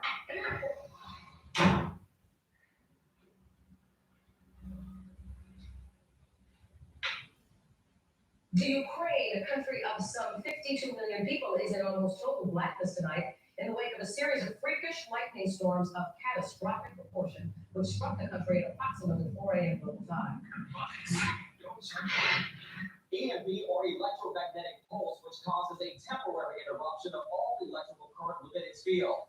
As in the Ukraine, there are scattered reports that the EMP here was followed by seismic activity on the scale of an earthquake, measuring 6.5 on the Richter scale. This Baseball season's over. 5 minutes. Second kitty. There it is.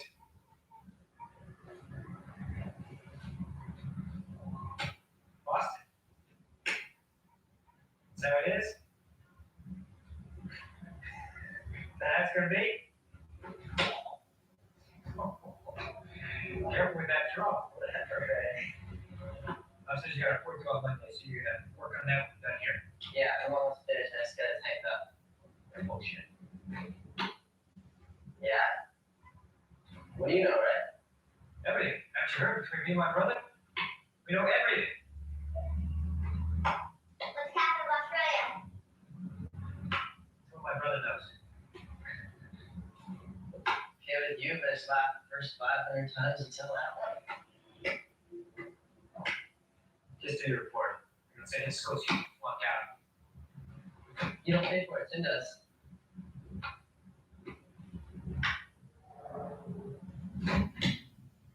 That's not what I got. You're an asshole. Hate coming here. My dad is such a dick.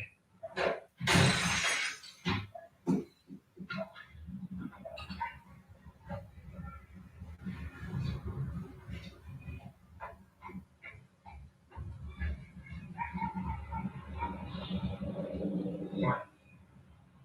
Not how you're gonna get through it. You want them to listen to you. What are you? Your mother? Or mine? Where are you going? Sleep. I work for a living. What are we supposed to eat? You know, order.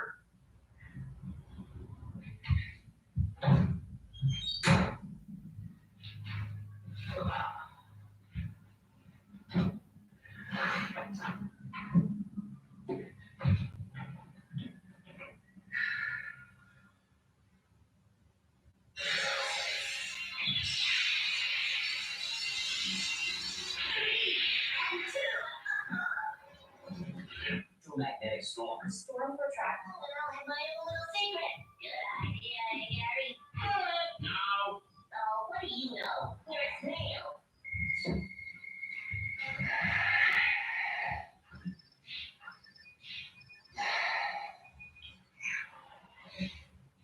What's the matter? Kind of scary. When did you get here? Before trailing. You didn't be there. You were over there. You take that out. So we're not. Come on, let me see. Let me see.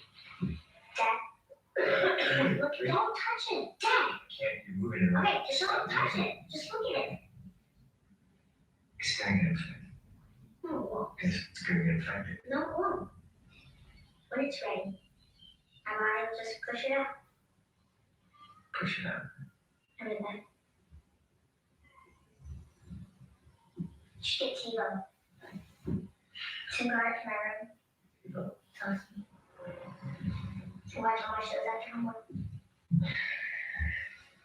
Yeah, just put it on my platinum card. Robbie? Robbie?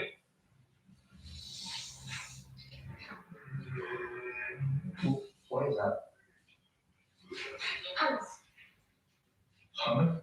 from the health food place. Kept on the menus last time we were here. You said order. I meant orange food.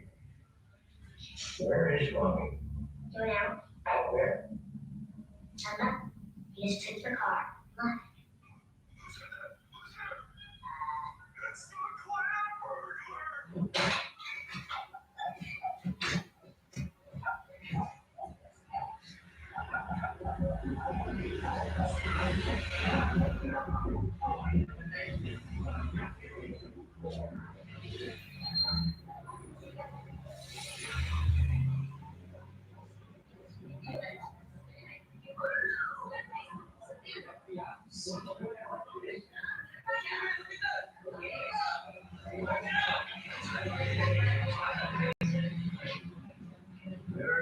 Something like that.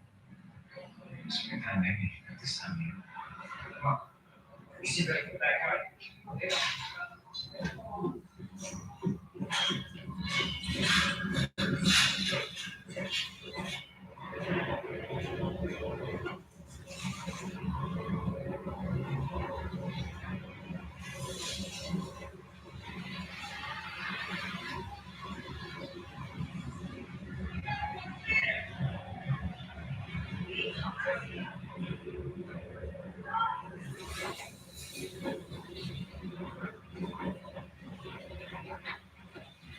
That's so weird. What? The wind is blowing toward the storm. I didn't see it. Rachel, was he so cool?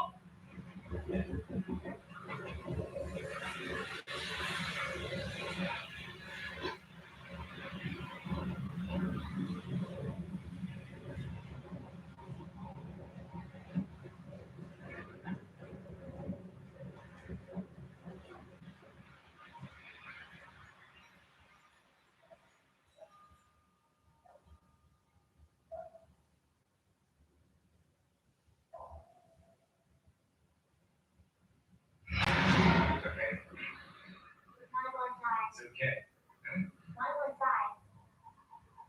Can you go ahead?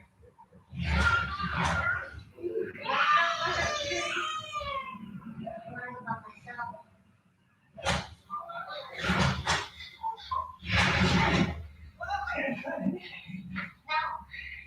No. 4th of July. Oh, see.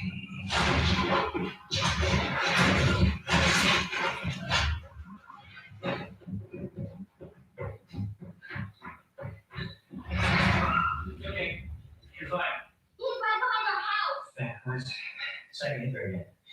Okay, because lightning doesn't strike twice in the same.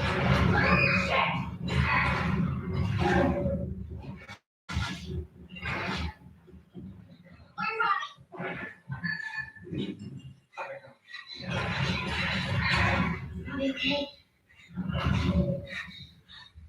Are you okay? How is that?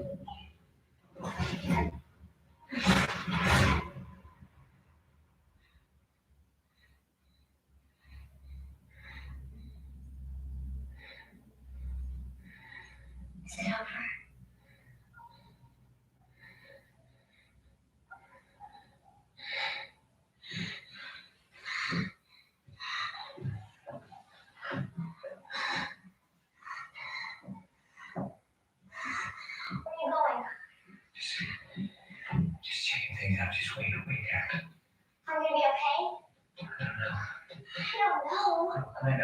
Just Rachel, please.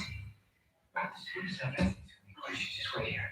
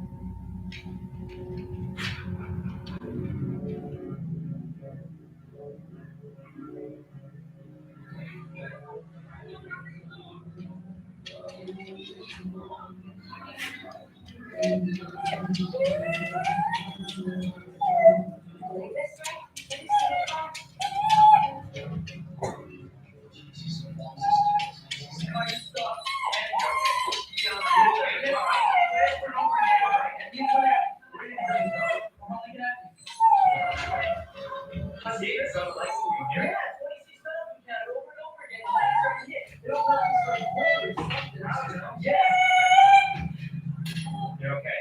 Yeah. It's just in the house. Go in that house, stay with me. Okay. The next time you take my car, no driver's license, no permission, I call the cops. Yeah, when I get back.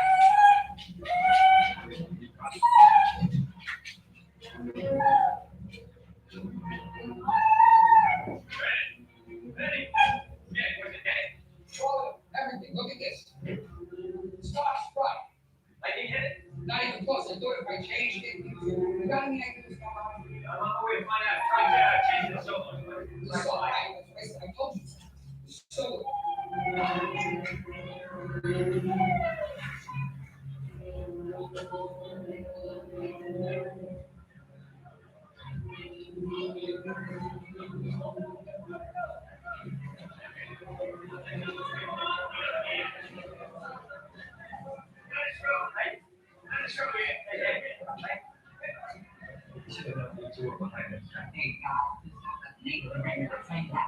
See it?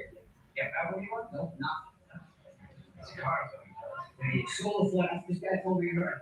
So, It's a sense of something big body plasma. Yeah, it's solo flat. So you're gonna control the electronic stuff. Sun does not fall light, okay? Just tell me what that guy said. You're okay. I'm the champ. This sounds dumb. I'm saying.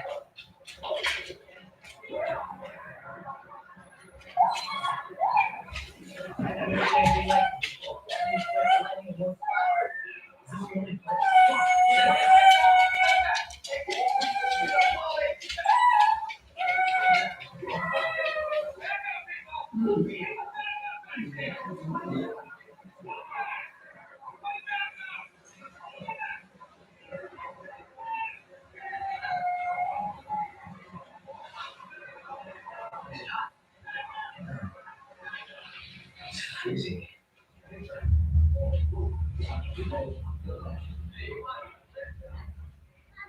Get it? Feel that? Was it the sunlight? After it? There's something else down there. Water main doesn't run through here. Well, there's something down there and it's moving.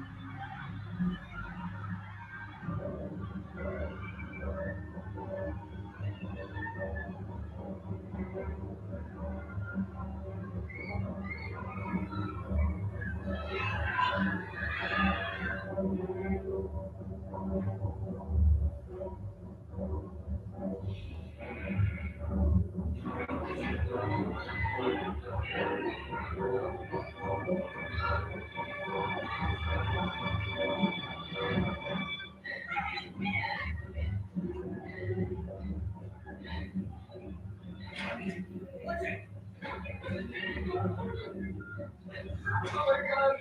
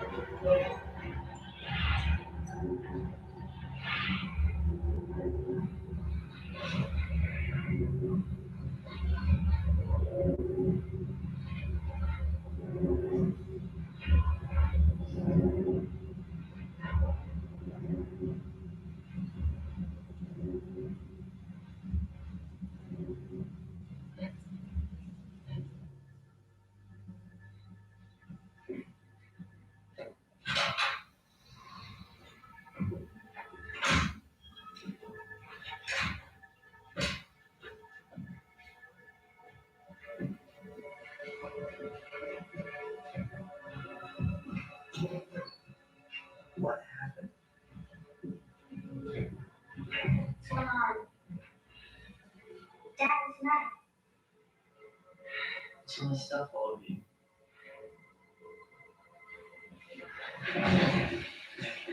What's stuff?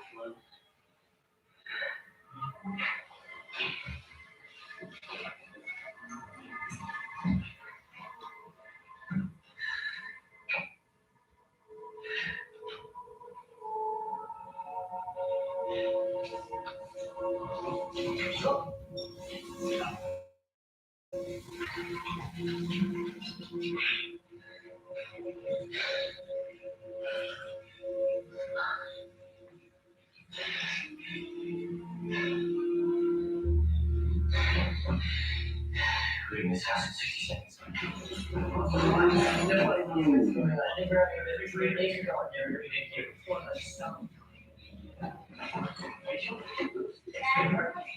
I need you to get your suitcase. Okay?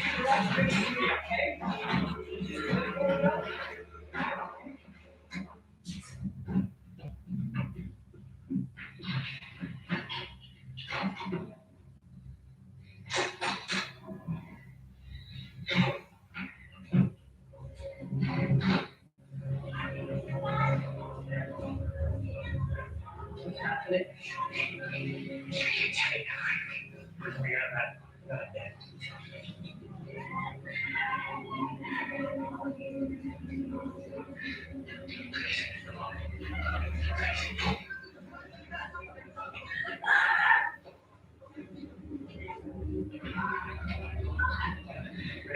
Right beside you. Please answer.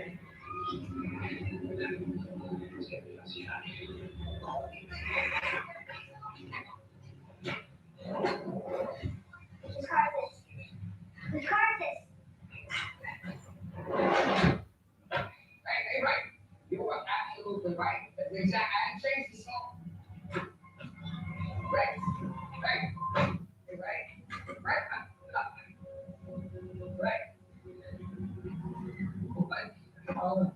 Open the door, come on. Open the door, Ray. Look here. Get it. That's funny. We gotta get out of the car. Yeah, that's not my fault. Right? Please go ahead. Hey, shut up. It's crazy. I just gotta come back. Was it not the right cops? I got shot for no, wait, get out of the car. If you're gonna die. Get out of the truck. How about you? Get out of the car, Ray.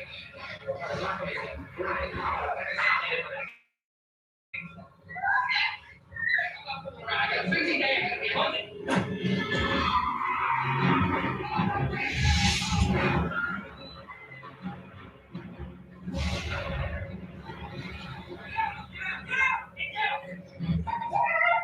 Get down! Get down!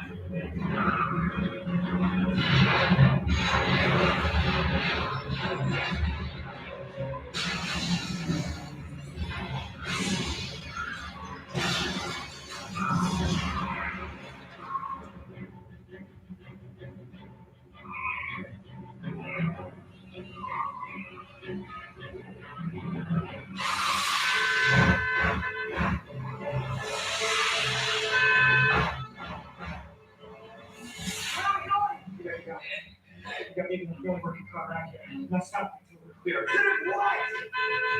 What the hell is going on? You're so under attack! Who is it talking about? Get down. Rachel, shut up, Rachel! Do something! Okay, come on, Rachel. Hey, James. This is your response to you, right? It's safety space. It's safety space. Okay. Now you're going to bust the time to dad. Yes. All the way to you. This thing's a machine. Call that grab, start coaching. He's killing everybody. Is it terrorist? This country's centuries. You mean like Europe? No, Bobby, not like Europe.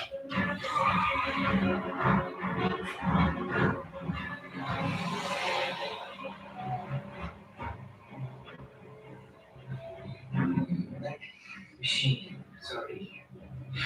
Buried. Maybe.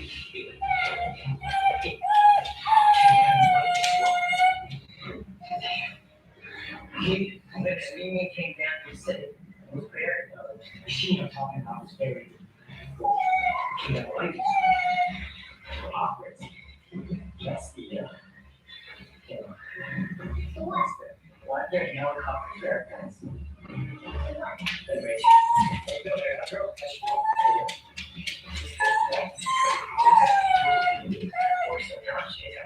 Rachel. Hey, Dad, you feel better? Dad, tell me about it, you know? Listen, what I need you to do is I just need you to hold it together for me, okay? When you start screaming like that, you know, I can't believe right now. Rachel, I know!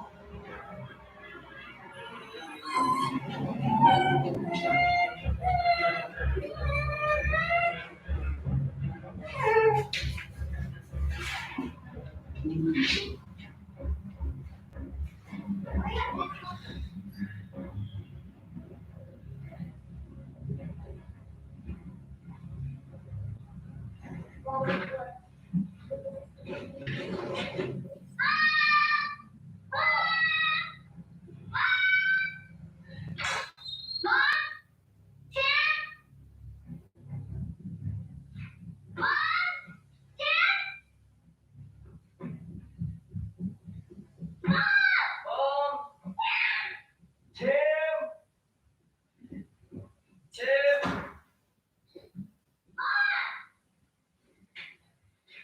They're gone. Mr. Dad. She's not. She's just not here, okay? They were never here. How do you know? Because they're on their way to Boston. Kept on going up to Boston. I'll pick your grandma's house.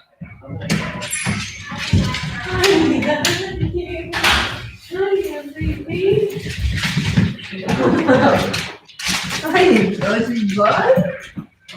Yeah.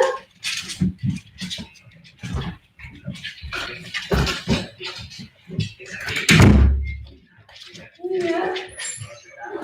Oh. That's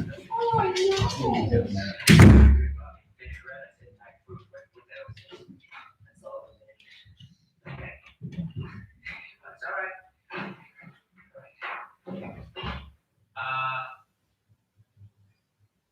Food. Bread. Okay, we're gonna have, these are sandwiches. See me deal? See me deal? It's two for you. It's two for Rodney. It's two for me, one for the house. We're gonna do some, we're gonna show you guys, teach you how to play some poker. Those 5 cards stud, maybe a little blackjack. Since when? First. Okay. You can eat bread, okay? I'm hungry. Okay, well, probably not gonna eat me. What sandwiches? But you only have a sandwich? I'm not hungry either. Not hungry either? Okay. Okay, that's fine.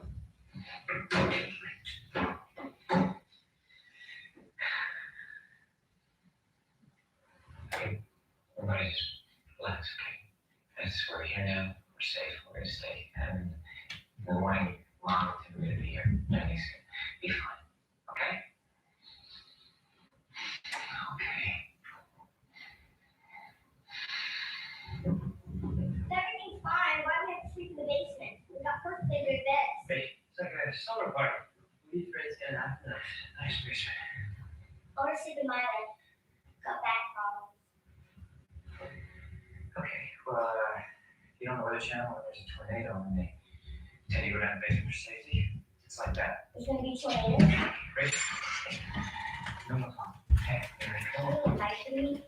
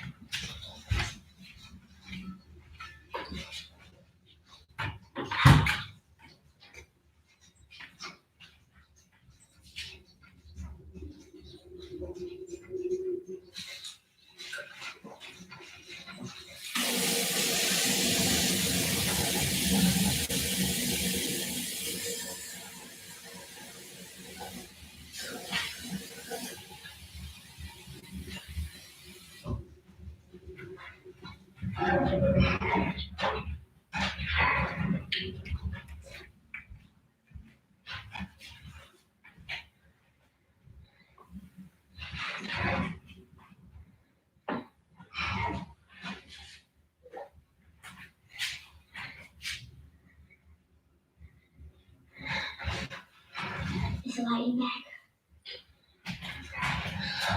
This is something else.